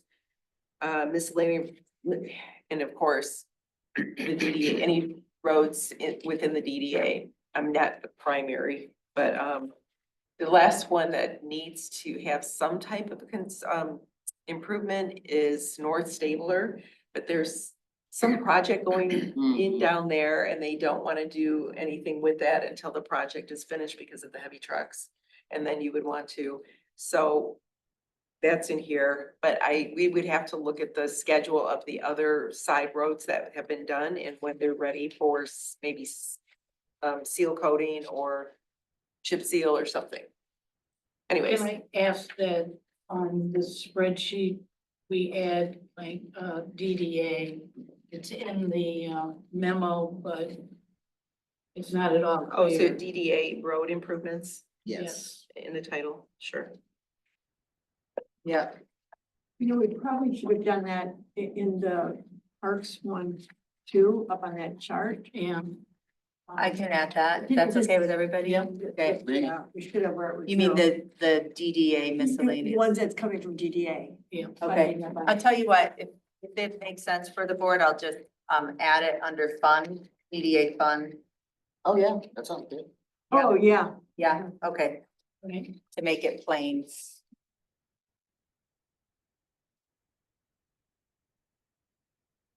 Then RDO 5 is the Scio Church Oak Valley sidewalk.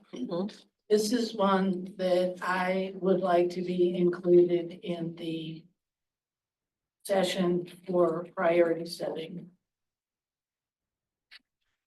Where did it go? Which one? RDO 5. I have a paragraph for that. I don't even have that. Well, we have it on this.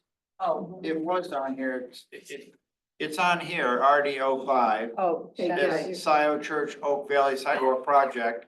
It's got 50,000 for estimated for this year. And then from talking to Matt Parks, that's obviously not enough for it. It's a project Matt estimates at 560. Wait, the 50,000 is for the study? No, I think it's just an earmark maybe for preliminary engineering. Preliminary engineering, Matt estimated it when they applied for a grant. I guess Chris Chang applied for the grant, but Matt estimated it. You didn't get It was $560,000. Matt feels that's accurate. So I would propose that we plug in for 2026, 280 and 2027, 280. And I have a written description of the project. Before you get into that, this is something that I think the board should decide what the priority is for this. This is, somebody wants this to happen, but it hasn't gone through any kind of prioritization with this board. So I would like to see that part of that exercise. I'll say, um, this is not better, it's worse. Neither has, you know, like Park Road, for example. Exactly, I mean, there are these couple big ones yeah. where we've got no funding source except the general fund.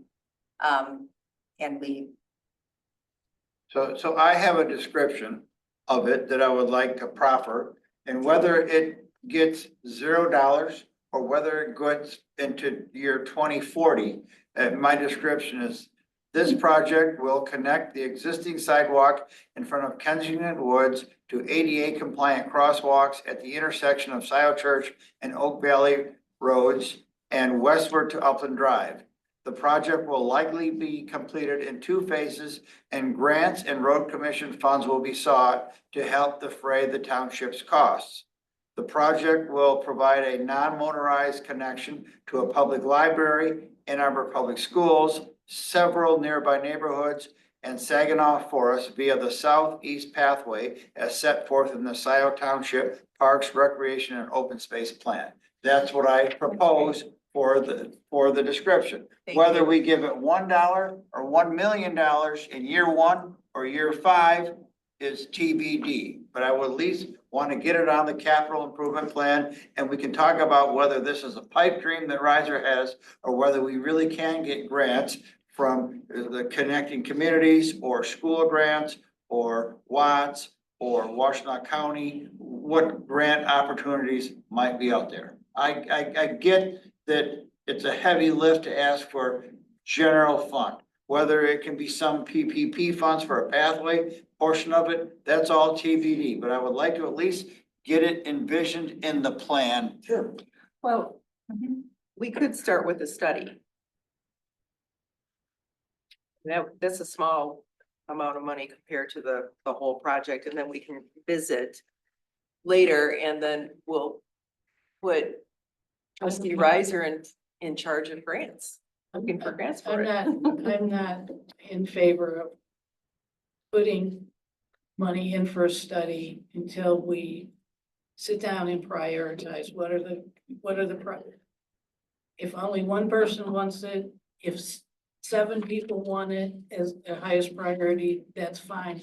We haven't gone through that exercise. I appreciate that, but I think this is the document to include it, whether it gets funded or whether we move forward is, Right, so I appreciate your concern. there was a suggestion that we just go ahead and put in the money for the fund, for the study. No, let's prioritize first. Okay.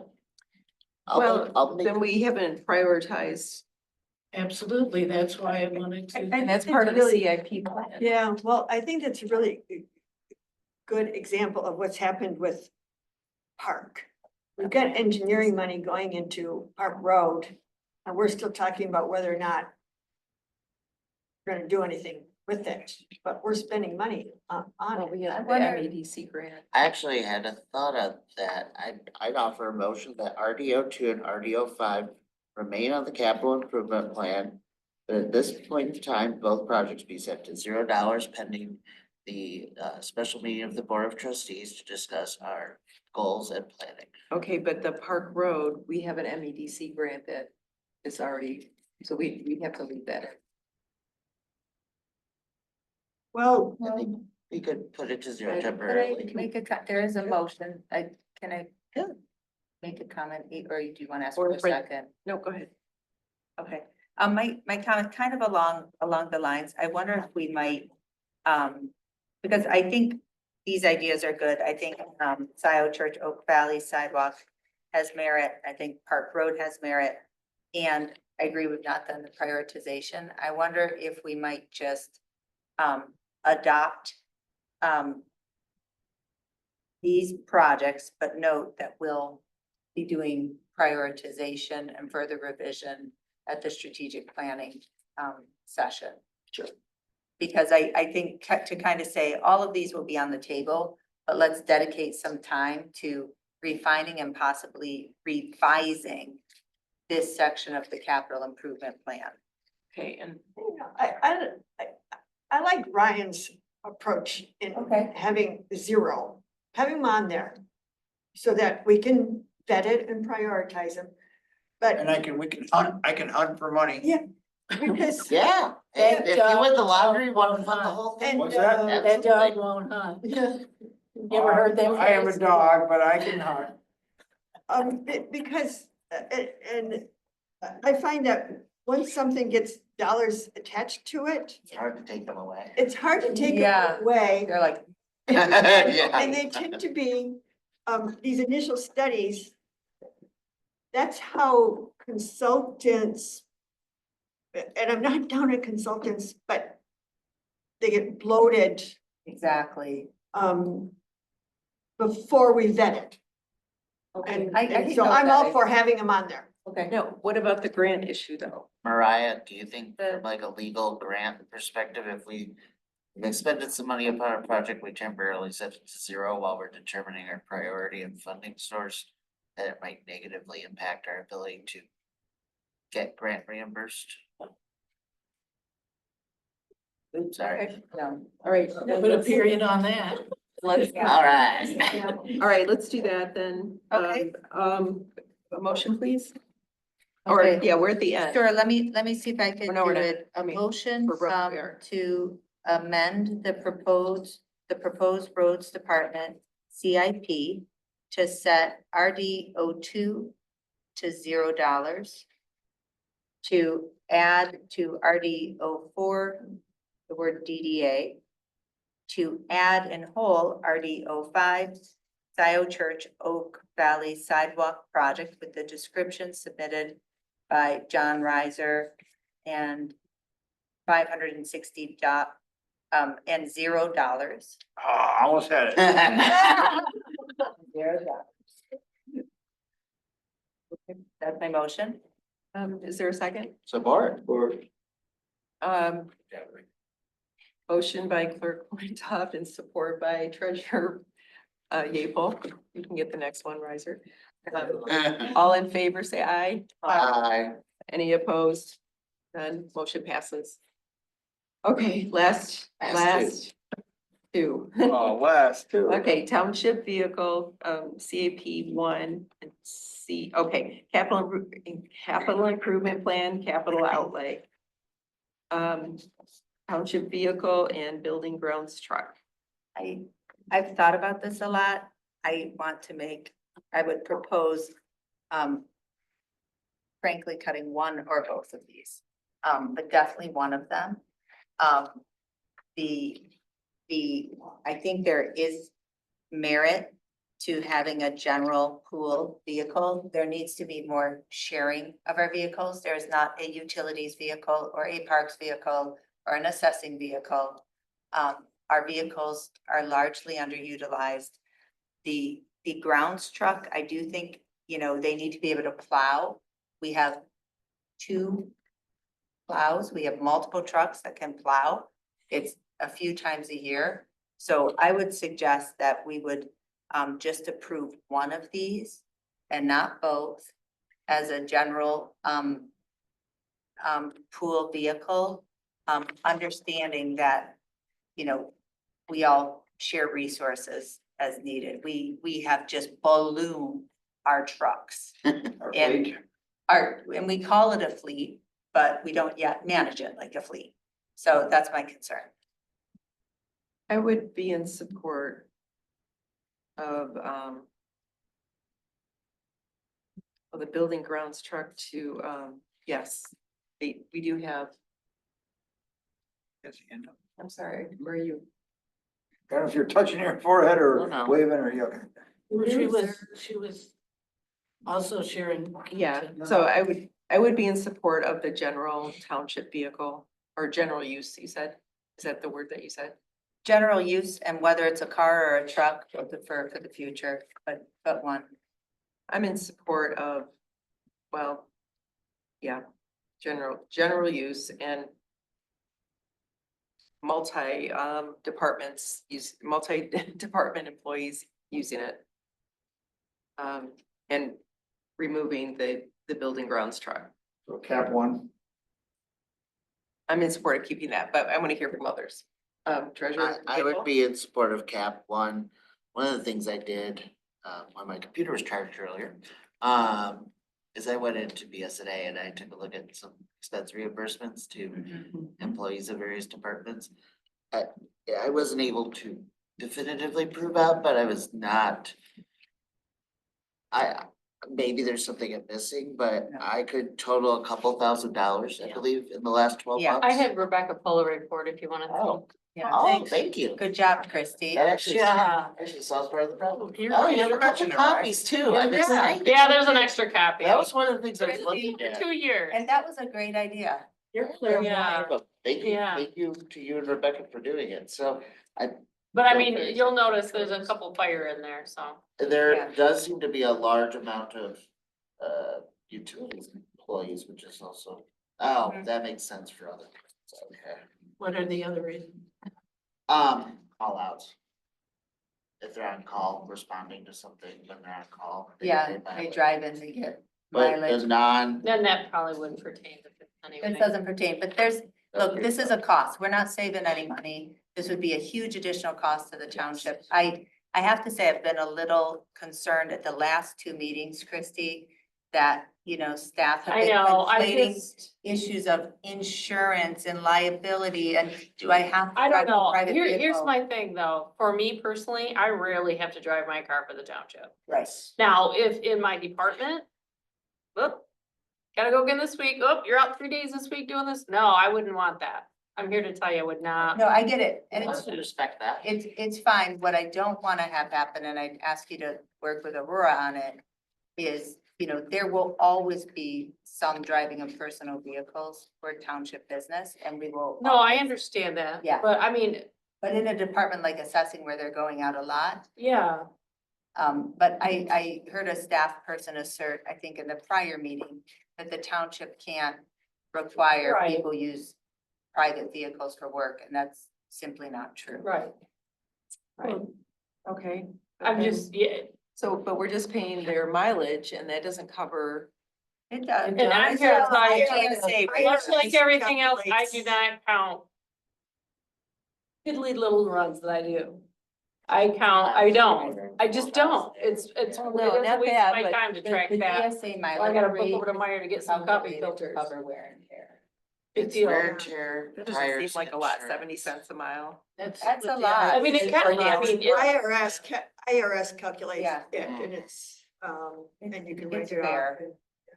And some who don't go for reimbursement, they use it as a write-up, they use it as deductible expenses, so. I do most of my travel during election. Yeah, but we use the DSA.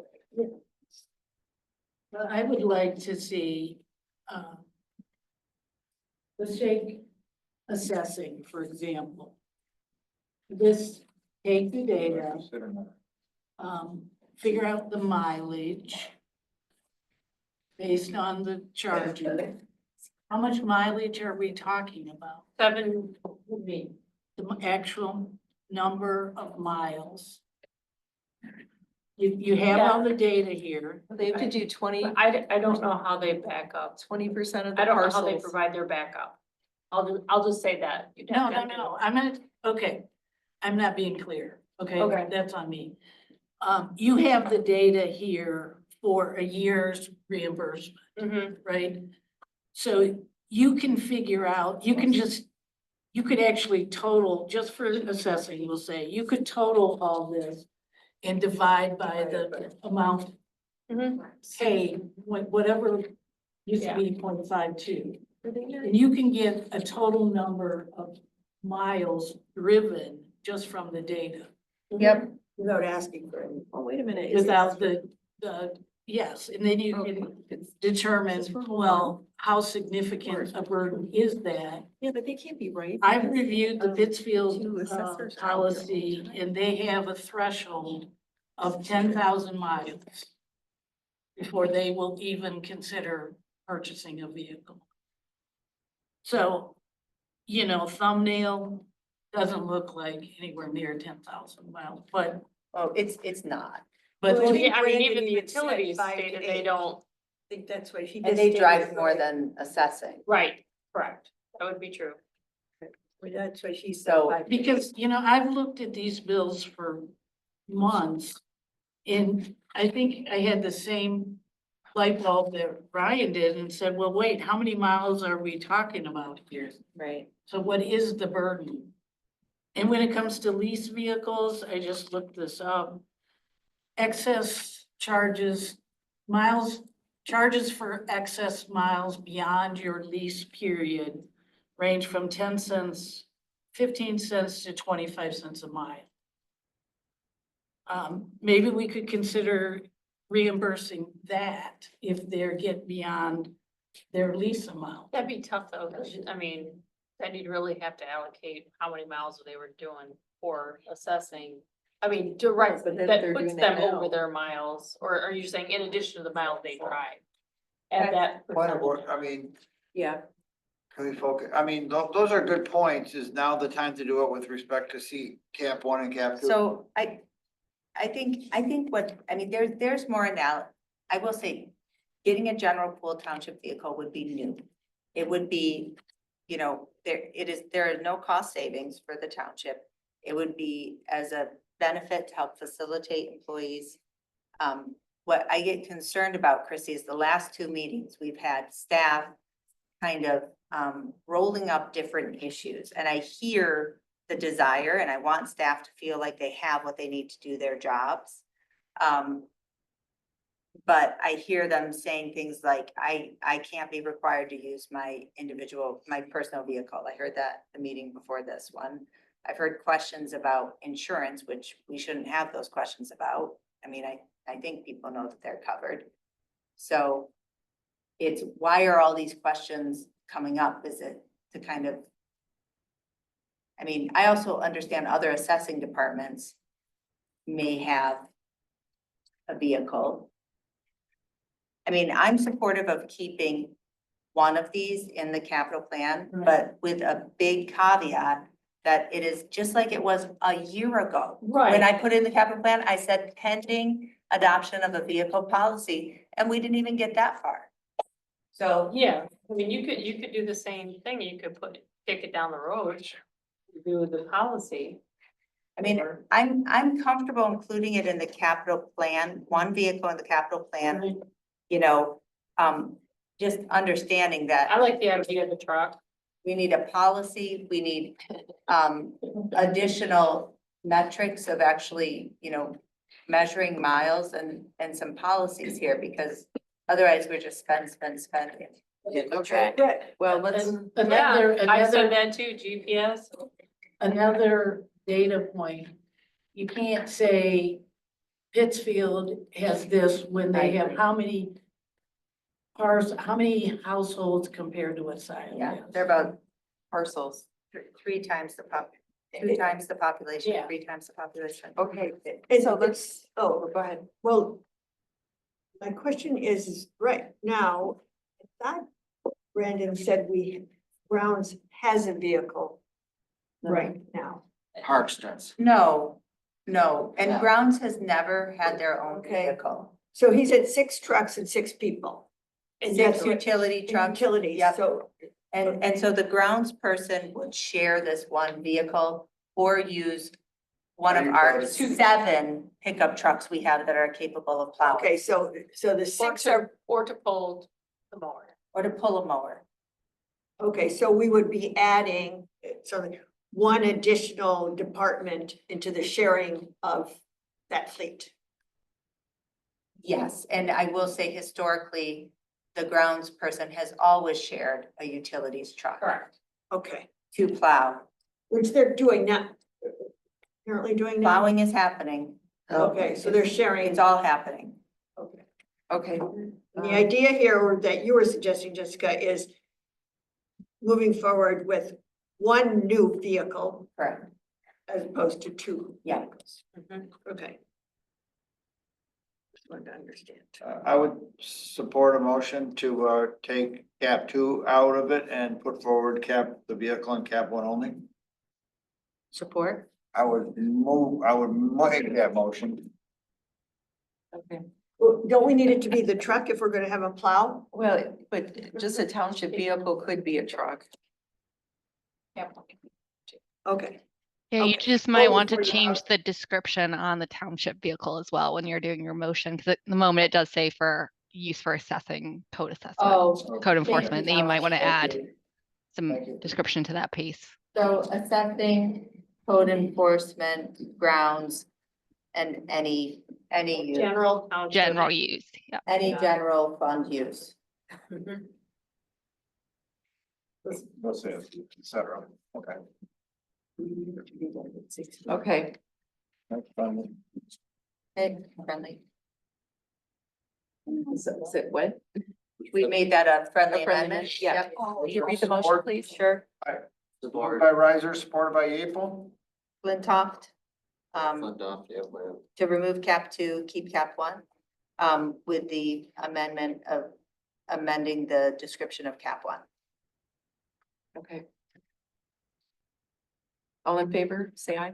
Aye. Opposed? None, motion passes. Okay, let's get to the last item. Thanks, Melanie. Yeah, Thank you. thank you. Melanie, thanks so No much. for being problem. here. Have a good Yep. night. Have a good night. Last item, new business, possible action, annexation of. H12 and H18. Oh, I'm sorry. Shoot, no, I thought we were doing those after L1. H1, H13. We have those two to approve, the two compensation. H12 and They're H18. afterwards. Sorry, a point of order on the Sorry. capital plan. Yeah, Sorry, before we move, since we just made it yeah, through the we have capital to- plan. Gotta- I wonder if, given all the amendments, we should take an action to adopt it as As well. amended. Yes, that's I what we would- plan on doing. Okay, I would offer the resolution to adopt the 26 to 31 capital improvements plan as amended. Support by Riser.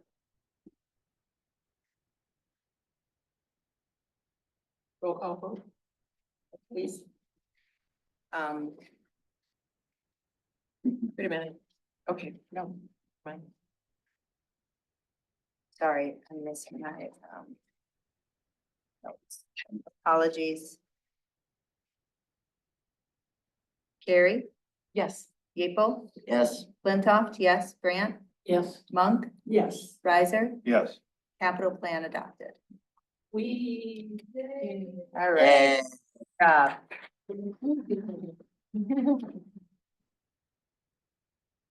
So moving on to new business. We added the two H12 and H18 after L1. Okay, so L1, the annexation of 1146 South Maple Road by City of Ann Arbor. Was it south or north? South. South. Okay, I'm there for some reason. So, I had suggested this for new business, just because this was the first time board was handling an annexation, but it is routine in the promulgation agreement. Any questions? Yeah, I have one. So, the city clerk, Jackie Boudry, is my client. I didn't work on this in my office. I'm prepared to recuse myself if there is a potential conflict of interest or the appearance of a potential conflict of interest, given that I work for the city of Ann Arbor in the attorney's office. I would make a motion to grant John Riser permission to abstain from the vote for the reasons stated on the record. Support. Okay.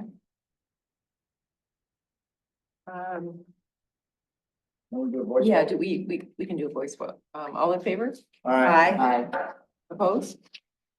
None, motion passes. Okay. Do I leave or can I just go out here? No, you don't have leave. to. I make a motion to approve the annexation of 1146 South Maple Road by the city of Ann Arbor. So motion by trustee Monk, support by treasurer Palmer, or Palmer. You would love that. We'll have it. I have to call her tomorrow now. Treasurer Yeaple. Gosh. Okay, Okay. All right. okay, this is, Resolution by Monk, support by Yeaple. yes, Yes. and let's do a roll call vote for this one, please. Carrie, Yes. Yeaple, Yes. Flintoff, yes, Grant, Yes. Monk, Yes. resolution adopted 5-0. Excellent. Thank you. And Jessica, thanks for that Sorry. background information that was in the packet. As a new person, that was very helpful, but have that. Okay, moving on to H12, the appointment, I have it in front of me. Well, Jackson. yeah, well, I'll probably read it. Okay, to approve the appointment of Jeffrey Jackson to the Compensation Commission. And, oh, I have that one in front. I'm missing one. Greenberg's. Yeah, I'm missing, okay, so you had, we're doing these separate, so. Yeah, I just wanted to disclose that Jeff Jackson donated to my campaign committee and my legal defense fund. I wanted to request permission to abstain from the vote for any perceived conflict. I move that Clerk Flintoff be allowed to recuse herself for the reason stated on the record, to abstain. Did I say recuse herself, to abstain, recuse herself, to abstain from this 11:40 vote for the reason stated on the record. Second. Thank you. I'm tired. Okay, so motion by Riser. support by trustee Monk. All in favor? Say aye. Oppose? None?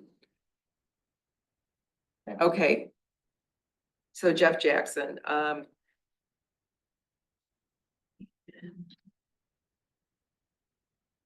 was just giving you that. yeah. I moved the model motion to appoint Jeff Jackson to the commission. Compensation Commission. To commence immediately. Yep. Finishing the term of Jim Dries, ending on January 24th, 2028. Awesome. Or support, okay.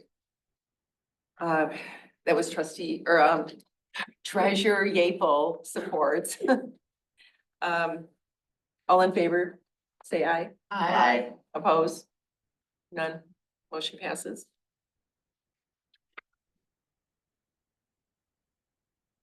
And,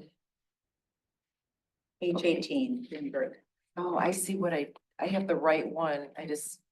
I grabbed the other.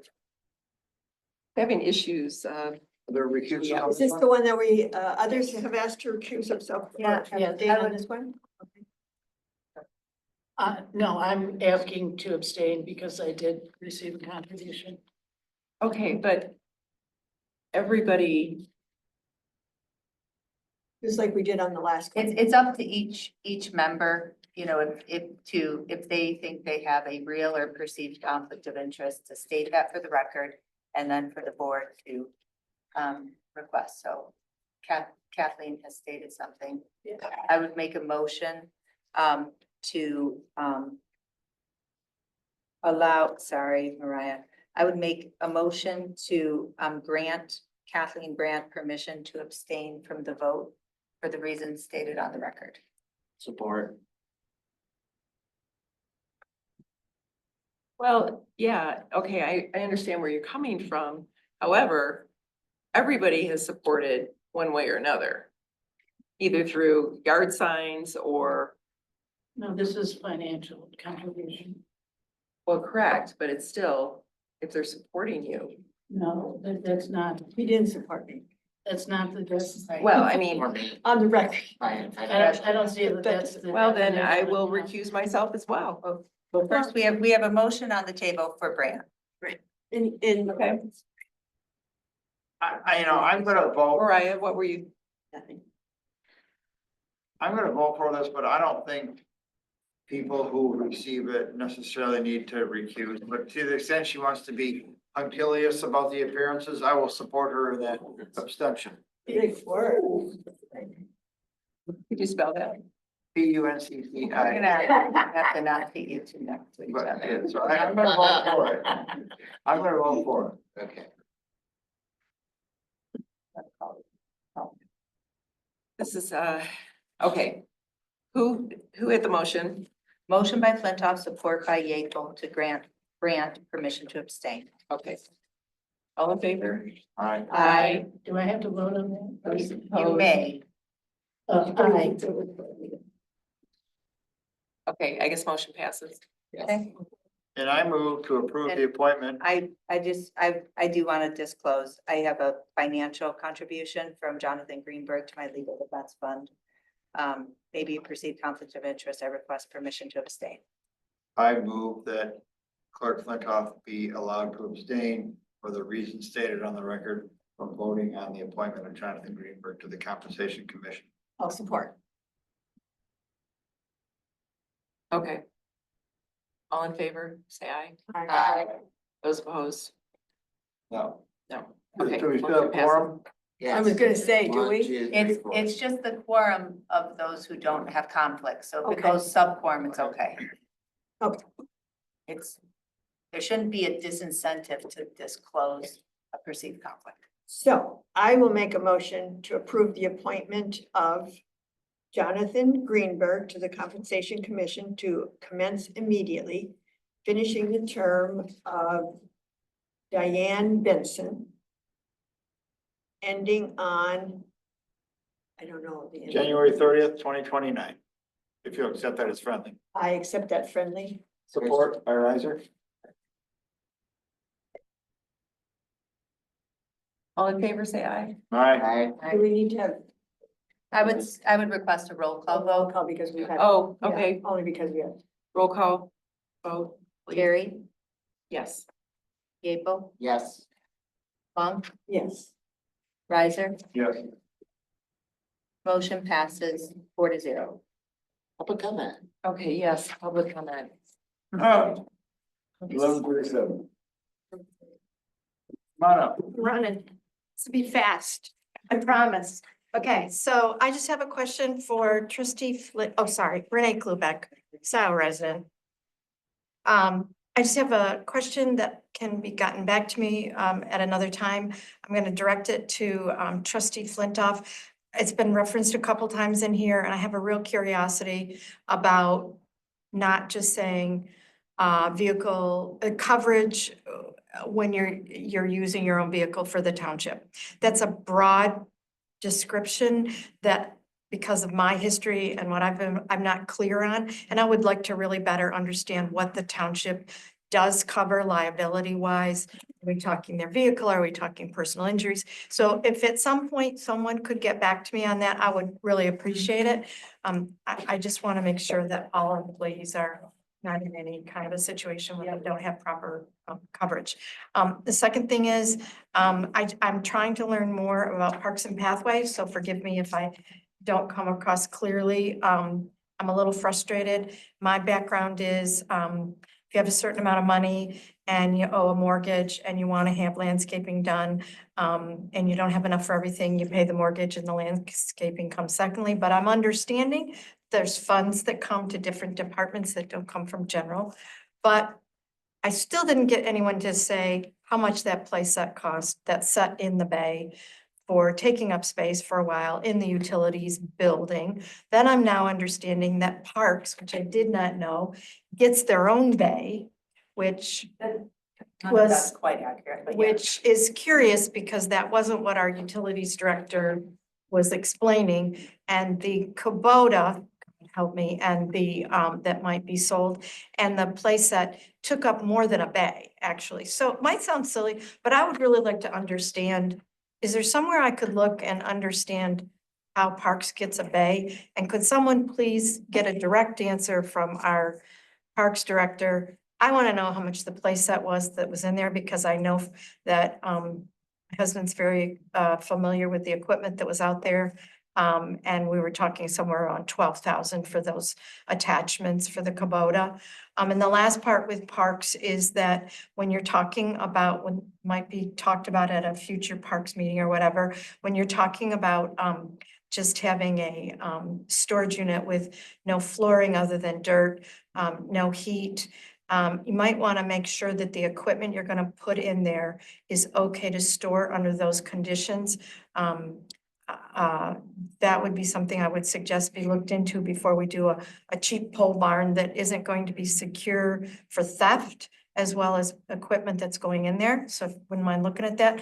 And the last thing is to just say, thank you so much for a very well done meeting and everybody putting forth a lot of effort.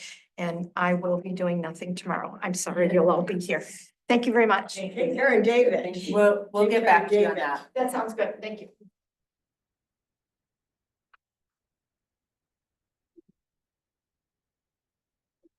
Tested my voice. Excuse me. Have a couple things. A personal story about a Scio vehicle at my daughter's house. So a year ago, July, I was at my daughter's house with her newborn. I was helping her out that first week. And she lives off of Baker Road. It's a very busy road. And a vehicle from Scio Township pulled into her driveway. So as it turns out, in early March, they purchased that house. But it surprised me that this vehicle was in her driveway, and I thought it had to do with parks. Because Lutton was working with LPC, yada, yada, yada. So I called Anna or texted Anna, and she researched it real quickly and said, no, that's assessing. So I understand the use of miles for employees in their vehicles. But what I want to point out to you is that for the safety of our employees, I feel they need to be in a vehicle that is a registered Scio Township vehicle with a logo on the side for their safety and well-being. People nowadays are crazy, and it seems like the world is getting crazier every day. And I want to make sure that our employees, when they go out in the wild, that people like me who see them but don't understand, I mean, this is several months after they purchased that house, that was, the pictures were being done. That's the first thing. The second thing, Treasurer Yeaple. As a business owner, I have sent out, or we have sent out many mailings over the last 20-some years. And what I have found is that when the post office is busy with tax time, busy with holiday cards, is short of employees, we will get back our mailings that say, this is undeliverable, and we know that it is. So I blame the post office, and this has been going on for 20 years. Unfortunately, it is a problem, and there was a next door post having to do with people complaining that this was happening to them, and I posted that on there, that in my experience, this is not new, but it's very, very unfortunate. And finally, I also want to say thank you to this board. I'm heartened. I'm very, very heartened. And truthfully, I love you all. And I want to see, I'm gonna cry.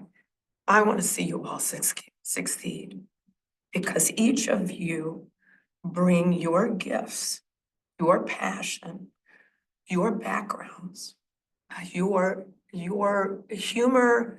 I mean, you do long hours and you muscle through it.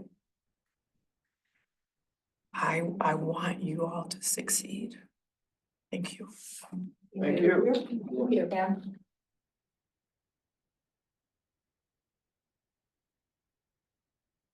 I wholeheartedly agree with Pam. Tonight is the example of the hard work of what you guys do for Scio Township, and you did it with class and dignity, so well done. Thank you for that. Trustee Brandt, thank you very much for suggesting the working session. You guys are 7 weeks in. By the time you're ready for that one, you're gonna be what, 10 weeks in, that's the perfect time for this prioritization, this working session. I hope we have a whole lot more of those. As a person who attends the Sustainability Task Force, for the general car, I would consider that there might be grants for EV cars for municipal use. And that might be a way of offsetting some of the cost. There's no way they're gonna drive more than 200 miles a day, so the battery range wouldn't be an issue, and there might be grants that could help that process. Well done, everyone. Thank you very much. Well, there's no other, Online? yeah, but not in Oh, yeah, person. Next up is Pat Stein, Pat? So tell me, is the 5-minute rules for public comment still in effect? Yep. Like, sorry, I'm just pulling your leg. I just wanted to tell you very quickly, it was a good meeting. I'm so glad I was able to attend the full hours and hours. But you all did an awesome job. Thank you all so very much, and have a good night. Thank Thanks, you. Pat. Thanks, Pat. Paula's iPhone. Yeah, I'm not gonna keep you, but I hear all this utility storage. Now, many meetings ago, when it was about Save the Barn that we own, it was leaking and the barn preservation. And then it just happened to be said, well, stuff is stored in there. Well, who's storing what in there? That was never answered. Maybe they could take the swing set stuff. Well, it's just sitting there, kind of like those bus stops for 3 years, or bus shelters for 3 years. But anyway, I digress when I go in there. I want to say, hey, great accomplishment. We restored the 5-minute I'm reading off of something Kathleen Brandt and she wrote and we talked about, and I'm sure others did too. So we restored the 5-minute public. We don't have a gong or anything. And implementing an ethics and conflicts, people are abstaining or recusing. That's really good. And restore the statutory duties of the clerk. That's been done. Implement segregations of the duties and examine financial records. I'm starting to, well, Brian's worked on the segregation of the duties and the handling of the monies. And so now all we have to accomplish, and Jillian, don't take this personal, it's been this way on my list for a few years. Removal of the 5,000 no approval spending policy, which has been grossly abused. And then I want to thank everyone involved in the Narcan or Noxalonis, the generic. This is the reality of the country now. And we need to save lives. These kids can get this stuff on Snapchat and everything else. And they may think they're taking Adderall, which has happened here at U of M. But anyway, I really appreciate that policy. Thank you. And that's it. Thanks, Paula. Thanks a lot, Paula. All right, I see no other interested. Before we adjourn, Jillian, those are your flowers. Okay, thank you. I don't know who, is there a card or something? No, there's no card. Well, thank you to whom. I enjoyed looking at those. Motion to adjourn, sorry to, really, motion to adjourn. Sure, and what time do we have? 11:49. Adjourn at 11:45? 11:49. 49. What? 11:49, but support. Okay, all in favor, say aye. Aye. Opposed? Are we done on the tape? Yeah. Nice job, Jillian, on the meeting, as late as it was without